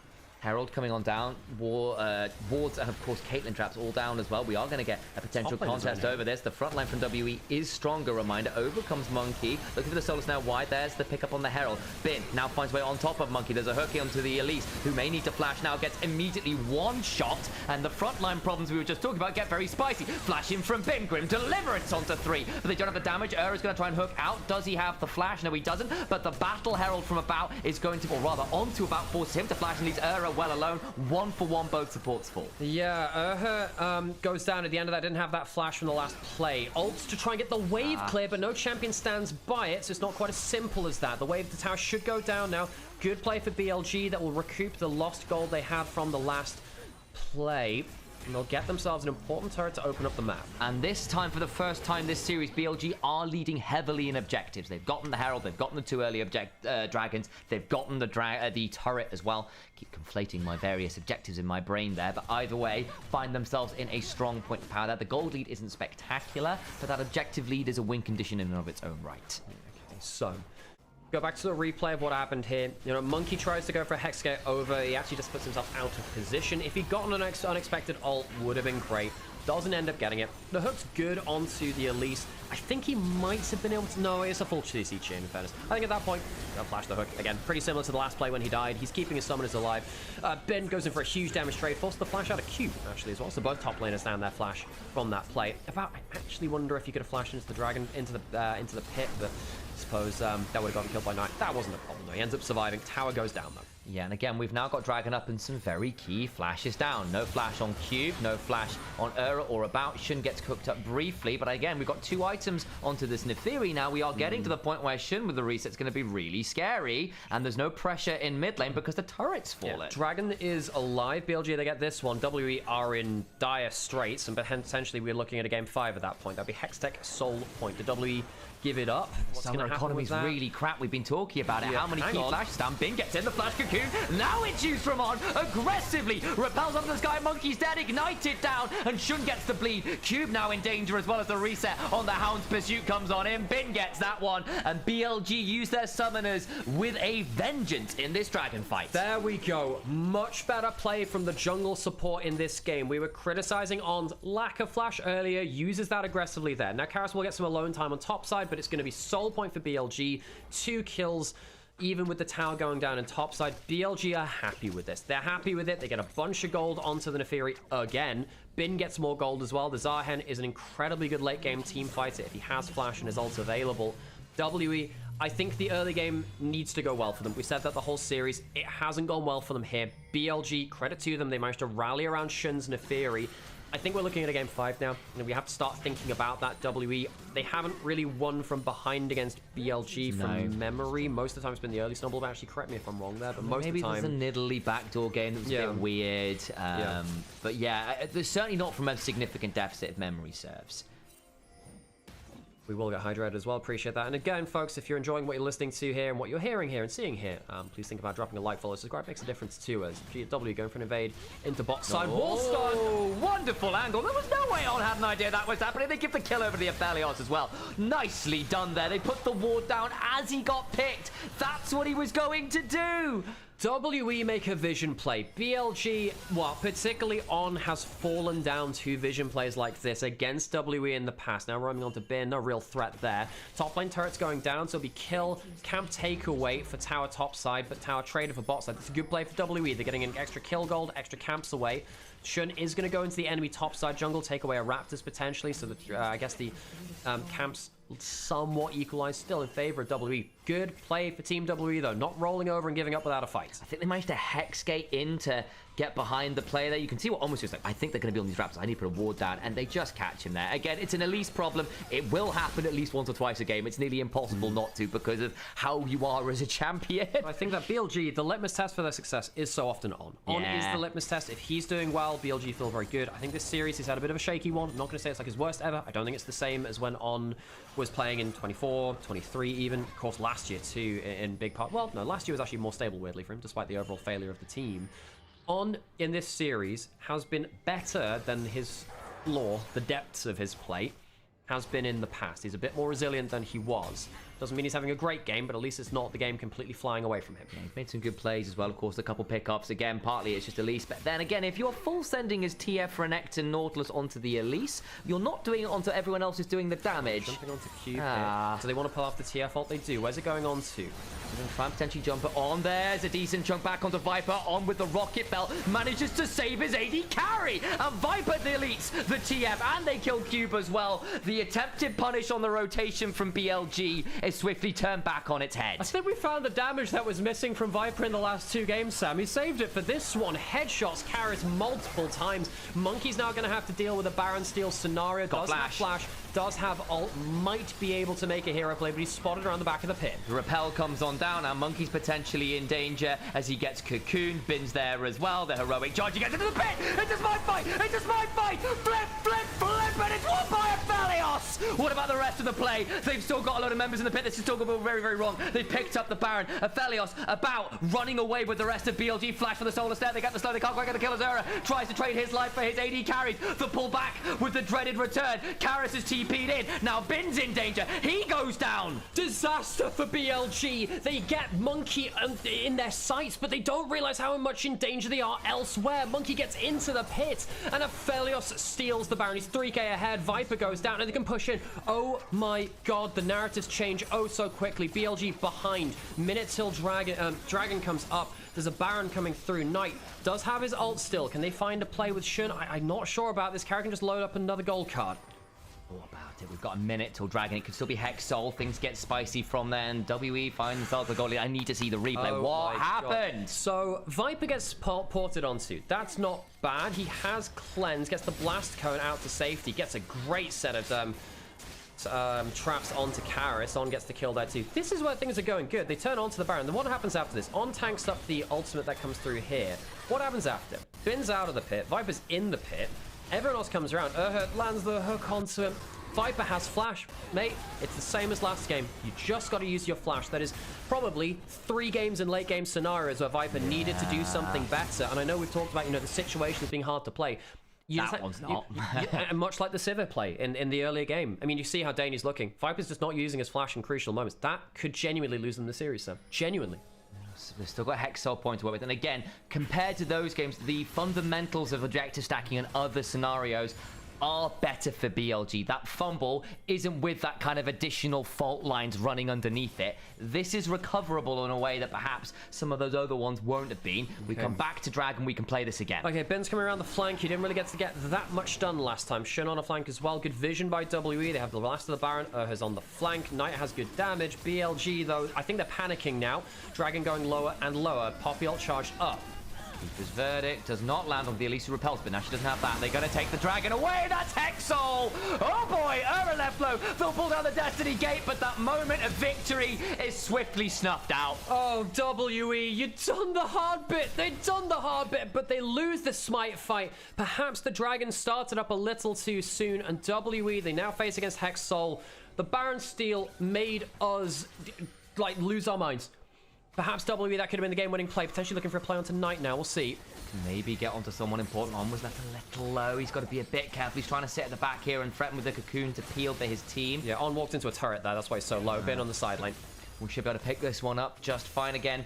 Been in a bit of a weird spot in terms of items. Has had to start off with a number of half items in terms of those bramble vests. I imagine that coalfield and tunneler gets converted fairly shortly into something like a black cleaver. We'll have a look at this replay, because I think there might have been a flash onto a trap there from Cube as well. But to be honest, I think just losing the dragon is already kind of game over. The Poppy ult's not good enough. I know it's going to get tanked up by someone, but I guess it uses the repel quite well. Gold card goes onto the Elise. I think that's a mistake. I think that should have been held out further. Knight has no threat onto him. The trap line's good. Flash onto a trap, and that's the end of the fight. I mean, I don't think that would have changed anything anyway. He wasn't in range. He would have had to flash E. I think he still dies on his way in. Bad fight from WWE. I think they rushed that dragon, getting a bit ahead of themselves. Shun's now at 3 items. We've got the Sundered Sky, of course. That's the item that builds out from that one they decide to go towards. Makes sense. I think BLG have managed to stabilize again. Fumble around the Baron was a mistake, but still in a strong position this game. Gonna try and shove out through these side lanes. Set up for Baron again in 2 minutes. The Hex Soul makes things so annoying because, again, Caitlyn with Hex Soul alone is so frustrating. Yeah, there's a lot. I mean, honestly, the Volta Spidling, I think, is just... Wait, did you mention that already? No, not yet, but that's another good one, yes. Yeah, I think that one, like, because it just auto-targets, really consistent at hitting, that can genuinely lead into kill opportunities at this point. Knight has 10 stacks on the Dark Seal. He's got a Protobelt. If he goes into Medrise, the move speed is really good to follow up with that too. Just bought a Shadow Flame, yeah. Just had the Shadow Flame. If he actually Protobelts forwards, that will also proc the Hex stack as well. That's nasty. I don't think WE can outplay the Hex cell very easily, Sim. They need to find someone out of position. They need to find someone they can burst out immediately. That's going to be a hard ask. Not looking simple at this point. Even On, of course, got his own Rocket Belt, so he can proc that one. The Ace in the hole. Procs it immediately. Monkey also at this point on the Poppy, just not as tanky as they once were. We might be able to find that. Flash for the Cocoon onto a bout. Interestingly, stops him potentially following up. They do jump a little bit forwards there. That's a big turnaround then on top of our shirt. He's gone down. They get the CC chain. has been landing towards. That's a big trap though, and Cube's going to be in danger. Gets him killed down for a second or two. The damage is looking pretty good there. They're going to get some damage on the Bin, who goes in the backline. Big chunk on there. Needs to get the passive. Doesn't have it though. Needed one more auto. Play still looks okay for BLG. They should bring down 2 for 3 in their favor. BLG get the 3 for 2. Great CC combo from WE. Sam, they're really trying here. They find the gap in the defensive play from Shun, who tried to get that pick onto Monkey. They take down the top jungle, but the damage is too intense. You teleport onto a trap. It's a hard thing to do. You got to teleport in somewhere, but Cube ends up dying for it. 0 and 5. His Renekton game has not been one to remember, sadly, for Cube. Slight win for BLG. Hit the inner turret. Gold is about even again. Watch the replay of this, because they find Monkey walking into that brush. Get the Hex Soul down.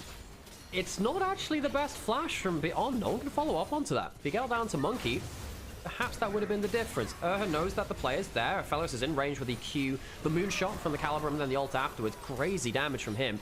Even if he'd gone into his W after that point, he would have died probably. So just hold on to the extra auto attack coming through. Bin doesn't get the passive down. This is the next big thing. If he gets that, it's pretty much game over, actually, at that point. One more auto. It's so close. So close. But gets stunned up. Can't quite get that through. Yeah, I don't blame him for looking there. That one from Bim felt very close to the wire. Of course, it's still in the end a 1 fight. About is unkilled. 6-0-1. If there was a way back in for WE, it is a late game of Felios, but down Hex Soul, it's still tricky. But hey, that fight being so close regardless is telling in its own right. Reminder, BLG have no frontline. A big late game Infernamal, Moonlight Vigil could set everyone alight.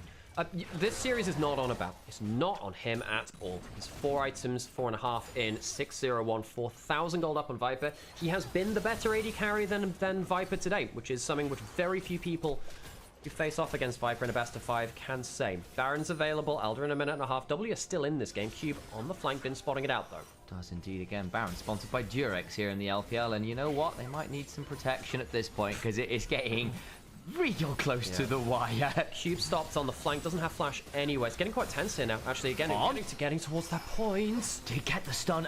Buffers through it well, though. Now On taking a bit of damage, though, on the back part of that. Fire Cannon Gold card locked in, goes on to On. WE have got vision control here, and again, who face checks well from BLG? I guess at this point, Bin kind of. Shun with a good W. You got the Spiderlings. Spiderlings genuinely help with that. You see that there, going onto the Baron now. Poppy ultimate hits the Neferi. Can he be back in time? I think he can be, actually. Yeah, can do. This gets a bit spicy. His Cube's kind of dropping getting in. Will like to Hound's Pursuit into the pit. 2,000 HP. Does get in, but it's won by Monkey. Fight looks good for WE. They blow up one. The Neferi's down, but into the backline with the Grim Deliverance. The Golden Eclipse, but look, everyone else is doing it. WE are doing it. BLG back away briefly. Golden flash from Viper. One more auto would do it. Let's get it. The low so low. One more auto again. Another one from Viper. The Hex Tech Sheriff trying to TP out a last auto. And at least Karis gets away. I think Viper heard us talking smack. Incredible team fight from the late game, Caitlyn. BLG will still lose the Baron. And Sam, Elder's alive. Elder is alive. WE go for the Hail Mary. And it doesn't quite land, Sam. It almost does. Bangs off the post. I think at this point with death time, I think with death time is you can teleport in with Cube, actually. Oh shit, we need to get no. Replay needs to go away. We've got an Elder coming up and Cube will teleport in. This actually could be an Elder fight. I mean, look, it's a mess. I think that the ult onto Poppy didn't quite get long enough range onto the Neferi, still gets into the fight, but shit, then they die. Okay, no fight over the Elder. Good to know that. I did wonder whether Cube would come in. He's still dead, actually. Teleport coming now from the Zarhen. Elder to BLG on all 5. Does just stop Monkey in the jungle, so he's just not going to find any way over with like a Hex Gate, Steal, or anything like that. They take away the Blast Cone as well. Shout out to again for another great hook. He catches Shun after he's used his ult, makes things really tricky at this point as well. The Zarhen's kind of online. He's level 17. He's got 2.5 items. He's really problematic to manage. 20 stack Medjai's on Knight. He's had a great game on the Mel again. He's not died. After everything that's happened, Knight has not died in this game. He's had a great series, again, much like the first series against WE. Even though BLG are down multiple games, Knight is pulling his weight. Our question was actually, well, now what's going to happen around bot lane? This time, actually, no, it felt like, no, giving the Caitlyn over. Things are going well, but then the early lane didn't go well for Viper. And I suppose that last Dragon Baron fight really bails him out. I think that triple kill will redeem a lot of it. The Baron fight before that was almost game ending again because he didn't use that flash. He used it incredibly well the one after. It has been an up and down. It's been a true LPL roller coaster, and WE are really giving themselves something to be proud of. But they don't want just that, Sam. They want something that they can take home and say, we're going international. Reminder, BLG are supposed to be the best team in the world. They don't look like it today, do they? Maybe it's WE. Maybe they've just got a way of getting inside BLG's thought process and who they are as a team. I think if BLG do make it to finals, and therefore MSI as well, teams out there should be watching the WE series, because if there's a team that's made BLG sweat, it has been WE, and we've seen how Karis, with a lot of damage in the Lich Bane, should be able to at least pick up this tier 2. Does have to be a bit careful here. Solar Snare would have been his death. Yeah, probably would have been, actually. Now, pushing towards the top side. Karis doesn't have teleport, has his ultimate level 18. Knight does have teleport, so if Karis walks away, Knight can teleport in with his summoner. Recalling now, BLG walking with the last minute of the Elder, rather. Hex Soul and Elder is not a fun combination. The Caitlyn Traplan's got the Cocoon lands, but only onto the Nautilus.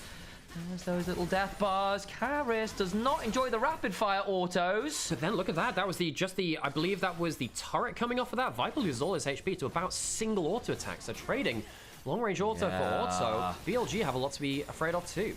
Yeah, the Baron's going to time out here. There's still 20 seconds on the other. And look, BLG pick up a lot of turrets from this. They're thinking about TPing for this one. In Viper might die. He's got cleanse. Auto attack has the cleanse, but I'm worried about the damage is the problem. Look at his HP. Karis won't burn it. He goes towards mid lane. Goes Too towards risky. mid lane. Yeah, but you look at that HP on Viper. He actually could have died there. He could have died. Very scary. No GA. There's a heal on, but you know, late game TF is nothing to be sniffed at either with level 18. I wonder whether he needs a Bloodthirster.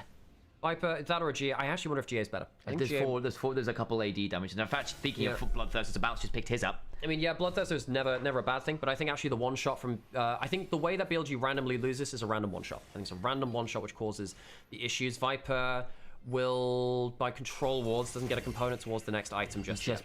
Built Infinity Edge, so I think he's just quite... I think he just had that before, didn't he? No, he didn't. He was on 3 items before the Elder fight. He's just picked up Infinity Edge, I believe. Anyway, let's move on to the next thing anyway. Might be wrong, but that's my memory of the play. Yeah, he already had the Infinity. Okay, so just I do apologize. Oh, I meant he bought it before they made that shove top, so he's kind of just spent Okay, a lot of gotcha. money. Okay, now I understand. See, that makes sense, doesn't it? Okay, big mega ejectors up again. And one thing we have to factor in now is just the mental wear and tear. BLG, I think there's way more pressure on them. They're being brought into late game. BLG needs to win 2 back-to-back, WWE just the 1. BLG needs to make no mistakes, effectively. WWE can make 1 in this game. A little bit more leeway. Now, I'm not expecting them to win this game, but even if they just grind down BLG a little bit more, that could potentially benefit them in a potential game 5. Look, we're going to have Baron again. There will be another Elder. The base is not broken. It's only an 800 gold in. Look, Hexalt is still problematic. Scaling's a weird one this game, because I think the Aphelios with a better front line, actually between Poppy and, of course, the Nautilus, even the Renekton with the Sterex and stuff, you have got a more consistent front line versus, well, what have you got? You've got Shun with a Death Dance. You've got Zahen. It's not exactly the ultimate front line, is it? Yeah, and, you know, one of these AD carries has been given farm, the other one hasn't. About has almost a Flame Horizon this game. Viper, not the same. Got a little bit of lag on the clean feed. I believe this is the same case that any other stream will be having, just the nature of it. So push in towards mid lane, Baron in 30, Elder a minute after that, jumping forwards into mid lane. Kind of a bit slow on about. Monkey's going to be left low. They can't quite bring him down, but he's forced back in the mid lane. It's worth noting, of course, the trade in AD carry farm has then been for Shun, who's gotten his own farm in a way that Monkey hasn't. So I suspect About has been farming some jungle camps, and you understand why. The Poppy at this point is not a win condition, and the Neferi is. Yeah, BLG are really pushing it very deep now. They want to push up and make sure that they can cause some issues. The Protobelt from On, again activating the Hexol makes a difference. Here comes the TF ult. They spot things out. It allows them to see what's happening in the jungle. They see that the Baron's up being started. Monkey being threatened a little bit there. Just back away in the mid lane. We look. Rocket Belt forward again from both On and Knight for the Hextech Dragon. Slow spin in a 1v2. Watch for Cube. Could look to get on someone important. Shun with a good eviscerate away from the hook. But Monkey's now been spelled off. Has to flash away. That's big. Yeah, I thought that W were looking for a pincer. Her burst in mid lane. On takes a bit of damage back. Good Hex Soul prop by the ult there from Viper. Now the problem is the more time you wick away as WE, the less time that BLG has to just uncontested take the Baron. Knight recalling, going back out onto the map with a teleport. Karis is also resetting there. Has got teleport. No ult. Burned it, of course, in that little play beforehand. Here we go again. The traps, the solar snare. Been on a flank angle, making Monkey's life hell. Will not be given the opportunity to Hex Flash in. This is going to be picked up. The fight after gets a bit spicier. Ura goes in. This feels better from BLG. The pull back with the dreaded return, and Monkey is going to go right back to his namesake. Golden from Karis. Cube flashes in. About needs to have the ult of his life. He desperately tries, but the onslaught and the flash mean nothing as Viper picks up a triple kill. No anti-venom to be found. BLG survive a rocky late game. Will teleport bot lane. They have minions there waiting for them, and BLG will force a game 5 for their lives. It is going the distance to Silver. Scrapes. WE had a kill shot. They missed this one, and now it'll be all square going into our final MSI deciding Nexus. When you aim at the king, you best not miss. BLG survive. BLG bring us to 5. It is anything but pretty, but survive they do. Bruised, scraping Silver, but alive. BLG were not expected to be in this position. Sam predicted the 5 games. I said, well, 3-0 BLG be easy, won't it? It's been anything but that. They have been made to work for it, made to sweat. And actually, one of the things which will factor in now going into that game 5, Sam, I think is that mental tension which has been weighing on BLG's mind. They were the ones that went behind. They have now brought themselves back to even, but staying in that mindset for so long is a very difficult thing. I think that WE, the problems they'll have is you know, lack of tank top laners for Cube. That could potentially be very difficult for him. And I think that we're going to start seeing Monkey struggle to make the same impact in jungle. We have the Nocturne, we have the Vi left available for the last draft. I'd imagine WE take first pick. I think BLG might ban Vi and Nocturne and say, no, Monkey, you're not getting any priority jungler. You're going to have to do with less resources. That's huge. Chew, thank you for the follow, by the way, was playing support for me yesterday on stream as a fantastic VTuber and Final Fantasy 14 streamer and a bit of a league head as well, so glad to see you come on over. Someone I was doing that for that world race with a little while ago, that last week or two. Been good fun. Thank you everyone for joining us here today. We are going to Game 5 because of course we are. If you want to support us in what we're doing, a few things you can do. Number 1, just hit the follow button. We have hit over 11,000 followers, seeing a lot of people coming and following today, much like Judy just did as well there. If you've not hit the like button, if you're not commenting in the YouTube chat, it helps out the algorithm. Please get involved. Helps just bring up the attention in the YouTube search engine, which is a big deal. Also, if you've got the capacity, please consider subscribing. If you've got a Prime sub, I'd love to see one. I hear never heard of Bezos that gives you a free sub. So if you give it, you just spend his money on it. Oh, just like MJ did 38 minutes ago. Really appreciate that. Yeah, I can't remember. That was just as we were going into game, so I might have missed that one. But thank you so much for the sub there too. Thanks to the followers, El Thermo Pomp. Appreciate you. There's also Opera GX. There's also Opera GX. I'll put that in chat for a second. We're going to go into an ad break soon. All Triggers, appreciate you as well. Okay, so Golden Ray Road. It's rocky. We've reached like some bad cobbles here in the road, but potentially it's still going forwards. Game 5. Can BLG keep the Golden Road alive? Can WE complete the largest upset, I believe, in LPL history? It is going down to one final map. Now, Viper has a ton of damage. I still think he struggled at points that game. You know, there was that one time he didn't flash in the Baron pit, which I think actually cost BLG a cozier game. I think that should have been easier shutouts. WE, well, they made them sweat for it. That might be important. Now, going into the last draft, W will have presumably first pick. I think they'll be trying to say, all right, you're banning away Vi and Nocturne. You're not getting either of these. And then we're probably going to fall down to stuff like Maokai Skana instead. Yeah, and I think in the end, that's probably... I think I might favour Shun, you know? We'll see. Yeah. To be fair, Monkey Skana is exceptional. That's worth remembering. It is, yeah, I just don't think it's doing what he does right now very well, which is invading and causing loads of havoc across the map. It's just a little too slow. I think the fast junglers are out. With Neferi and Poppy also meeting the ban list, it's... Yeah, I think we're down to, like, you know, Vi, Nocturne, they're the crucial picks for the next lobby. I also think we're getting to the point now where, like, Knight or Karis is angling for an Akali. I think there's a lot of easy CC options which have been used already, which means that will be much less available too. Right, I've got half a coffee. I should be okay. I could just use some Anadin because I'm just getting an eye twitch and a little bit of a headache. And I need to be locked in for this last game. Yeah. Hope you're having fun, guys. I know I really, really am. Thank you one and all for being here. If you've not, as we said, hit that subscribe button, please do consider doing it. Speaking of, Wow, visual that's learners. incredible I've never seen visual one learning. before. So yeah, Thank you. like I need to see more of this. I'm obviously, you know, Well, I it's need to put some repetition of learning, exactly. right, Yeah. Gosh. And for those of you who have been gifted sub stuff, please do consider upping that sub more normally because it helps us push towards Plus. And we're really, really close. It would be nice to get to that a couple months in a row so we can push towards get more money from subs. It'd be great. We will posture check, we will hydrate, we'll do all of these I'm things. gonna get myself some water. Do you All want good. some? You No, good? I'm good. I got coffee. Coffee will be my water. Right. I'm scared for BLG though. I mean, I think they've managed to lock in on early game plans. I think the early game jungle plans are so important in this matchup. I will say though, About and Urha have been doing so well in the 2v2 versus Shun and versus On and Viper. I think that Viper has really struggled. I think he's really struggled, hasn't he?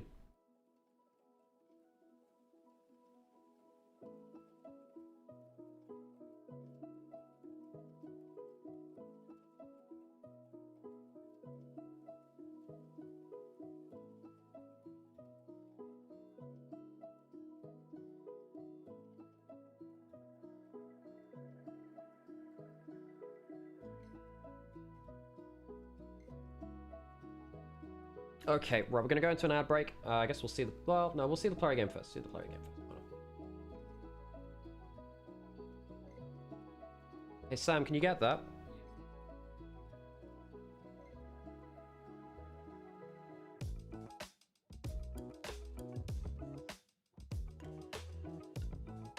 I always get scared when people knock on the door, because I'm like, you know, is it a noise complaint?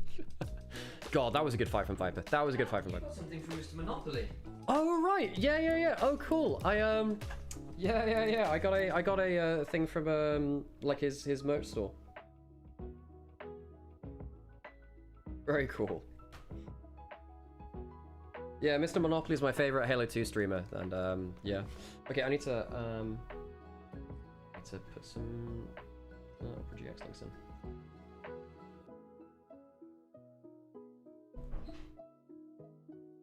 Oh yeah, a bonus about Opera GX. I'm pretty sure that Google's pulling their random stuff with like ad blockers again now, so you can't use ad blockers in the same way. So, you know, maybe I'm pretty sure that doesn't affect Chrome. I'm pretty sure, not sure. It doesn't affect Opera GX rather, so that's a bonus rather. Pretty sure. Yeah. So if you want your ad blockers to exist still, perhaps that shall help.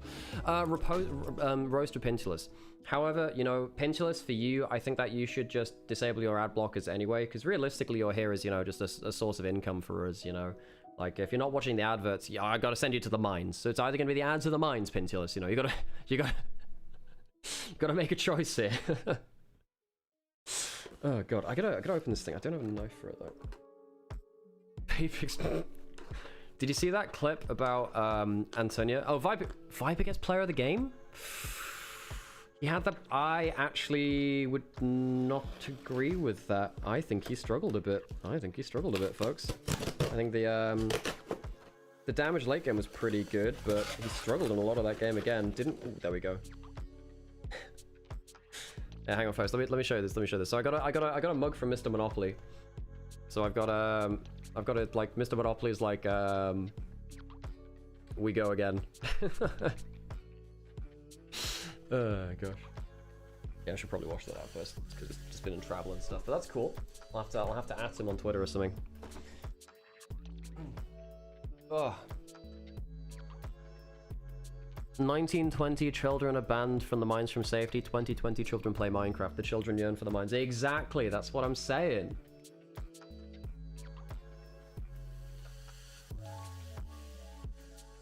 Yeah.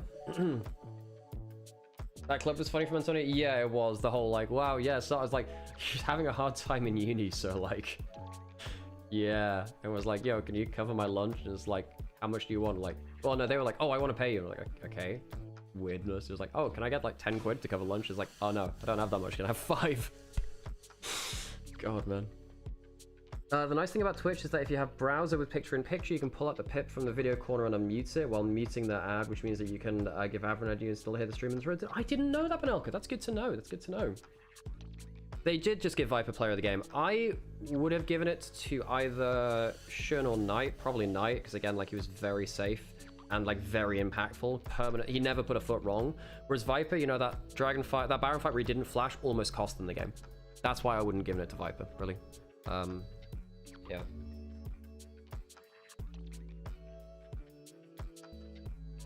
Oh. But yeah, thanks everyone for sticking by and watching us again. One more day of LPL after this. However, I mean, like, it's yeah. How much fun do you have with the new Shut Up and Scale podcast? Well, normally the recording of the show is fine, but basically because I said that Doran, basically, I thought that Doran was the worst top laner relative to his era to win Worlds, especially at the time of Worlds, right?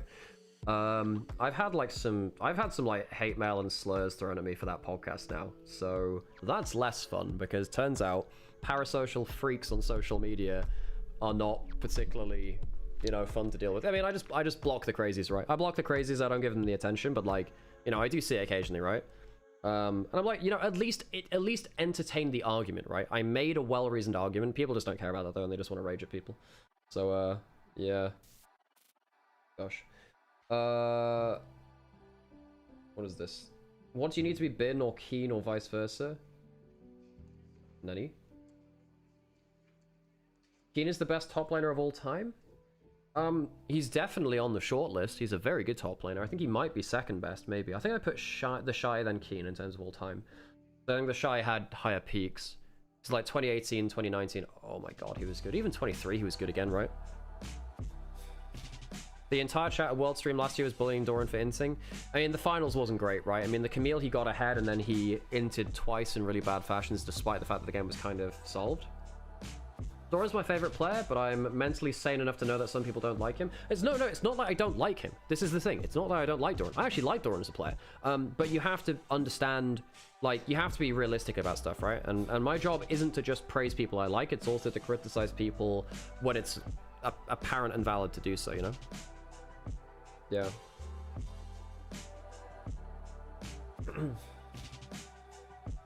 I'm gonna miss you too when LPL finishes. Hey, well, if you're gonna miss us when LPL finishes, Sam and I are going to be streaming on our own platforms a bit. Hopefully, fingers crossed, we get MSI co-streaming rights. We're hoping for that as well.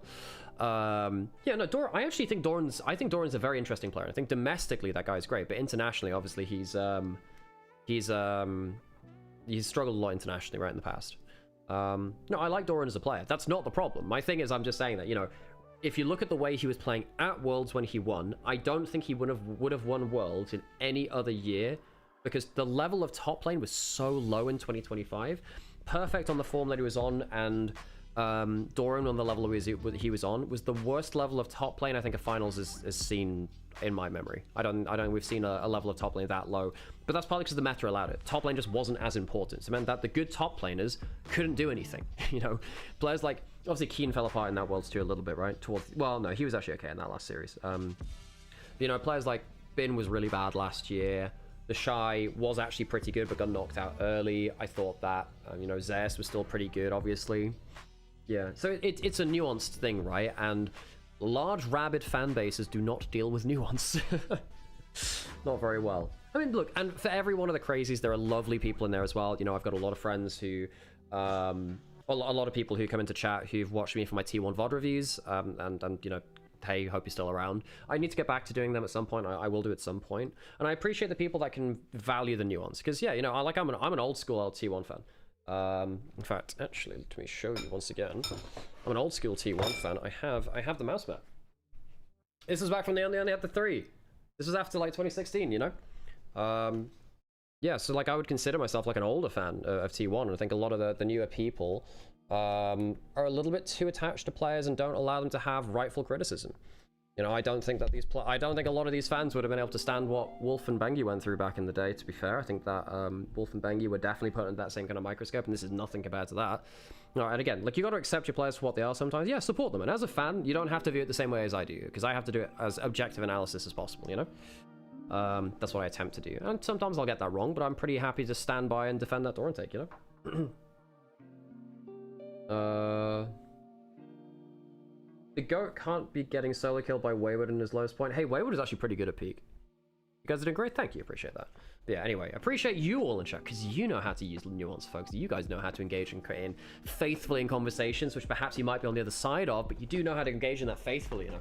Or is this the door? Yeah, like the rabid parasocial fans who get annoyed when their players get rightfully criticized at points. And, you know, people will take that one out of contention. But, you know, it wasn't just talking about Doran. In fact, actually, the other two voted for Gimgoon, so it's, you know, it's not like it's a one-sided conversation. And also I kind of did do it also knowing that people would get rage baited by it too, because it's just good for numbers, I suppose. But and again, K-popification is not a bad thing in the fact that people then have like reasons to care about players. One of the issues has been for LoL esports for a little while, particularly in the West, is we have not done a very good job of making the players particularly likable or players that people want to follow. And actually adding that extra personality and reason to get enjoy has worked out really well. There are some negatives to it, and that can basically be that actually your faves, your stands, all those kind of things are then above criticism, which I think is unreasonable as well. Especially if it's then, especially if it's kind of done for like, you know, it's like, hey, I don't think he played particularly well. It's not that Doran's a bad player. He's actually quite a good player. Any reason why? What is this? Oh yeah, I think that's like that's probably stuff we can't talk about on streams. It's probably like political stuff about Asian games and whatever. So like whatever, there's sources out there, you can go check that. Basically why it's China not going to Asian games. I think there's a lot of surrounding context to that. I don't have the full context, and I'm not going to speculate on stream because that's probably not good. Yeah. For business, it's very well done. Just the social aspect took a hit. Yeah, exactly right. Where sometimes, you know, people just go mental. Because what I find particularly with T1 fans is that they don't realize that I have like a whole TikTok channel and a whole YouTube like set of VOD reviews, which are all basically glazing T1 as much as possible. Al's mouse mat. I just showed that. Is the SKT mouse mat. He's got SKT. But Alex likes SKT. Exactly. But then I think a lot of people just like they just get so incensed by the first thing they see, and they don't have that like maturity to kind of sit down and like view things again. You know, much in the same way that like LPL, like if this series goes one way, there is going to be some crazy stuff said if W win. And you have to sit down and engage with the nuance if you're interested in analysis anyway. And as a fan, you don't have to in the same way. I think it's helpful to. But, you know, if WE win this, it is a huge upset. It is probably the biggest LPL upset of all time, beating BLG in 2 best-of-5s in the same playoffs. That would be mental. Nuts. However, I'd imagine on the other side for BLG, a lot of people are going to come for Knight. I think it actually is rather blameless in this playoffs run. Yeah. I think that he's been in particular the lower bracket run, he's been fantastic. Sure. Yeah, I think even in this series, in the losses, I still think he's been good. I think in the first series versus W, I think he was still good as well. I think he was the best player on his team, assuredly. And while I have been, criticizing Viper, for instance, I don't want people to say it's all Viper's fault either, which is, what Sam and I were bouncing back and forth about, where I'm like, I think there are individual plays by Viper which needed to do better. And I think they were in game. Yeah. And I think that they were in game losing or game winning positions, which is why it hurts so much. Yeah. Realistically, the main reason is, though, early game plans have not been good enough. Their drafts have been really shoddy at trying to fight towards late game if they don't get ahead early. Their dragon contest has been poor. But that's part of the early thing, right? How can you contest if you're behind? It's very hard, right? And I think that realistically, this game, I think, will come down to jungle matchup at the last game. Yeah. I think that Shun versus Monkey is so important in the early levels. And I really need to see how the early dragon objective stacking works, because again, one of the reasons I think BLG managed to overcome one or two slight fumbles and missteps in the late game, partly because WE have actually been relentless in looking for players. Players like I think that Nautilus was sick. He was trying so hard to make things happen. I was going to go somewhere with this, but the other side of that is BLG were on Soul Point. They got Hex Soul. That gave them more grace to do things wrong in a way that wasn't true in Game 3. I want to address something as well in Onivia's chat, where someone's like, when has Knight ever shown his domestic form internationally? MSI 23 best mid in the world, Worlds 23 second best mid in the world, MSI 24 second best mid in the world, Worlds 24 best player at the tournament. He outperformed everyone else in Worlds 24. 25 was definitely a letdown from him, but that's 4 internationals back to back where he's top 2 in role. And then in first stand, I think he was the best mid at the event as well. So that's 5 within the last 3 years. Events where he's at least top 2, probably top 1. And in MSI 23 and Worlds 24, I think he was the best player at the tournament. So. And a reminder, this is a guy who has international trophies, right? And fairly significant ones against big teams. Like MSI is arguably the hardest tournament to win in the world. For League of Legends specifically. Yeah, I think basically it's like you can't just upset once, you got to double tap. Because double elimination doesn't allow you to double tap if you... Yeah, it's very, very hard. That's what we're seeing right here. Exactly, right? The thing about double elimination, it does even out some of the volatility. It also means that your second, third, fourth place teams are slightly better ordered as well. I think one of the problems with single elim is that you often find yourself in a situation where second best placed team is... why did that not... There we go, cool. Second best placed team is not always the correct one. For instance, Rock Tigers 2016 really should have been finalists in the same kind of way, right? I mean, to be fair, arguably the greatest series of all time is SKT versus Rock Tigers. I remember watching that series with Alex at a friend of ours house in Sheffield at 3 in the morning. It was one of the best experiences of League of Legends watching. I'm going to watch. But here we go as we prepare ourselves for the final game of the day. Am I going to stream T1 Genji? We don't have LCK home streaming rights. That's 1, 2. Also, it'll be the same time as the finals, I think, tomorrow. So we have our allegiances here to LPL because we love covering it over here too. We get onto stage. I suppose one last time today, Sam. Here in Wuhan. Silver scrapes. We've waited for this one. Silver Dragon Cup waiting for them. There will be a new gem interred onto it, W's or BLG's. Sam, if BLG fall to this, it will be history. It will be drama. If W falls short, it will be horrifyingly heartbreaking. BLG, though, are still a team you cannot count out until they've actually been put to the sword. Can WE come up with one last level 1 plan, one last jungle advantage which they can walk into a win? It's going to be a hard run thing for W with so many jungles off the board. It doesn't have to be pretty. It doesn't even have to be good. It just has to be done. And I think BLG will take that happily enough. WE, have they got it in them? I worry about their champion pools a little bit this deep in. What does Cube have to work with? The tanks are looking very thin on the ground, Al. I am also looking at Monkey's pool and going, okay, what do you have to take Shun out of the game? That will be a question here as well to track, because actually something like the Nidalee might be a consideration. Something like that Kindred as a bit of spice might be a consideration. We are hitting that point in the draft. Skarner and Bessa, a few of those other options begin to become a consideration too. Yeah. Oh, well, Mr. Bucky, I would still argue that Knight was the best player in Worlds 24, so I actually disagree with that comment there. Now, we also need to consider things like Nidalee. Does Monkey play that again? Do we go for a Nidalee comp? Does no one react with it this time or something like that? Do we go Nidalee? As we said, maybe something like the Skarner comes out of either On or Shun. I actually think it being such a powerful flex is important for particularly BLG. I wonder whether WE have practiced that one themselves. Top lane for Cube, I mean, we are getting to the point where you're thinking more about, like, Ambessa Yorick. In terms of bruises, a bit rough, isn't it? Varus is still around in the draft too. So, power picks, which are still around, I really think of the Vi, the Nocturne, the Varus. I agree. Think those three are the ones where I'm like, okay, that's rough. Someone's also mentioned Olaf too. There is a potential of Olaf for Monkey. That is a fair point as well. He's played a couple of games of that. Don't have the Enchanter backing for it quite so easily now. I mean, Nami, theoretically, I suppose. Yeah, Nami, maybe Renata. Maybe Renata. Milio, kind of, as well. Weird, there are though, with a couple. Olaf. There are a couple, right? But it's not as easy. This is the thing. When you get to this point, it's less about your prep. Thank you so much for the sub there, Neomuji. He wants that's almost a year. Incredible, isn't it? Right, Well, to you too. into our last draft of the day. Silver Scrape Sam, let's get to it. Corki Nami is up. Ash Seraphine was game 1, so none of that available. I see some people speculating about that one in chat, but no, that one is gone. We are getting down to a lot of champions off. They are focusing bot lane. They're just saying about, we know your pool is more limited. You're the newest player here. Let's make you eat some bans. W banned the Nocturne themselves. I thought that BLG would ban the Vi or the Nocturne. W want one of them. Now, I think the last ban from BLG, is it almost forced to be Vi? Almost. Who's got first pick here? W, like you can see that, right? Because they're banning now, which will mean that'll be their third ban, which means that they'll get that first pick as well. So the Yone's banned out. What's happening with the Vi? That's the big one, which I called out there as well. The Varus is gone. Lucian gone as well, as you've been noticing. If you do Vi, is there an angle where you look at something like the Skarner or the Sejuani or the Maokai? You might be willing to say, I don't think you've got enough to go with the Vi. I mean, there is a Kali. It's worth noting as well. So if we get Vi Kali, you feel a bit better again. That's true. Maybe they don't ban the Vi. Maybe they don't ban the Vi and say, we're happy playing a slower jungler. They ban the Cassiopeia instead. Yeah, ban the Cassiopeia. So you've got a choice now, because if you don't pick if you block Vi, I suspect BLG lock a Kali really fast. They don't want to give that over. Champions like Ambessa coming in as well. Vi Ambessa. I don't think you can give Vi Ambessa, can you? Can you? I think you have to lock in the Vi. You can't give Vi Ambessa on 1-2. You have to give one of them.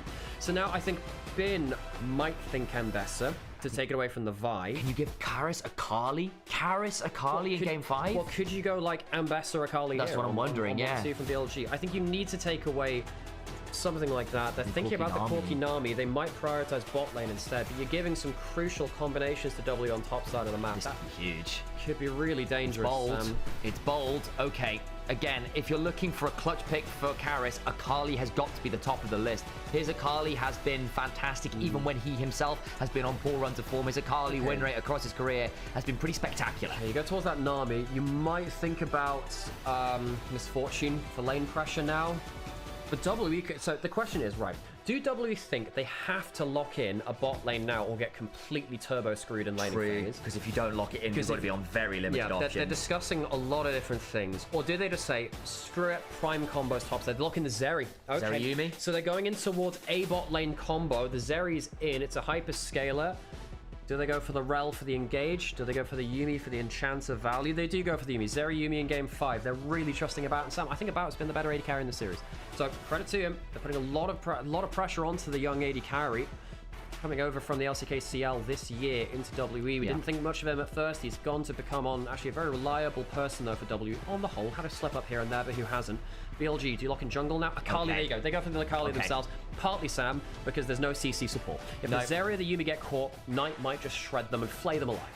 So now we start thinking about what we ban here. I think we've got to think about things like Sejuani, think about Maokai ban. I think Maokai, Skarner, Maokai are genuinely good bans here. I think for the side of WE, they could also look to ban out Ambessa on the side of BLG. I wonder whether something like a Lissandra becomes a consideration here as well, just for some hard lockdown for WE. That's fair. Yeah, no, Lissandra into Akali used to be an okay matchup back in 2018, around the rework time. Galio banned away. Of course, that's we're not on point 11 or on point 10, which means that we don't have the Imperial Mandate changes, which is why Nami is strong still. Nami is very much nerfed after this point. It wouldn't be possible in the next patch. Are we qualifying to MSI on a different patch than the one that we're succeeding on? Yeah, I don't like that really. Nami, Orianna, big champions changed. The Galio, of course, as well, benefit from the Imperial Mandate. Malphite banned away. You're absolutely right. What do you even think what else do they feel like they need to ban away? I mean, this gets interesting because we are I wonder whether Yorick is going to become a consideration here. Cube does play a bit of that. It might be one of his kind of fake tank pseudo split push options. Bin might consider it as well. There's a Jax angle. Maybe we're getting to the point where something spicy like a Camille comes out. We are very thin on the ground in terms of tank options from top lane, particularly it's a Talia ban away from Garrus. Those are two global Right, options which have been really good to follow up. And it would have been Vi. Yeah, exactly. It's a combo with the Vi as well, so you're doing double duty with those bans. Okay, pick towards BLG. They'll also have last pick as well. Do they blind pick Ambessa? Do they want to counter pick the Ambessa? Presumably counter pick top is very, very good for them, but do you want to give the Vi Ambessa? That sounds really dangerous to me, Sam. Yeah, it's either Ambessa or you can flex it jungle if you have to. Sejuani a consideration as well. They might just Maokai and say, look, actually, do you really want to dive through all of this? Because this is actually very good anti-dive now. Between Tidal Wave and Nature's Grasp, you are going to struggle to get to that Corki in any reasonable way. Gives you a lot better objective setup. You do have double AP mid jungle. The last time we saw Shun on the Maokai, remember, he had some really awkward flash plays where they went for the kill and didn't get it around that Raptor camp against WE, actually. This would be something that Cube has pulled out on occasion. It would be a tank and it would give shove. Something that you played a ton way back in the day. The Ambassador's being hovered over. I'd imagine it is the Ambassador. If you're picking the Vi, you want that combo. If you do that, you get Jax. Does Bin go to Jax? He hasn't played it since MSI Finals. Udit being hovered to give them more of a tank frontline. They go for the Udit. I didn't expect that. We said that the tank picks were starting to fall to the wayside. They've gone to like a B tier tank now at this point. Can do some decent damage. Harder to kill as the Akali, though, I'll say. And it's also good. It's also one of the few tanks that like guarantees lane power. Very few things outshove an Udyr at early levels. We are game 5. How many anti-Udyr options do we have? I mean, you could Jax, but you will get shoved in. I'm also a little bit worried then about BLG's lane power, because there's a world where they like the Ambassador hang on. They're doing something weird mid lane. It's Monkey playing the Ambassador jungle. So, no, Sam, something's got to go mid. So while I appreciate that call out, Sam, it's either an Udyr or an Ambessa mid. One of the two. Bin still has Vayne top, dangerous into the Vi. Is good into both of the champions they've locked in, though. The Maokai provides the CC. This is an unorthodox bid from Karis. Is this going to be Ambessa mid into the melee matchup or the Udyr? Not sure. Vayne locked in last, very likely here. I think it's more likely to be the Ambessa. Last pick of the Jax, not the Vayne. They choose not to pick in the Vayne. Okay. Probably too vulnerable into the Ambessa Vi combo with the Udyr point and click as well. Bin Jax, first time since first stand finals. Different draft of W. I think it's Ambessa mid, Sam. Might well be, you know. I half wonder whether they might do that because I felt like the Udyr might get better shove into the Akali, who doesn't really have a lot of great options into the Udyr, but that will be the call. You're right, Tara's going to go towards the Ambessa mid. When was the last time we saw Ambessa mid? A while ago. I can have a check for you, but yeah, I mean, it's still nice Akali. I think it's the best Akali in the LPL. BLG, it's not a bad comp, Sam. I think that the Nami and the Maokai are really hard for Ambessa and Udyr to deal with. Same with the Vi as well.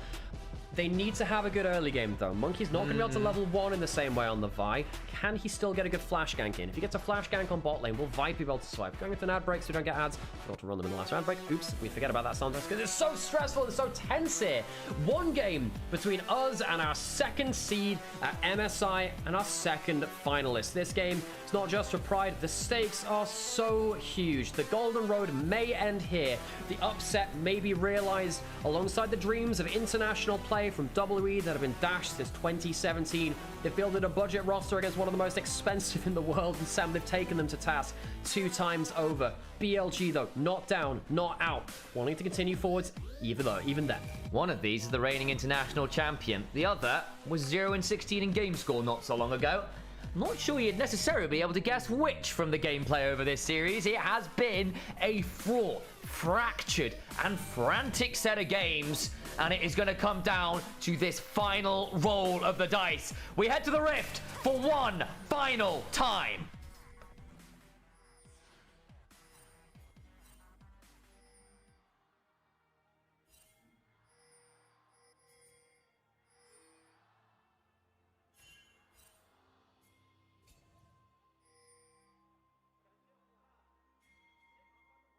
Really important moves just happened. We've seen a really important move happen already. Shun has not been spotted on the Raptor invade. There was a ward in mid-bush, but it's not spotted him. He's gone north far ahead of it. So WE, they're getting invaded on top side. We need to see where Monkey goes next, because Shun might have actually turned the tables in the jungle matchup by doing this. This is huge. The level 1 plans have been massive across this game because whoever gotten that advantage has been able to convert that into jungle support leads. And again, is not on playmaking this time around as well. WE put double anti-invade wards. They tried to invade, put double wards down for the invade paths, but they haven't managed to spot it out. What's going to happen with Monkey? They don't have wards down on enemy Raptors. They don't have one on enemy blue buff. They have no clue where Shun is. He's going in towards his top side. Oh, Monkey! He's been out jungled heavily. The level 1 God ward. almighty. Watch this again. Well, watch this again. We watched it on the minimap. Legitimately, this could be the game-winning play already. The ward doesn't spot the invade path. It's pixels off. That is devastating for WE. And now Maokai can get behind this play, and Udir's just shoved up. This could get really messy. So that's a full quadrant away from topside. No camp's taken. Monkey knows now. He knows now. But what's his response? Where does he go? Shun, can he go topside? If the counter-strike lands, this could be very, very bad. Stun lands. Gonna try and get on top of Cube. Flash for that twisted advance. The bramble smash away. Cube's gonna try and run out. They throw a sapling in the bush. Bin is actually quite low here. This gets spicy. He's only level 2. Oh god, this could go wrong. Yeah, Cube's gonna get away with it. That grass proc is massive. Bin doesn't have it. They twisted advance in again. They don't have the damage. Bin makes the mistake. He goes too low, and that means that Monkey gets a free invade into bot side. So what turns from what I think should have been a game-winning play ends up being an equalizing factor in the top lane matchup. Top lane goes even. Flash used by Shun. Jungle's now even. That is a big loss there for BLG. Karis goes for a bit of a trade there with Knight. Could chunk back. Gets a bit spicy here. Karis is a flash Q angle. He's got that pot rolling. We'll just about be okay. Yeah, but the bloody W. hell, Knight's still got his 2 pots, by the way. Yeah, and the W is already used from Karis. Dangerous there on contesting on the Krugs. Can you steal any of the small ones away? No. Shun still on his top side. Monkey will be able to get himself towards bot scuttle. I don't think he can get top one from here. Knight really bullying about the mid lane matchup, but Karis is still getting the farm. Knight can now freeze the wave here, though, which is a bit of an issue. Shun behind on his farm timing, hasn't taken his wolves yet, would like to take that top scuttle. He's frozen the wave here. Karis is in a bit of trouble in mid lane. He took the bad matchup to try and allow something different for Bin, for Cube into Bin. Hasn't got a head in there now. Bot lane, even-ish. I mean, about a couple of CS ahead. They've done very well in 2v2. I think that Viper and On have been diffed in the 2v2. Raptor spawn coming through. No recall from either jungler so far. On and Viper have played pretty defensively here. There's a barrier blocked there from about alongside the exhaust. Good bubble there from On was important. And understandably, Viper and On said, look, we've got this play happening topside. We can't afford to overshove. That will be a way to lose this game. Exactly. And also, what I like there from Viper is walking up so he could go back and get the Valkyrie damage down. As well, teleport in from both mid laners. First time we've seen this since last year. Rookie played it. We don't say it much, but it was only released last year, so we don't get to see that much of it in general. Was it only last year? Good grief, it feels like longer. I guess it's just we've seen so much Ambessa since Exactly. then. It's been kind of permanently meta since release. Ambessa has been very, very strong. Good dodge away from Viper there. I think Shun would have thought that was the game-winning play, that invade. I think that Bin and Shun overplaying that top lane may have really hurt BLG. Now, it hasn't led to a lead for Monkey. The camps are still going to be there in bot side for Shun. But it saved Monkey from being out of the game. It stopped it from being like the killer blow at like minute 1. What it also does is force Cube to reset early, which is fairly significant, because actually the Udyr wants to leverage the early lane for as long as possible, because eventually the Jax will outscale fairly happily. There's the Wingborn Storm. We'll be able to back away on this one. Yeah, tier for Udyr is standard, by the way. I did see that in one of the chats. Tier is standard. You go for the Fimbulwinter, and I don't think audio is low. I believe that was probably just on your end, or maybe other streams just too loud. Let us know, guys. I will say I've had to turn up the headphone volume more than I normally would, but it does sometimes just ends up a bit weird. Well, like, no one's talked about like audio in specifics. They said audio's too low. That's actually very vague, sadly. Cube gets to level 6. Bin's going to collect the wave being pushed into here. Well, get him to basically even. Now, the Jax will outscale the Udyr in numerous situations. As we said, one of the big bonuses of the Udyr is your early game. Your very good early damage, very good early shove, very hard to take advantage of, which is what BLG discovered in that top lane play. However, the later the game goes, the more of a threat the Jax will be against the Ambessa versus the Zeri as well. If you get extra levels on the Ambessa, that matchup is not nearly the same. No, it will not be. And this is, again, for all the marbles, guys. You win this, you go to MSI, you lose this, and you wonder what the hell happened. WE. Man, what a story it would be. The magic is something. See whether it converts into a dream come true or whether it just remains a what if. BLG have been pushed to the brink by WE of all teams. Twice. They fell over it the first time around. See whether they can hold on this time. Okay. People are saying audio is fine, so we're going to keep it as is. Monkey taking the Raptors there. Shun, okay, first back of the game. Monkey getting towards the point where he can start playmaking. Hits the level 6 now. Shun actually a little bit behind because his camp timers are a little bit behind Monkey because he spent so much time early on the top lane matchup. Bin has Merc Treads and the Doran's Helm already though in top lane alongside the Cookie, so he's pretty happy as far as the matchup goes. Don't really think that Q can stop him from farming. W are going to go towards an early Dragon. That's important.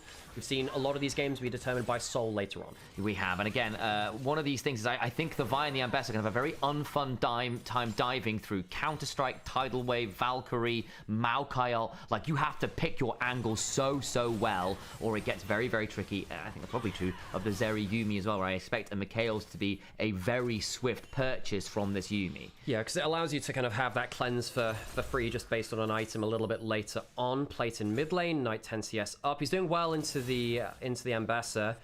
You can very much one-shot the Ambessa, the Vi, and the Zeri Yuumi. You can choose your target here. If you're fed on the Akali, you can assassinate them. Now, you need to be afraid that you are the one picked off by the Vi Ambessa. It's probably why I would suggest something like a Zhonya's second coming in for Knight in this game. Depends how fed he is, how bold he's feeling. If he gets more gold than he's currently got from this lane, though, then that's a real threat to WE. I agree. And again, we've not seen that much attention bot side this time around. I think BLG outside of Vegas to say that there's the lightning crash coming on down about, and looking to try and punish this a little bit more. And again, I think understandably Viper on and say, look, we've seen people play around the top side. We're just going to be a little bit careful here. Relatively even in terms of the CS. A couple plates going the way of out. It's what's giving this advantage right now. No one running the colours. It stands. Looking to mid lane as Monkey is here. Might look for a cease and desist combo. Public execution afterwards. And we'll see what that turns into.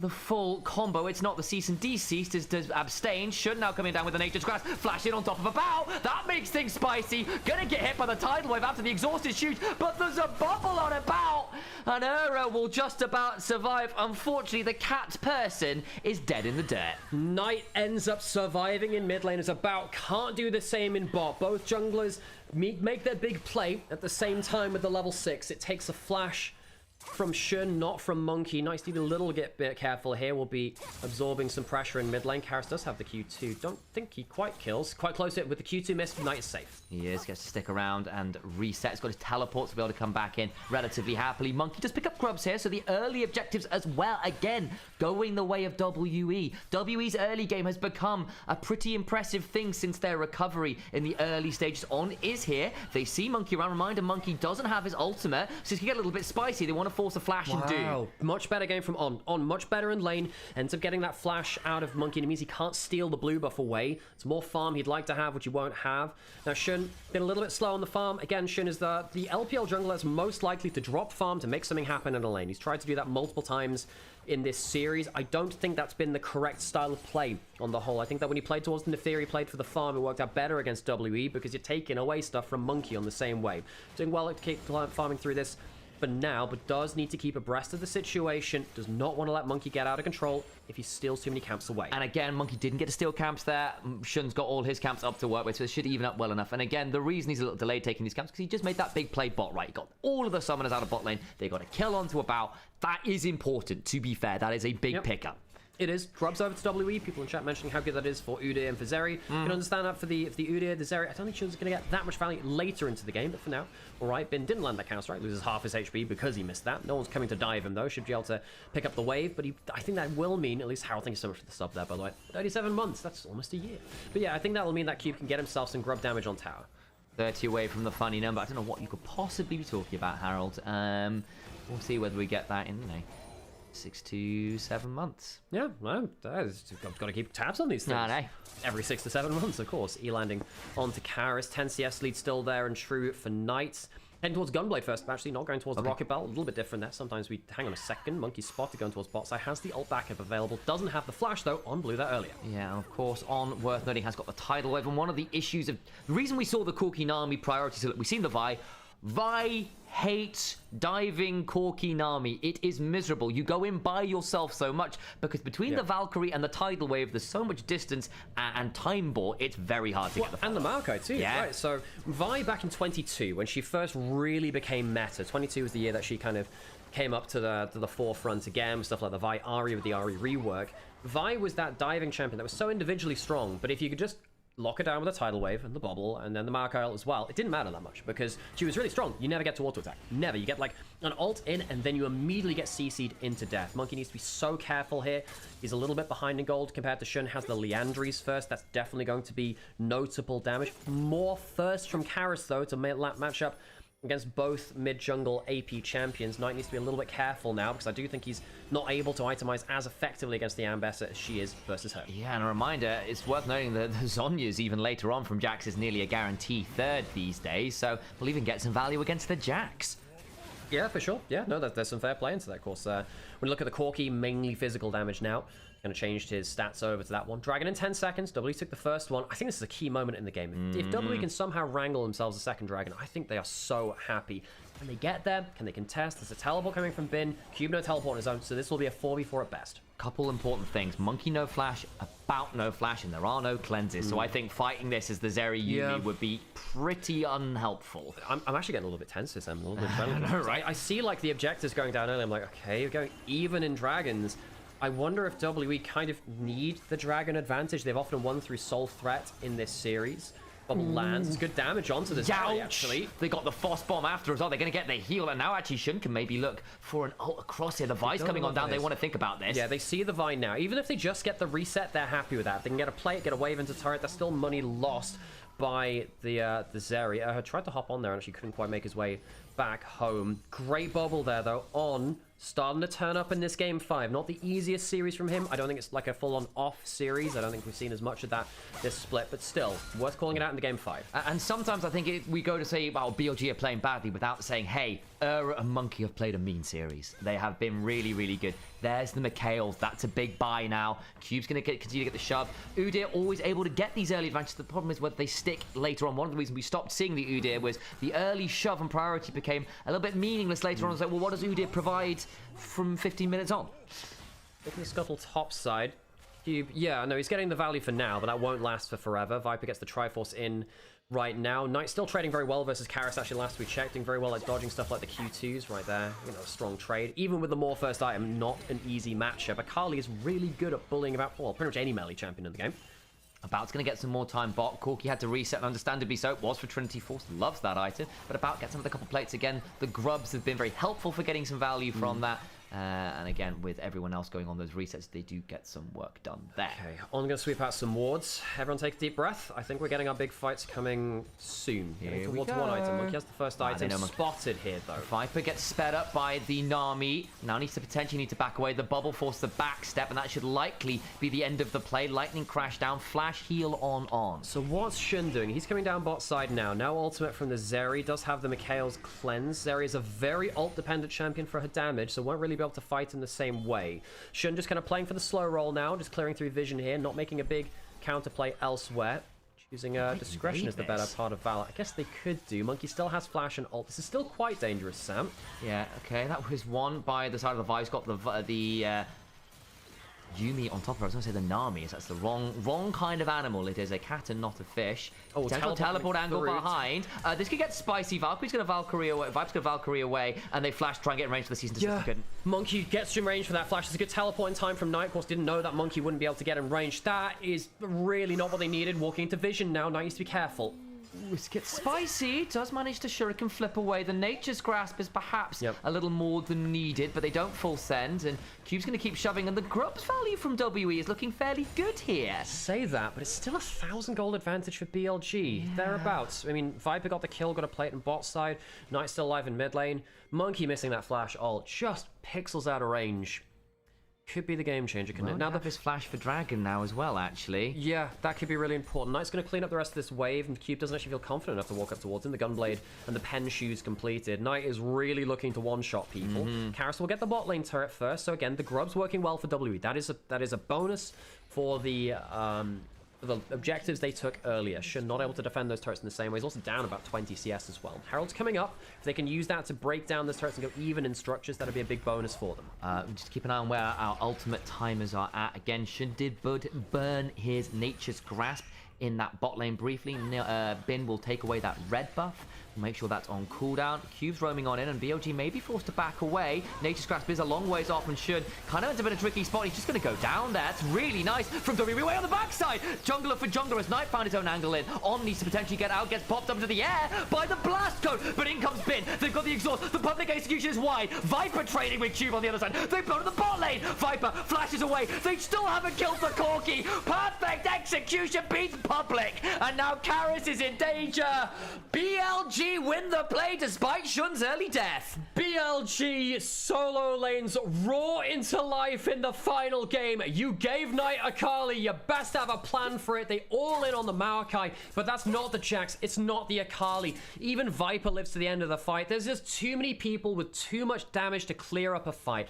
About goes very, very deep in this, and he needed to stay alive longer. I think he saw the hero play in his eyes, didn't quite see anything beyond that point. Killed Shun at the cost of the Vi, so a lot of their CC goes down. Jax makes it in time, and does end up getting bopped up on the cone because the Zeri hits him there. About goes too deep. This is fight losing. I think it's even at that point. That's way too far. Delivers the Yuumi into death as well. I think About's been the better AD carry in this series. He was not the better AD carry in that fight. No, he wasn't. It's a really good TP from Bin. That means suddenly you've got a Jax on top of you. They exhaust him, but then to run away, they have to run into the loving arms of the Akali, who's actually going towards a relatively heavy burn build. On's in danger. Going to try and turn this around with the Nature's Grasp, and now actually gets a bit spicy. As that bubble comes in, the burn is strong, and Shun gets him. Twisted advancing, the lightning crashes there, but there's a big old ghost ship. And you know why it's a ghost ship? Because they're all dead. Down to Davy Jones' locker they go. The tree is not felled, and the mighty branches swing down on WE. That was a Maokai team fight. That was a Maokai skirmish. Everyone burned by the saplings and disengaged by the ultimate. Viper is fed as hell now. Sam, I have a sinking feeling now that WE's dreams are falling apart at the seams. They have 4 people in the mid lane versus 3, and it does not matter. Both solo lanes are away from the play. It just doesn't matter. Everyone's rolling into the powerful Maokai that wasn't used last fight, and the bush saplings as well. This is game losing, Sam. They lost a 4v3 of their own choosing. Oh my days. On does get jumped on. The damage is good this time. Maybe there isn't as much follow-up, but he just about survives now. Actually about, and the rest of the team is a bit dangerous. Been good look for the counter strike. Can't quite find him out. Just about survives. The ultra shock laser goes wide. On's been left. Locals can heal up a little with those Tide Caller's blessings and the ebbs and flows. Could get spicy here. It's Dragon Apiece right now on left low, but still here. Hasn't reset. They want to play this. Okay, WE, if they get this dragon again, that's something they can use. They're 6k down. It is not an easy situation, but if they get 2 dragons, they can maybe think about an Ocean Soul later into the game. Instead, BLG don't care. They're saying, we want the gold. We're not going to go engage into you. We just used our Maokai, not up in time. We'll give up the dragon for a bit more gold in lanes. And they can take the shove through mid to attempt follow up with Knight, who's top lane, and try to get that play as well. They can kind of just cascade up through that top side of the map. I appreciate the sub there, Dark World. I could see you again. As, yeah, sadly, WE, I think this is one bridge too far. BLG taken to game 5, WE so close to snapping the life out of BLG. It took them down to the lower bracket. Sadly, I don't think they've been able to finish it off. That's a lot of turrets now. That's a lot of gold, even against the grubs. It does mean they're not really in mid lane right now. Bin is roaming up. They could potentially collapse behind this, actually. Yeah, Eyes on BLG. Yeah, the Maokai ulted. This is the scary thing about playing around Maokai. If he comes from an off angle from a long distance, it doesn't feel that long distance because he kind of pushes you into the oncoming players. So even if you try and avoid the ult, you have to go into the other players on the other side of the equation there. Oh, he popped the barrier and he thought it stopped the recall, but Viper's so fed that it breaks the shield, stops the recall anyway. That's super frustrating. Doesn't quite work out. 6.6k ahead. Yes, they got another dragon, but it's not Soul Point. That's not there. Of course, About has gone towards the Yuntal Wild Arrow, has gone to the Hurricane as well, into a lot of melee champions. The damage will be good here. The attack speed will be good, but you really need the Infinity Edge to start really hammering this lead home. Or this Serpent's build home, rather. Viper. Yeah, it's going to hurt against the Fimbulwinter, the Blash. It's going to help against everyone. Everyone, even the Zeri with the barrier, it's going to break those shields. That's an intelligent buy. He's also got the Doran's Helm, so he's got an item which works better into the game because it turns out getting just flat resists are pretty nice, strong, actually, later on into the game. I'm not sure if he's gone the Jote, the Jack of all trades, but it definitely helps him on that front too. 111 armor from, nasty. That'll That's actually genuinely great. Tabby in the helm. It's not Pinky in the brain, but hey, perhaps it's the secret to world end domination, Sam. 7,000 gold for BLG, as we were saying. Dragon up in 3 minutes. WE, they need to win 2 dragon fights back-to-back. It's not impossible. They can catch out someone. They do have good damage with the Vi and Bessa. Can they do it at the right timing to buy them a dragon, though, and get back on the board? That'll be hard to ask of them. I don't think WE's composition works very well later into the game. Not against the Maokai disengage, not against the Corki Nami stood behind it as well. The enemy jungle, we look. BLG debating the Baron threat. 7,000 gold up. WE, they've been on the miracle run. They need a miracle now in a game where they are so far behind. They have been the underdogs, the Davids to BLG's most monstrous Goliath. But they need a really good rock in that sling. Now, reminder, folks, WE beat BLG, then beat Anyone's Legend, lost to Top Esports. They were a team that went 1-13 in series in Group Ascend, our top group here in LPL. They only won 1 series versus Invictus Gaming, was it? Yeah. Yeah, not the easiest of times for them. We've seen W go winless in splits before. This is a budget roster. They are not a team which we expected to achieve anything. We thought they might not even make playoffs, lose to LNG. They beat them, and they have gone on a legendary run. Even if the loss sees them out here, I hope you remember WE in this split. BLG, though, a team which everyone knows the world over. International champions right now. Even they have had to respect the World Elite.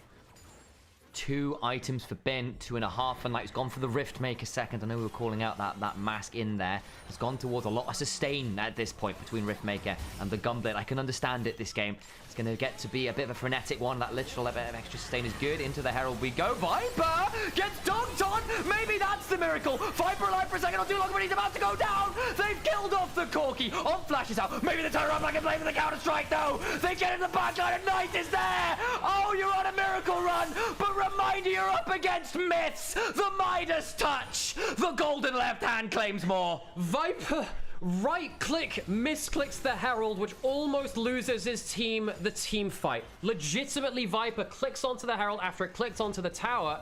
Hadn't got the HP to ride it out to safety.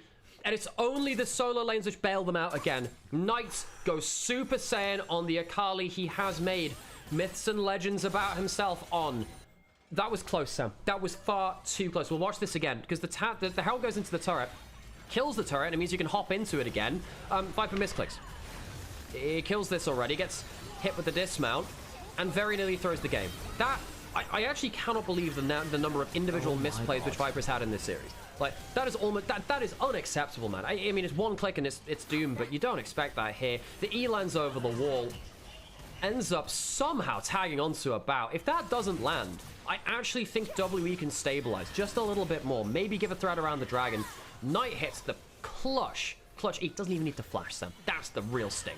Oh, and now Knight suddenly got 10 stacks on the Dark Seal. He's 5-0-2. Viper is thanking his mid lane for that one. And suddenly, look who else is in danger. Monkey looks for the Vault Breaker and ends up being cracked in half himself. The TP's in. Oh, WE, you thought you had your moment. Away goes the Edir, but the Blazing Stampede is crushed under the heel of Bilibili Gaming. That'll be Baron. There's no smite this time. With a 7,000 gold lead. It is bittersweet for us that watch the LPL and love it for the stories, the narratives. No. Doesn't get hit by the E. Knight goes in! It doesn't matter. He just doesn't matter. He kills him regardless. He might look for some more. Perfect execution. Begins to learn another shuriken flip. He's stopping them taking the dragon. They won't get soul point. Sam, he's got Riftmaker and Gunblade. That's why he's taking these plays. He realizes you're not going to one-shot me. I'm going to heal right through it. Karis on the retreat now has a lot of magic resist. No. Does not Two have laps down. physical to resist, though. Bin takes another chunk out of him. Danger there for the Ambassador versus the physical damage. Jax, at least at this point in the build, he's not even going Zonya's third. He's going for Frozen Heart, actually. Very happy to go for that against so many auto-attackers. Yeah, there's basically your entire threat is AD. I mean, who's bringing AP damage this game, by the way, from WE? Yuumi, occasionally, maybe. Not enough, Sam, I'll tell you that. Medjai's in for Knight, has the Void Staff as well. Knight's feeling it, 7-0. What? Look, folks, enjoy this period of Knight. Enjoy Knight playing like this. Very few players will reach this level of play in their career in the world. Knight has been on historic form this split. Even though they're in the lower bracket, even though they lost to WE before, it's not been without blemishes. But Knight has been exceptional. Cube will get spotted out on that potential flank angle. And BLG, they've got Baron. They've got themselves the soul, or not the soul point, they've picked up the dragons, denied soul point. That's the important point there. Throwing some saplings around, and again, getting to the key carries is going to be so challenging, especially if they don't send themselves to you on a silver platter in a herald. That was the best case scenario for WWE. Someone on BLG makes an unforced error. Not quite Roland Garros, but we've seen a couple of rallies in this series. One back, one to BLG, two to WE. Perhaps two back to BLG to seal this out. Top Esports waiting in the finals tomorrow against whoever comes out on top here. Likely BLG, but WE, they have a last hurrah. Hard to ask against almost 10,000 gold. We've counted them out a few too many times to not give them the opportunity to find one final miracle play. Their hands together, their fans' hands together in prayer, but I just don't know who's listening because on the other side, it's the gods of the LPL that they're up against. Clumping up here. I just don't know what the Udyr does, Sam. The Udyr gets one little bit of CC. It's so hard to take down the Akali. If Knight makes a mistake, maybe it's playable. Needs to be a mistake, though. Knight needs to not get hit by the perma CC. He is one-shottable. You can take out the Magi stacks. Quite hard to do that and kill the Jax and the Corki. And that's the problem, though. You can kill one of the mega carries. Can you kill all three before they clean you up? It's gonna get so hard, because again, you're right, the Jax is a problem, the Akali is a problem, the Corki is a problem, BLG, I fear for WE fans, are a problem. The base is broken. It's broken. WE, they have held on so magnificently throughout this split. Came back with fire. Bin gets the stun onto Cube. Cube, it has been a playoffs for him to remember. Perhaps not this series, but the playoffs in general. Perhaps the highlight of Cube's career. Many other players might say the same. Go! Hang on, they managed to get the kill off with Viper. He's done it again, delivered himself on the silver platter, and is that enough? It'll certainly stop the game ending right now. Flash away for a second as Knight needs to Shuriken flip out. It takes all 5 ultimates of WE, but they kill Viper. Doesn't even get to use the Barrier. Died so quick, couldn't press that. So, Baron buff ends. Base is still broken. It's a good kill from WE. Good summoners away from Shunan on as well. I'm a little bit worried, though, that Viper still has summoners, and as does Knight and Bin. WE, it took all of that to get themselves a clean kill. The base is still broken. They're still 11,000 gold down. This is not an easy path. The tenacity, though, of WE to keep themselves in this game cannot be understated. Heading towards this Scuttle Crab. Will it be a smite away? Not sure about this one. No one's coming to contest. Knight gets vision control from his team around the Baron. A fairly significant chunk. We'll see out some of those wards, see where they all are. Bit more gold for Knight, see what he decides to build last. I'd imagine either Zhonya's or Deathcap, both completely viable this game. We're at 3 items on Shin. He's got a Morellonomicon, which is huge into the Yuumi, and actually of everyone else, there's a fair amount of healing here. Omnivamp from Karis, Vi will have some as well. All of that makes sense to also, me. I mean, there is magic resist on WE, but if you get hit by the Bloodletters and then Knight hits you with a Void Staff, you die. There's also a Seekers from Knight now too, so I think the window to kill him cleanly is now a lot slimmer. Frozen Heart, BF Sword, that means Bin's going to go towards GA 4th, and again, that makes sense. You're into full physical damage. That's the one I was looking for. I was going to say armor damage. That's not quite right, but it just means he is going to be a real problem as well as a sort of additional frontliner. We're at 2 items on as well. He's got his own Oblivion Orb, so the anti-heal is being spread thoroughly. On also has Leandries as well for a little bit extra HP. All comes from the Maokai. Classic siege taxes. They don't have to dive, but they might anyway. The tidal wave comes on forwards. They don't quite get the turret, but they get close. Bin pushing in on the other side. The base is going to be broken across all 3 lanes. It is a slow heartbreak for WE as their base breaks alongside it. Can they hold one last time? They are holding on by their fingertips, but the run looks so in danger. They have come so far, but the finish line remains elusive. It does. Okay, WE. Can they make themselves a big play onto the carries? Hard to ask. Great damage from Viper there. The phosphorus bomb comes crashing down on multiple people's heads.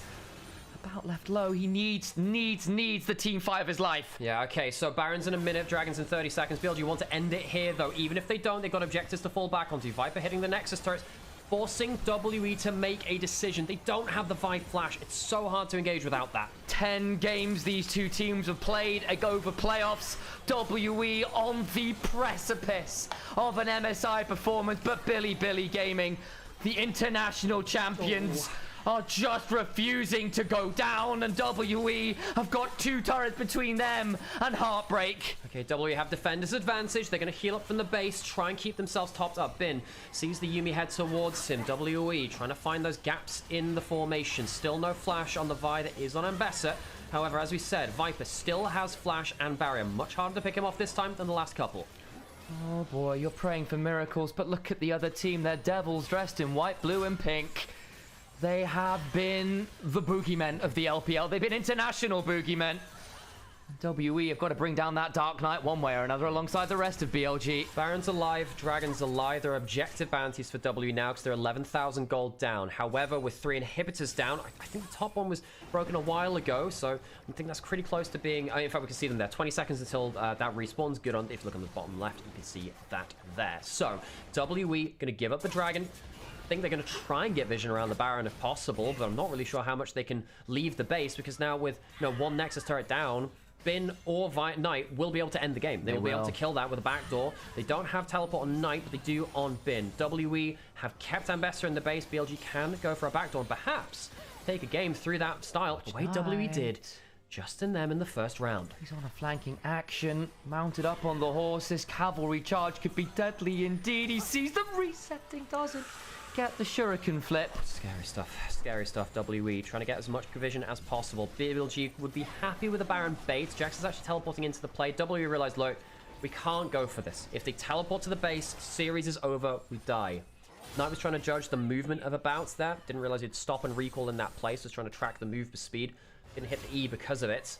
WE was stepping into the Lion's Den there a little bit, but they do walk out, not unscathed because the objectives have gone down, but they don't die for now.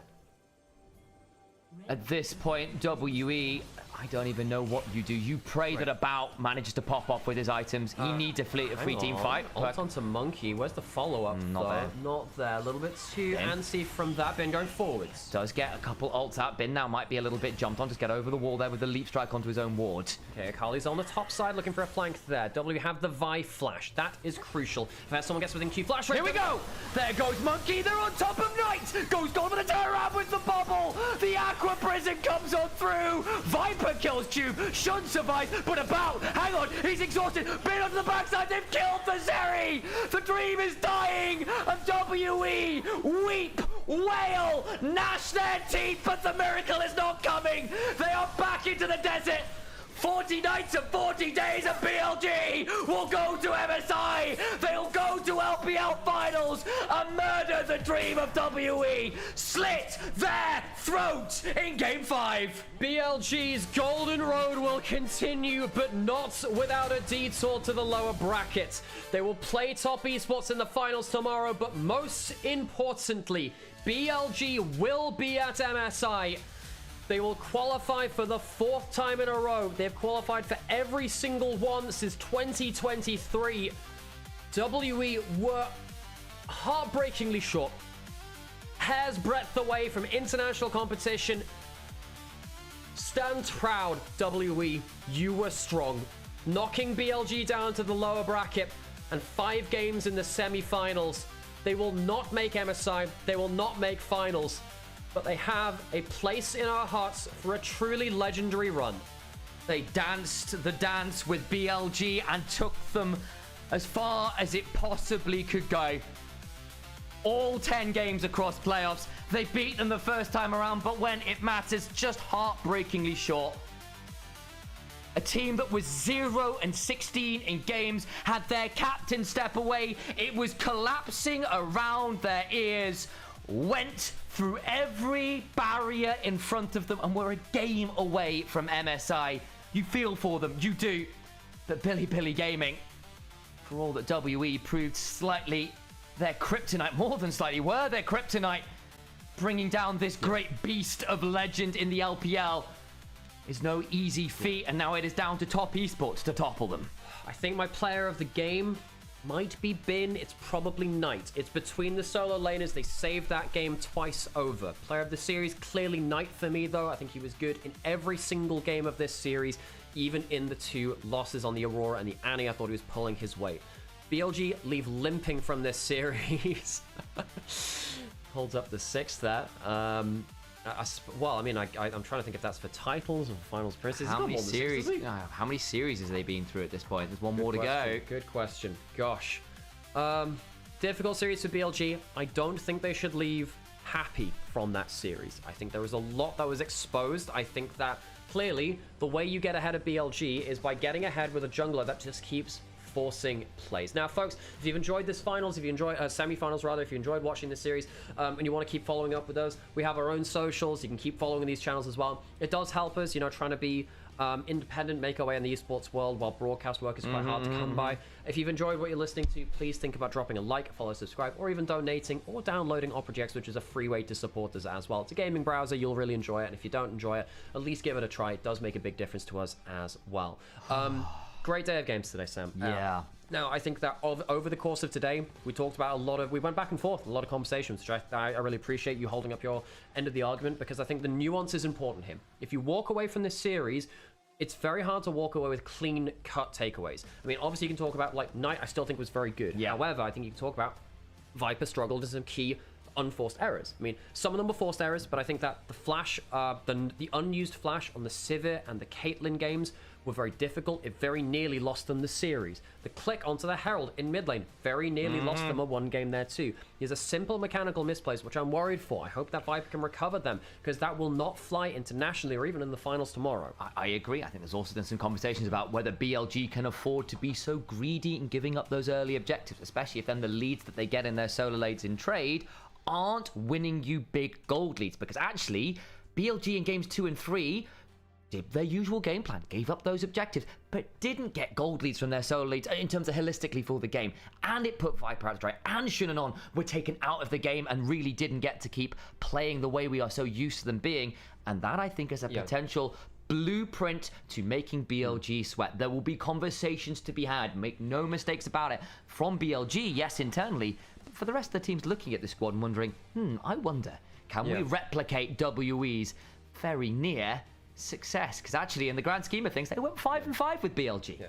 And folks, just as we were saying, said it many times before, we have cast literally thousands of LPL games here, because the LPL broadcast for the English language died at the end of 2024. We are now in our second year without an official broadcast for the region. Even in 24, the official broadcast only covered half of the games being played. So we've had basically 2.5 years of the LPL broadcast kind of like losing steam within the international audience. If you would like to see more content on the LPL, if you'd like to see more, I guess more like an official broadcast, please think about supporting your favorite LPL streamers, whether that's us, LPL English, elsewhere as well. There are plenty of streamers out there that do it. We'd love it to be us, because it helps us keep us paying rent. You know, we do this from home because we don't have a studio space, right? But we try and use our pro casting knowledge and expertise to give you the best experience possible. We're going to go throw some links out in chat. If you can follow us on socials and our download links, it does make a big difference. We'll wait until the interview comes around, wait for player of the match, player of the series, and then of course we'll head off and we'll see you tomorrow for top esports BLG, a matchup we've seen in finals. I think trying to remember if it's twice before. We saw it back in 24 spring, I believe it was, before they went towards MSI as well. We've seen it a number of times. And welcome to MSI BLG. They will be going, regardless of first or second seed, BLG will be in the main stage of MSI because they won first stand. Yeah. The winning team from first stand, the bonus you get is not an extra seed to the event, but it means that your second seed does not go through play-ins. LCK2 will go through play-ins, as will LEC, LCS, and a number of the other regions too. And there was the last year finals as well, Frag mentioning that too. So we've seen 2 finals between these teams. This will be the 3rd now between them. I've been there for all of them, Sam. It's been within this era that I've seen every single one of those finals between these organizations. It's a bit of history for me. I'll tell you a little bit about the previous matchups and how I felt about them. Of course, the rosters have changed so much. This is the last game in this one. Viper did the dirty work. Crazy corky game from him. I think it was his best game of the series. Sadly for him, I think that the solo laners probably walk away with the MVP. Oh my gosh. I think that draft from WE just, oh man, it's not enough, was it? I'm actually going to put a quick ad break on now, folks, while you're still here, actually, because I forgot to do it before the last game, but it's all good. Oh gosh, you keep clipping stuff out, Sam. I am. Okay, well, Sam, if you want to do clipping and stuff, you can say goodbye to the screen. I will do that one. Guys, it's been a pleasure. I'm going to go do some socials, get some clips out. Come, like, follow, all those good things. You can find me at Initialise Cast. There'll be some League of Legends content, also some Final Fantasy content, because I owe that to people, which should be a good time. So if people want to watch something a bit different, that's fine. Please like and retweet the various clips that will be going out shortly. I promise it'll be a good thing to do. Help get some more eyes on this game and series. And again, it's been fun, but oh my days, what a wild old game, guys, eh? What a wild old game. Right, absolutely insane. Well, thank you for, or can do this without you, Sam. No, say that. I should say that more often. I say it as often as I can, but Sam genuinely can do this. No, and to you too, Alex. It's And, been really good fun. It's a lot of work, but it's again, good fun. Well, you know, it is a lot of work, but it feels very special to be here for a bit of LPL history. You know, there's something special here. Do you think T1 will make it to the meeting of besties? I think if Owner keeps playing the way he does, it's difficult. I think Owner's been having a bit of an he had an off series of Sage Elite. And Faker did too, actually. Gosh.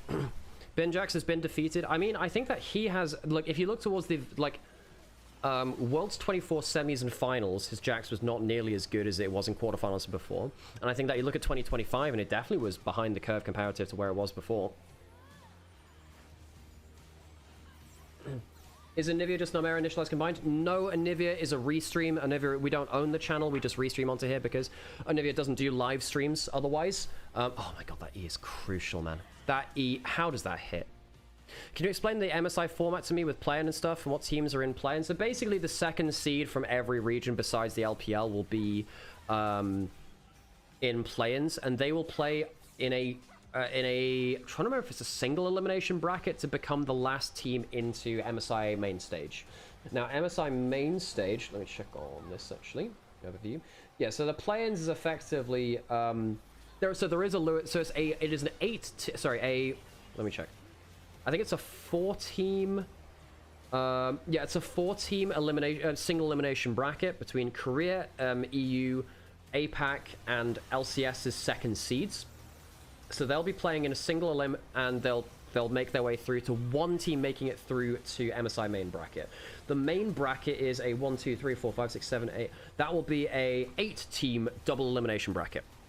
So there is a double elimination bracket for play-ins between 4 teams, and then in the bracket stage, it's between 8 teams, with this 8th team determined by the play-in stage. So basically, it's a very rigorous system. We have double elimination, best of 5s. It will be crazy. There's going to be multiple best of 5s on the same day. Yeah, look forward to that, folks. They've got some people on stage, so when we go through to the interview, we'll let you listen to that if you're a Mandarin speaker. And I guess we'll wait for player of the game and player of the series. It's finals tomorrow. Yes, finals is tomorrow. Tune in. I think it's the same time again tomorrow, actually. So it might be a little bit earlier again from when we normally have it. I presume there'll be an opening ceremony for the finals. We shall see.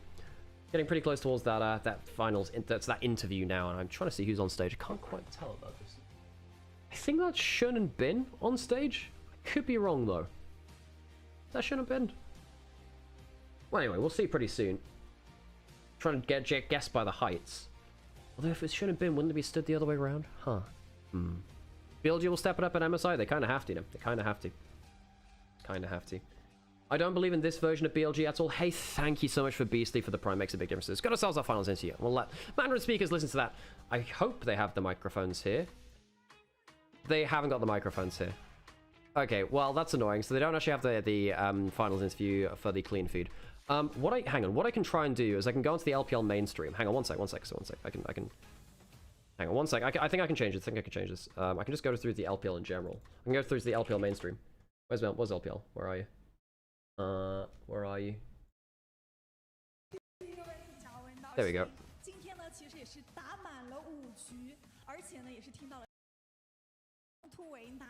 It's actually because this feed is much higher quality too. I go all the way up to 2K, which is good. 确实很大的压力哦，大家也对你们有很高的一个期望。最后终于是拿到了这一份门票。那接下来想问问 Viper 选手，因为这将会是 Viper 选手的第一次 MSI 之旅。其实昨天在 LCK 的赛后采访的舞台上 ，Zika 选手也说到，希望能够在 MSI 跟你相遇。现在你做到了，你也即将和他相遇了，你有什么想回应的吗？有点难，还是进了啊，MSI 见吧。好的 ，MSI 见，同时也要在赛场上一起来交流一下。接下来问问我们的勋，因为 WE 他们的打野选手一直都是队伍的核心以及发动机，但是看得出来你们整个 BO5 对于他们打野位置其实有做非常多的一个针对，能不能说说你们在赛前以及包括在赛中做了哪一些战术的准备，去针对这一个非常重要的点呢？因为这版本打野其实在前面变周的话，如果能扛住的话就会很舒服，但是因为很多时候他都不按套路出牌嘛，所以很容易抓到人。然后这点的话，只要大家整体沟通配合好，能扛住的话，第一波之后我会很优。是的，还是之前的交手给到你们很多的一个经验。那接下来想问问 Viper 选手，今天其实第4局是非常惊险的，在29分钟大龙的那一波团战的时候，你是一个人跟 Knight 选手2位一起在反打，当时真的非常的惊险。你是怎么样去决定反打的呢？因为对面2位来被我击杀了嘛，所以我感觉有机会打了，所以要躲的技能躲一下 A。能杀掉对面 AG 的话，应该能赢。最终也是凭借那一波能够成功的将你们拖入决胜局。决胜局，其实我想要问勋哥，当你们看到他们这一套比较冷门阵容的时候，你们当下是怎么样去考虑的？又是怎么样能够在第5局抓住破局点？看起来好像第5局进行的比较顺利。其实第5局他抢位之后，然后没有配个好的 AP 中单，我就知道老板应该会赢，因为整体他们阵容太垃圾了。所以说阵容还是非常重要的，尤其是这样 BP 的博弈，来到第5局，英雄池也是很有考验的。接下来想问一下我们的 Viper， 那我们今天的比赛也是打到了第5局嘛，包括我们在之前的比赛，你们也是在败者组一路突围。其实目前的这一支 BLG， 我觉得应该还不算是最强的战力，但明天你们即将要迎战滔博了，进入决赛，你们还有什么不足需要去尽快的弥补呢？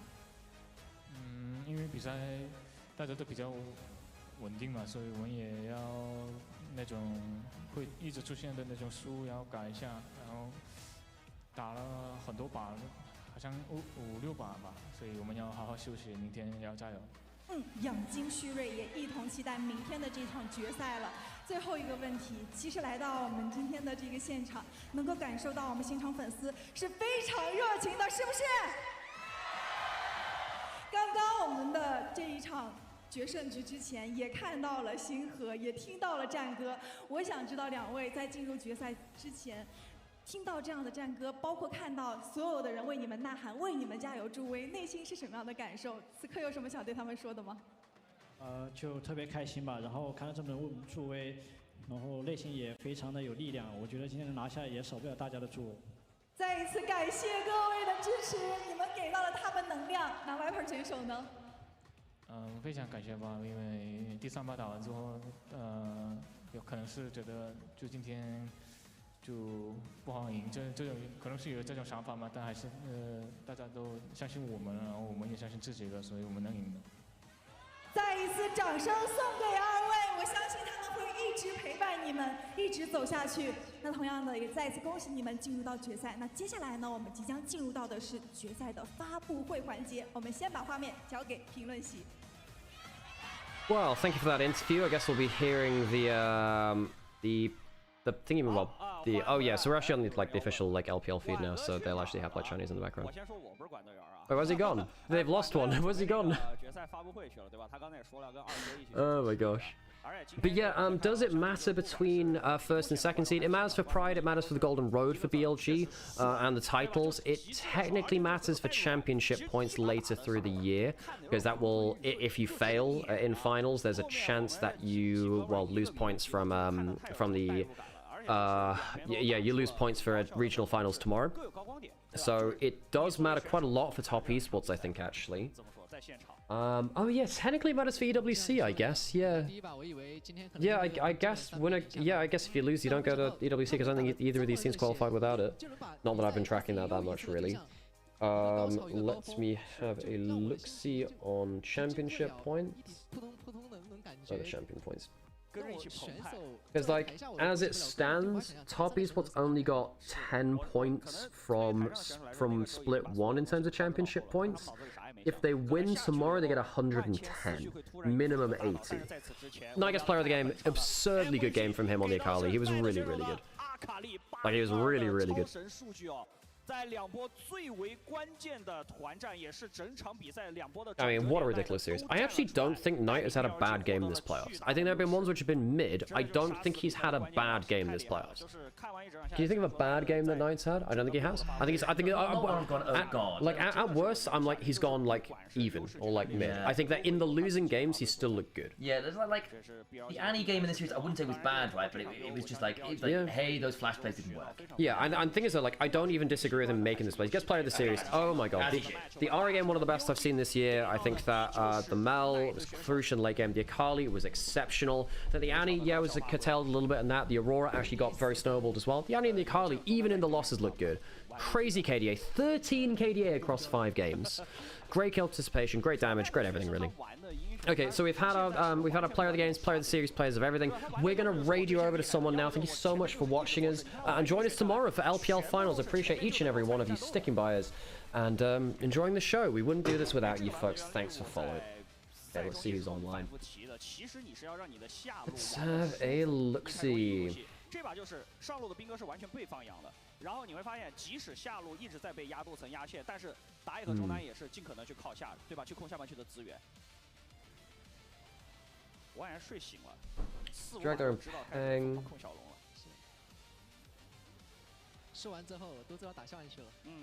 I'm going to send you over to Dragdar. I haven't raided him for a while. Thanks for joining us, folks, and we'll see you next time. Bye bye.